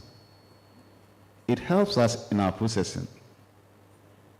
There are instances we want to convey a product from one point to the other. We don't use any pump. By the pressure exerted by methane, we are able to convey that product from one vessel to the other. So for us as a refinery, it's a good, product for us. And when we are processing, our vision is to make sure that what we put in, we are getting everything back. At the end of the day, we'll do the material balance calculation, and whatever has gone in, we want to recover everything. But of course, you and I know that it is not possible to recover everything. So we've put in measures to make sure that we reduce flaring of methane as much as possible. How? Recently, Thermal refining acquired a very efficient overhead cooling system. You know, methane is part of the lighter components of the crude oil, so it will be found in the vapor phase. As much as you are able to condense the vapor phase, you are able to condense methane. So if your overhead system is working efficiently, then you are able to also, at the end of the day, we want to even account for the methane that we are getting from the crude oil, because it's money, of course, it's money for us. So we acquired this system, which is very, very efficient. It's able to condense our overhead vapors for us as much as we want. But of course, we know that the overhead system is not able to do everything. We've gone ahead to acquire a very efficient compressors, that those lighter ends that are not able to be condensed by the overhead system are condensed by the compressors. They are compressed and utilized in our boilers and in the furnaces. Recently, I think 2-3 years ago, we had an explosion in the refinery. And it was as a result of the fact that we wanted to utilize the methane to the best of our capacity. I mean, the best means by which we can. We didn't want to flare it, and there was a defective instrument, so we had that explosion. But that being said, we also have the flare system. The flare system, as in thermal oil refinery, as it is now, is a very efficient one. The gases that go to the flare, including methane, we have a system that atomizes these gases such that the heavier ends that get to the flare are atomized. The flare, if you are able to do very good atomization, you will have a smoking flare. Already, we don't want to flare the gas, let alone smoking in addition. So we have to make sure, even if you are flaring, you have a system in place that will atomize the gas such that you will release soot and carbon dioxide into the atmosphere. So basically, these three, the overhead system, the compressors that we have acquired, and then the stack, the flare stack, as a whole management, a whole system that we use to manage the gases that are released into the atmosphere. And let me say, the methane gas, they are the gas that we use in burning, firing our boilers, the boilers and then the furnaces that we have in the refinery. So we actually, don't want to flare, but we do flare. Because flaring is part of the system to safeguard our units. Okay. When you're processing, you do have process upsets. If you don't have any means to release the pressure in the system, you blow up your unit. So it's a system that is in place for us to safeguard our units, to make sure that products that we are producing, products that are coming to the market, are on specification. Thank you very much. Okay, yeah, thank you. So, yeah, I'm curious to know, how do you measure your efficiency of your flare, for example? Or it's never, because you know that the efficiency of the flare, sometimes it's around, 98%, or no, some study give at 97%. So how are you able to measure, or it's just, yeah? Yeah, so like I said, the flare, we have a unit that manage the flare.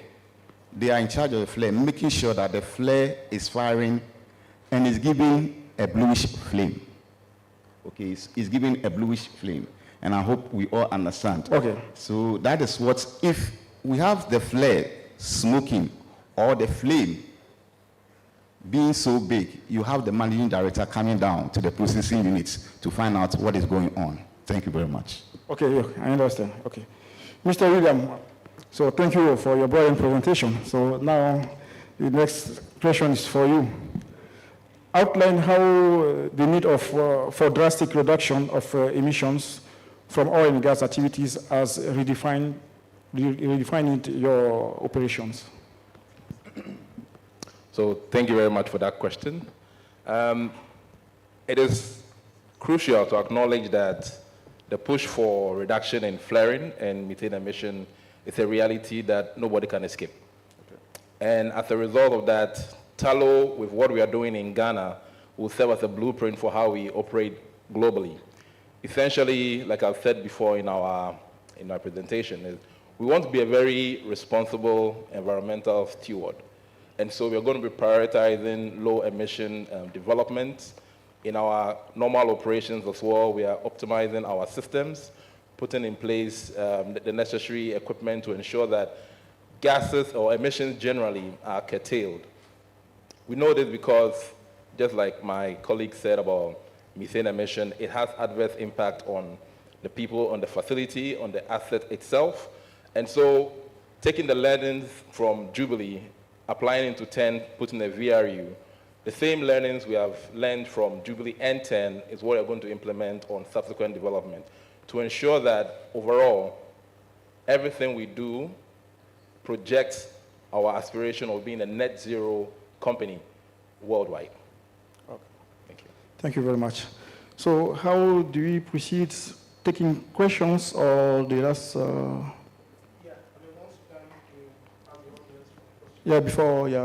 giving the relaxed remarks, yeah. So I are done with the questions.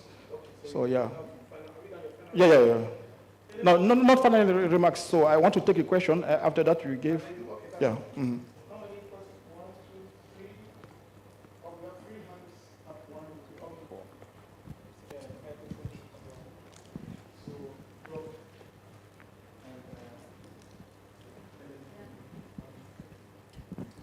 All right. This question is for the operators. It seems Tallow want to attain net zero by 2030. And I've seen that you are going into afforestation projects to help your scope 3. I just want to know, right now or currently, what is the carbon intensity of, let's say, the oil that you produce? Per each barrel of oil you produce, how much of CO2 comes out with that? That is oil produced per CO2 equivalent.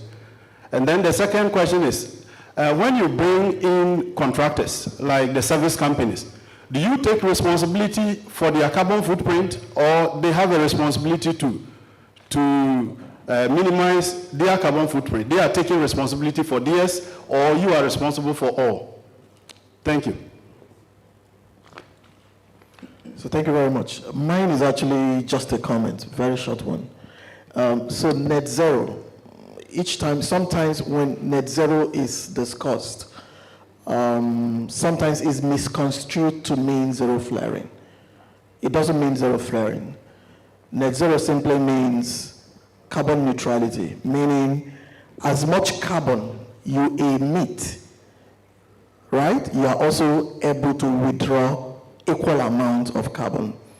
And that's what I tell in this energy transition narrative.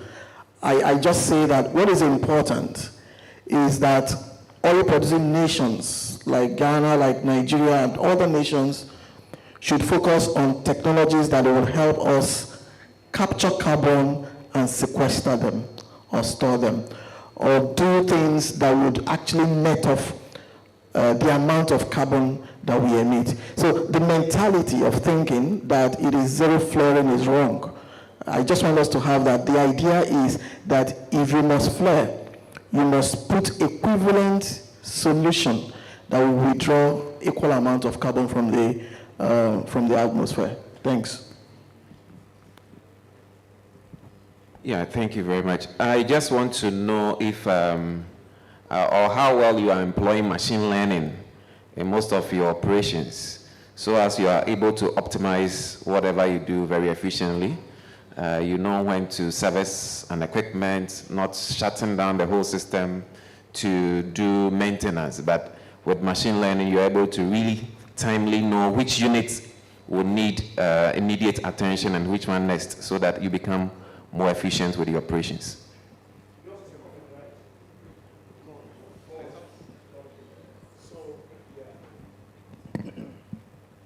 Okay, thank you. Thank you for that. The first question had to do with the amount of CO2 per oil that we produce. Unfortunately, I don't want to tell you a lie to make up a figure. I don't have that off head at the moment, so we can take that offline. I'll let you know about that. The next one with regard to contractors and their emissions. Do we take credit for it? Yes and no. Yes, in the sense that contractors who actively work on our sites, their emissions form part of our emission reporting. So we think of the likes of our helicopter operations, which is Heliconia. Their emissions form part of Talos emission. If we take of the supply vessels, all the vessels we have supplying the FPSO, the rigs, all emissions that come out from them are counted for as our emission, are part of our scope 1 emissions. And so to that extent, yes.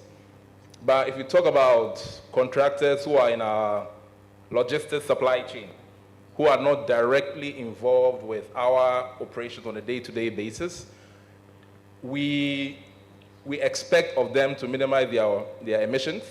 It is not necessarily counted as our emissions, but given our persuasive power in our logistics or our contracting forum, we impress upon them to do the right thing and find ways to reduce their emissions as well. So the answer is not a straightforward yes or no. It depends on the situation, but to a large extent, we would say yes. Machine learning.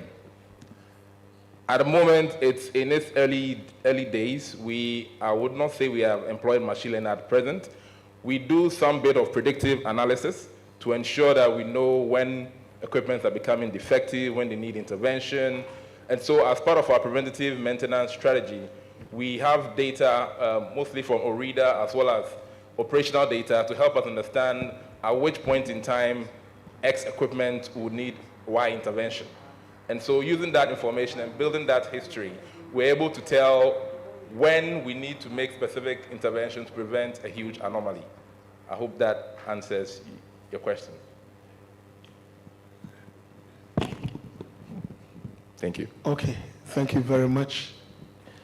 Okay, if you don't have any more questions, then you can do your final, and then we will close. So thank you very much. So now you are going to have a last remarks. So I will start with you, Mr. Yeah, as last remarks and knowing we're the last panel of the day, I think some of the constant theme throughout the last 2 days is a collaborative environment, right? One that's looking for what's in the best interest globally and locally within the continent, right? I think we have all spent the last 2 days learning about the similarities that we see across the countries and what we can implement throughout our operations. So I think I want to end with that I think just like we talked about for the regulatory environment needs to be collaborative and adaptable. Everyone in this room, I think, is also part of that. We need to be collaborating as we move forward. Thank you very much. Mr. William, this is your turn now. This will seem like a rehash of what Deepak said, but essentially over the course of the past few days, collaboration has been a theme that has been popped up all throughout. And I think it's very important that we collaborate, regulators, operators, as well as other stakeholders within this industry. At the moment, we are not where we are in terms of reducing emissions and gas flaring, but we are making strides towards that particular endeavor. And the more we can collaborate, share ideas, share data, share learning, we would eventually get to the destination that we're all looking for. And so I want to, at this point in time, thank everybody who has presented so far, and also thank the Petroleum Commission when we go and visit them for discussions on the best ways to do things.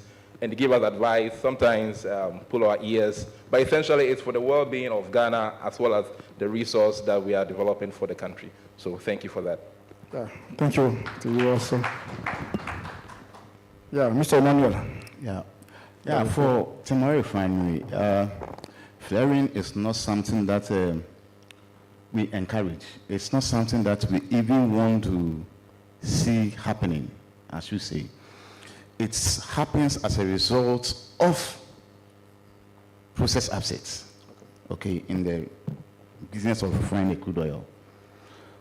We have a very, very robust maintenance regime that makes sure that every 2 years we do turnaround maintenance to make sure that all the equipment are inspected, they are checked to make sure that there is no leakage whatsoever from the inception of the crude oil to the leaked finished product, which is LPG. For the methane, ethane, we have a system that we engage to make sure that we use them in the refinery business, so that we don't fire on fuel oil, which is quite expensive these days, but making use of a gas that you are just flaring to fire a boiler and to fire a furnace is very, very economical for us. Thank you. Thank you very much. Mr. Albert, that's your turn. Thank you once again. I would say that it's important for us to adhere and move towards low emissions and low flaring, especially in this era of energy transition, where energy sector within the renewables has a potential of talking the oil and gas industry out. It's important for us to adhere to this low emission and flaring to enhance our image and our reputation as oil and gas company without necessarily letting people telling us what to do. Because already from this morning's discussions, we in the room knows what to do to at least to minimize this emission and flaring, to give us the image that we need so that we remain relevant in the world. Because we know, and even the renewables industry know, that gas is the transition fuel. Thank you very much. Mrs. Ernestino. All right. This few days, it's been an insightful roundtable discussion. There's been a lot of takeaway from my end. I would want to appreciate the organizers.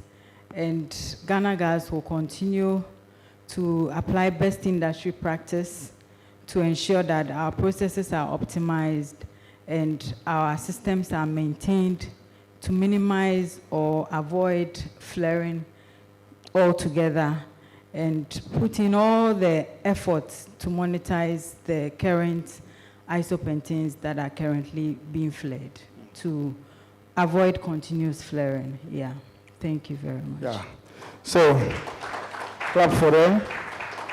And one I can add on top of that, now there is a new index named Importing Flaring Gas Index. So it is some index now coming from the World Bank. So they will put of the countries who is exporting gas, so that to reduce the price of the oil you are selling to in the import countries. So it is very important so that we will work on this issue. And while you are reducing how carbon footprints, also the government should work on how to get us a credit carbon also. So it's both are working at the same times, because we have a credit carbon, but you don't have the ecosystem to get it. This is an issue for African countries also.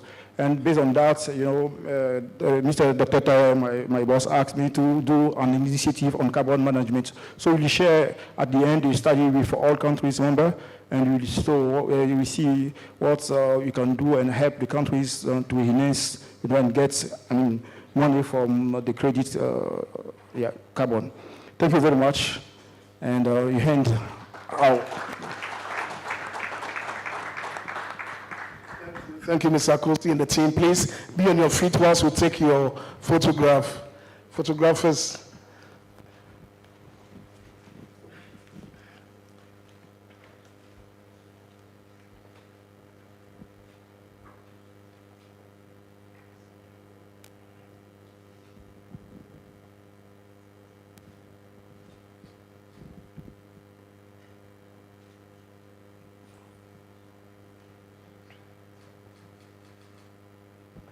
Okay. Are you done? Yeah, thank you very much. Let's give it up for them one more time. Thank you. So we have come to the end of the panel sessions for today. And today, this is the end of the APPO Roundtable Conference also. The Petroleum Commission, which is the host of the 2024 Roundtable Conference on gas flaring and methane emissions, and the APPO Secretariat have come up with a communique that they would want to read to the hearing of everyone. Then we can have the takeaway from the conference. So once it is here, please, I would want to invite the two chairmen. Dr. Naja, please come. Nana Kwaku Boateng, where are you? Is Boateng? Yeah, Dr. Naja. Okay, so please come and sit up here. Mr. Boateng will come and join you. And I will invite Temilola George from APPO Secretariat to come and lead in the reading of the communique. Oh, so if we bring the podium up, right? Oh, yeah, to read from there, good. Yeah.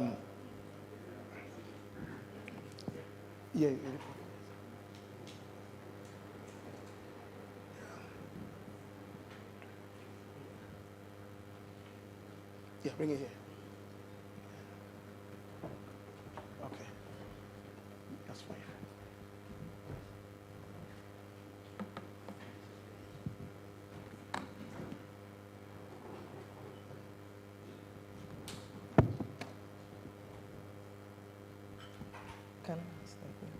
Thank you so much, Mr. Edward. I will start reading the communique now. So I'll start from the background. The APPO Roundtable on Gas Flaring and Fugitive Methane Emission was held on the 21st and 22nd May 2024 in Accra, Republic of Ghana. It was co-organized and thankfully hosted by the Petroleum Commission of Ghana. The conference was attended by member countries' delegates, representatives and experts from the ministry in charge of hydrocarbons, national oil companies, industry and environment regulators, oil and gas operators and service providers, and academia. Under the theme Towards Zero Routine Gas Flaring and Lower Methane Emission in APPO Oil and Gas Operations, the roundtable aimed to bring APPO member countries and other industry stakeholders to discuss the latest development and strategies on how to minimize routine gas flaring and methane emissions in the operation of the oil and gas industry. The participants appreciated the organization of the roundtable as a platform for in-depth discussions, knowledge sharing, and the development of strategic actions to mitigate gas flaring and fugitive methane emissions in Africa. Key outcomes and the way forward. 1, recognition of the environmental and economic impacts. The participants recognized the environmental impacts of routine gas flaring of associated gas and fugitive methane emissions, and their contributions to climate change. Improving environmental credentials is one of the strategic objectives of APPO and its member countries. Additionally, the roundtable acknowledged the economic loss associated with best practices and the potential for resource optimization. 2, commitment to reducing gas flaring and methane emissions. The participants committed to intensify efforts to reduce unnecessary gas flaring and methane emissions through the implementation of stricter regulations, adoption of best practices, implementation of preventive maintenance, and investment in technologies that capture and utilize associated gas. It was established that when developing greenfield projects, gas flaring is not tolerated, and provision of facilities to utilize the produced associated gas should be mandated. For the operations or for the operating facilities, efforts are being implemented to monitor and eliminate routine gas flaring and maintain emissions. 3. Enhancing energy accessibility. The participants agreed that in addition to minimizing industry impacts on the environment, all available natural gas resources should be commercially utilized to support energy availability and accessibility on the continent. Number 4, collaboration and knowledge sharing. The participants emphasized the importance of collaboration among member countries and other stakeholders in knowledge sharing, technology development and innovation, and applying best practices to effectively address gas flaring and maintain emissions. This will be done through workshops, training programs, joint projects, development and implementation of common strategies. Number 5, policy and regulatory frameworks. The participants recognize the significant role of robust policy and regulatory institutions and framework to support the reduction of gas flaring and maintain emissions and improve the overall performance of the industry, and committed to review, monitor, enforce and strengthen the policies and regulatory framework to align with global best practices and standards. Number 6, research, development and collaboration with academia. The participants recommended that collaboration is established and supported among the industry, the regulators, and the academia to support research and development initiatives aiming at finding innovative solutions to reduce gas flaring and maintain emissions, and to ensure that the dynamic requirements of the industry are accounted for in academic curricula and papers. Number 7, monitoring and reporting progress. The participants recognize the need to establish robust monitoring and report mechanism to monitor gas flaring and maintain emissions, and progress made by all stakeholders in these regards. This includes setting measurable targets, regular reporting, and third-party verification. Number 8, investment in infrastructure. The participants agree that host governments must lead development of requisite infrastructure for effective utilization of associated gas to minimize gas flaring and maximize economic benefits. Number 9, public awareness and stakeholders engagement. The participants recognize the importance of raising public awareness and engaging stakeholders, including local communities, industry players, and non-governmental organizations, to ensure transparent communication and inclusive dialogue is established and all are properly engaged in the process. Number 10, shared responsibility.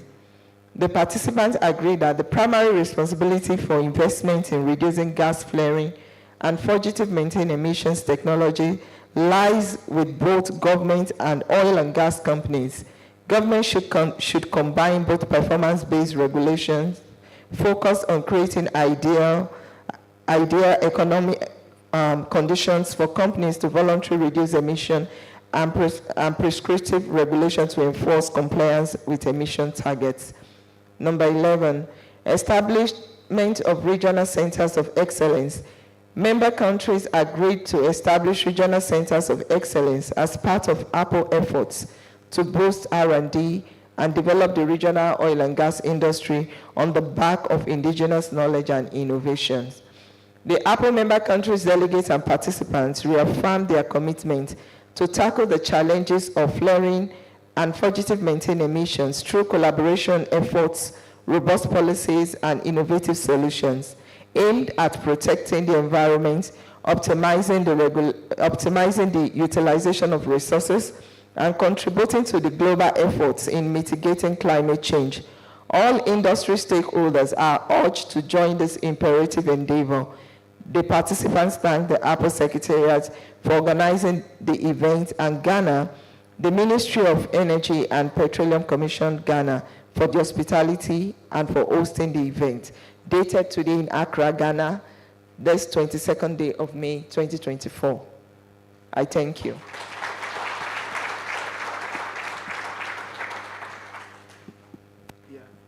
Thank you very much, Temilola George, for reading the communique. So I think that this could be made ready for the media, right? Excellent. Okay. So we'll make that ready for the media, and then tomorrow we'll see that on the tabloid. So I'll just implore the two chairmen from Ghana, Nana Kwaku Boateng, Director Local Content, Petroleum Commission, Dr. Naja, Director Research, APPO Secretariat, make a statement, just 30 seconds, and then we'll continue. Well, what I have to say is that for the past 2 days, we have had a very insightful and fruitful discussion from participants from various backgrounds, the policymakers, the industry players, academia, and the civil society. And as you saw from the communique that was just read, it covers wide areas of interest to our industry and protection of our environment. And I want to thank you for your time and contribution in supporting APPO and Petroleum Commission for the past 2 days. And it's our hope that the action points outlined in the communique will be implemented so that we'll be able to minimize fugitive emission and gas flaring to make sure that we exploit our oil and gas resources in a sustainable manner. So thank you very much for your support and participation.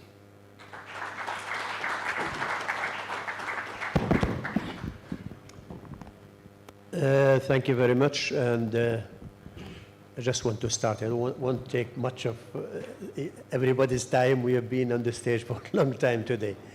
But when we identified the topic to be the topic of a roundtable, and also identified member country Ghana to be the host for this event, myself, and I'm sure my colleague, did not expect that the stakeholders are taking this issue in such detail. It's already in their strategy, already they are doing a lot of hard work on both eliminating methane emission and bringing gas flaring, or at least routine gas flaring, to zero. We were very impressed with the discussion, very impressed with the contributions, very happy with all that. And I just want to end with thanking you all for attending. I want to thank the Commission for co-organizing and hosting the event. And through the Commission, I want to thank the Ministry of Energy and Ghana for the hospitality. Thank you very much. And we look forward to see you on the same topic in future, discussing it in more detail and on other technical topics. Thank you very much. Thank you, thank you, thank you. Thank you, Dr. Naja. Thank you, Mr. Kwaku. Please, you can resume your seats. And the Petroleum Commission is very much pleased for hosting the APPO Roundtable on gas flaring and methane emissions. And particularly, the Commission appreciates all the APPO member country representatives that flew into Ghana to participate in this conference. We would want to invite all those that travel to Ghana from APPO member countries for this program. Please, we want to see, come forward. We want to see you here. Please come. Come. Clap for them. Clap for them as they come. Please clap for them. Please clap for them, everyone.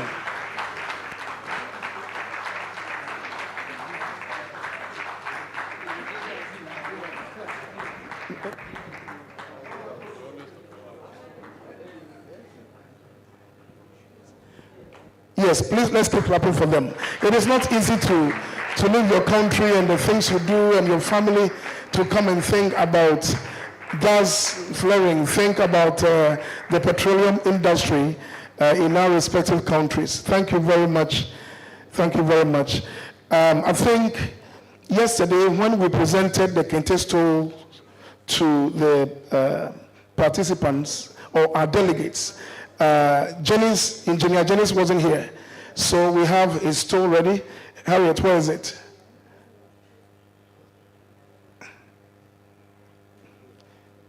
Yeah. Yes. No, I think, who else didn't get yesterday? Janice, you didn't get, yes, that's right. So, Mr. Boateng, please present this to Engineer Janice. Yes. Anyao, yes. Yes. This has Edinkra symbols. In fact, we are going to get you the meanings of all these symbols that are here. If I begin to explain it now, I may mess them up. Yes, yes. Yes, you're most welcome. You're most welcome. Thank you very much for coming. And then the Petroleum Commission has Ghana chocolate. You know, this is the best chocolate in the world. We produce the best cocoa in the world. And we have APPO PC branded chocolates we want you to take home. Don't eat them here. Take them home, show to the family, this is what we brought to you from Ghana. And so we would want, pardon me? Oh no, yes, do that. So we'll present that. And then APPO Secretariat has these bags for everyone. So you also give that to them from APPO Secretariat. Yes. Oh, please, you can clap for us. Clap for the Petroleum Commission.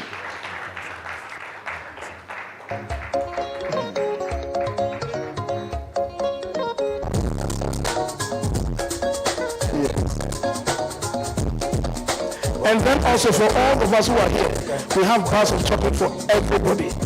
Before you exit this auditorium, you have a bar of chocolate.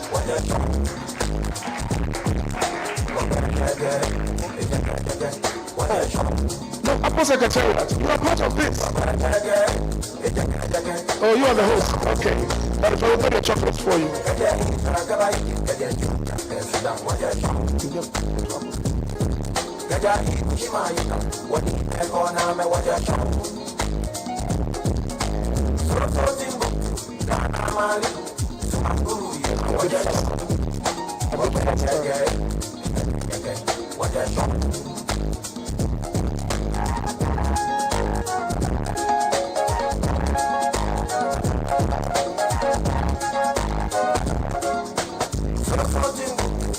Okay.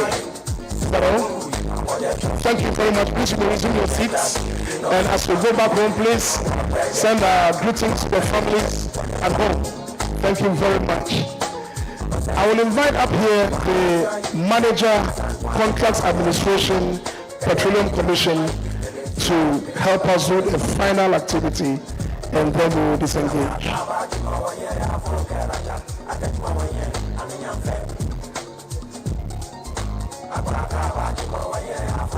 Her name is Madam Judith Ajoba Blay. Judith Ajoba Blay. Yes.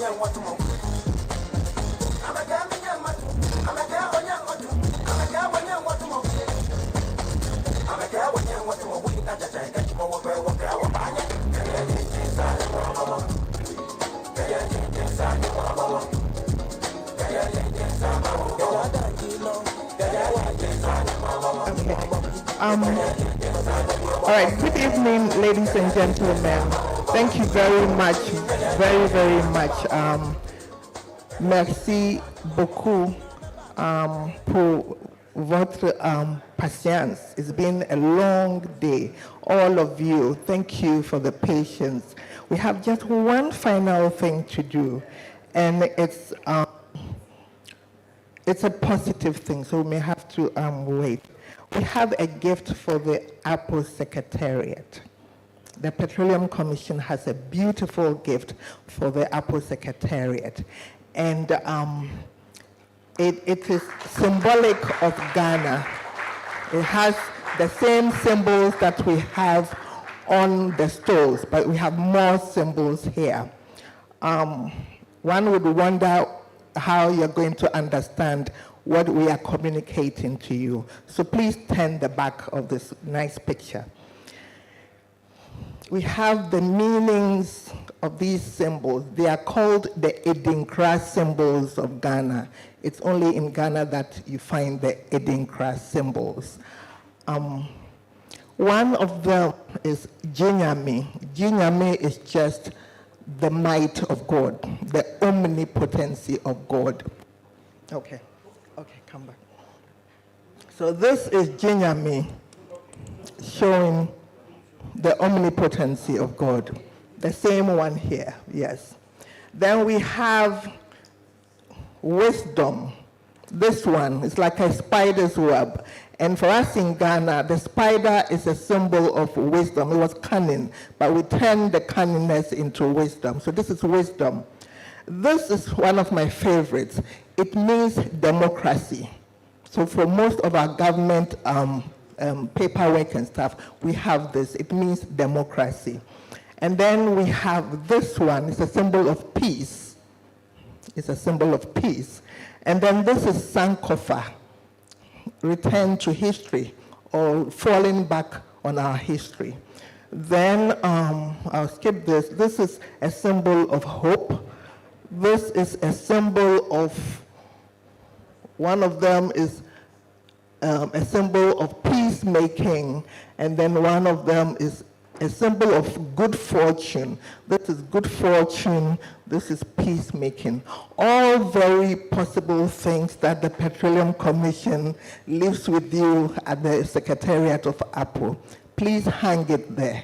And when they ask you which of your member countries gave you this, please remember today, 22nd May, that Ghana, Petroleum Commission Ghana, gave you this. We really appreciate it. It's been a good planning process. It's been a good conference, and we thank you and we appreciate you with this. On this note, I'd like to invite my CEO to present it to APPO Secretariat. Thank you.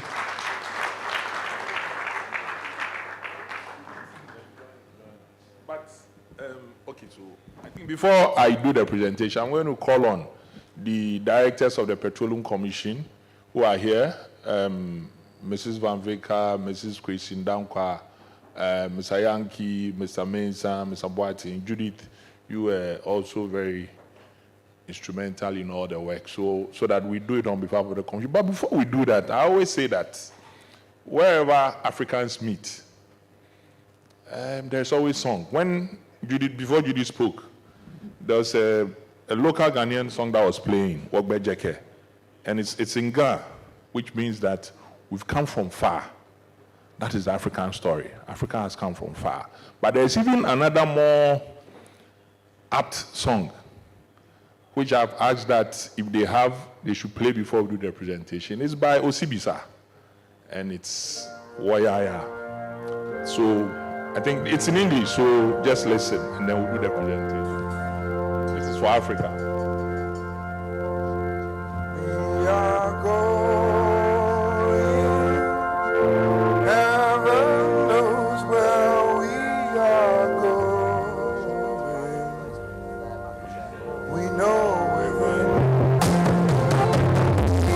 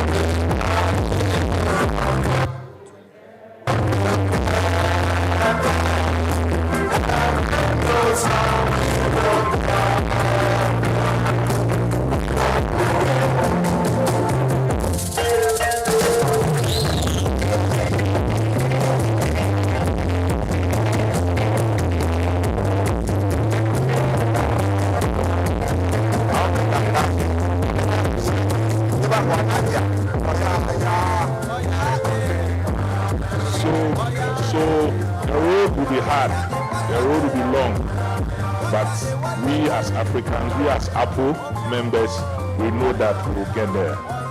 And I want to say that may God bless us all. So I'll ask my lady directors and Judith, yeah, so please join them and then do the presentation. We will stand behind you. We the guys will stand behind. Mr. Tsunata, please join us. GMPC, you've been very instrumental in this, so please join us. Yeah. Where's Kwame Banu?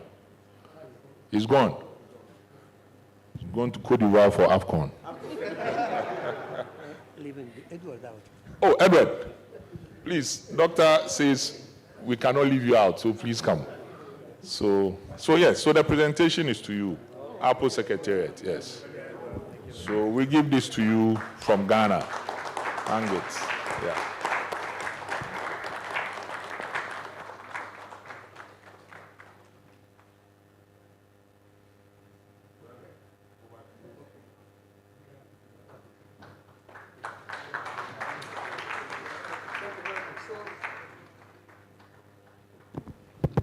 Before we say our closing prayer and depart from here, we want to announce that the Petroleum Commission's flagship program, Local Content Conference and Exhibition 2024, is coming off live and colored 2nd to the 4th of October 2024 here in Ghana, Takoradi. Yes, the West African Energy Summit is also coming off in September, but I think do you have the flyer for that? The West Africa Energy Summit. I think I have it on my phone. I have it on my phone here. Let me give you the date.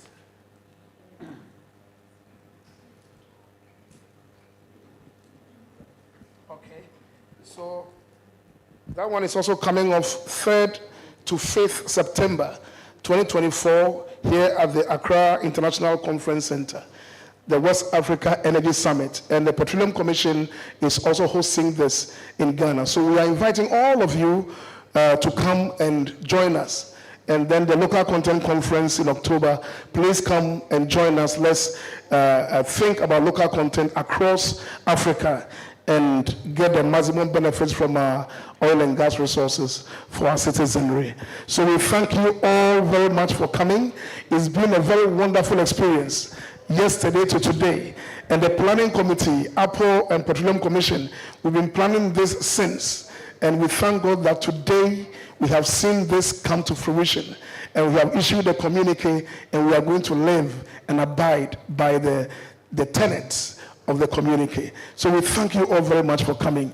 And those of you who are going back home, I mean those traveling outside, from Ghana to your respective countries, we pray that the Lord will take you home safely. At this time, I would want to invite Alhaji Tanko Ibrahim, who is with the Research and Technology Center at GNPC, to give us the closing prayer. So please, shall we be on our feet as Alhaji prays. Thank you very much. Oh, please be seated. This is a very short Muslim prayer, so be seated. Yeah, it's not allowed. Be seated. First of all, I'll pray for those who come all the way from different various countries. May Allah subhanahu wa ta'ala will send you back safely. I pray for my Petroleum Commission Chief Executive, my Chief Executive GMPC, my General Manager, Mr. Sunata, my colleagues, different various organizations, those who are all here. I pray for you. Bismillah ar-Rahman ar-Rahim. A'udhu billahi minash shaitan rajim. Bismillah ar-Rahman ar-Rahim. Alhamdulillahi Rabbil Alameen. Ar-Rahman ar-Rahim. Malik yawmiddin. Iyyaka na'budu wa iyyaka nasta'in. Ihdina as-siratal mustaqim. Ihdina as-siratal mustaqim. Siratal ladzina an'amta alayhim. Ghayr maghdubi alayhim waladdallin.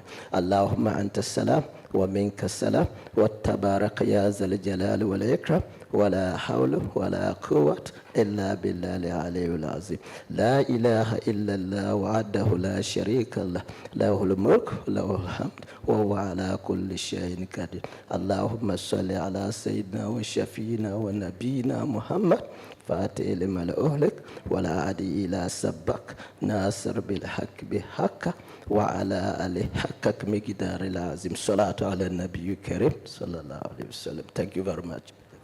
Amen.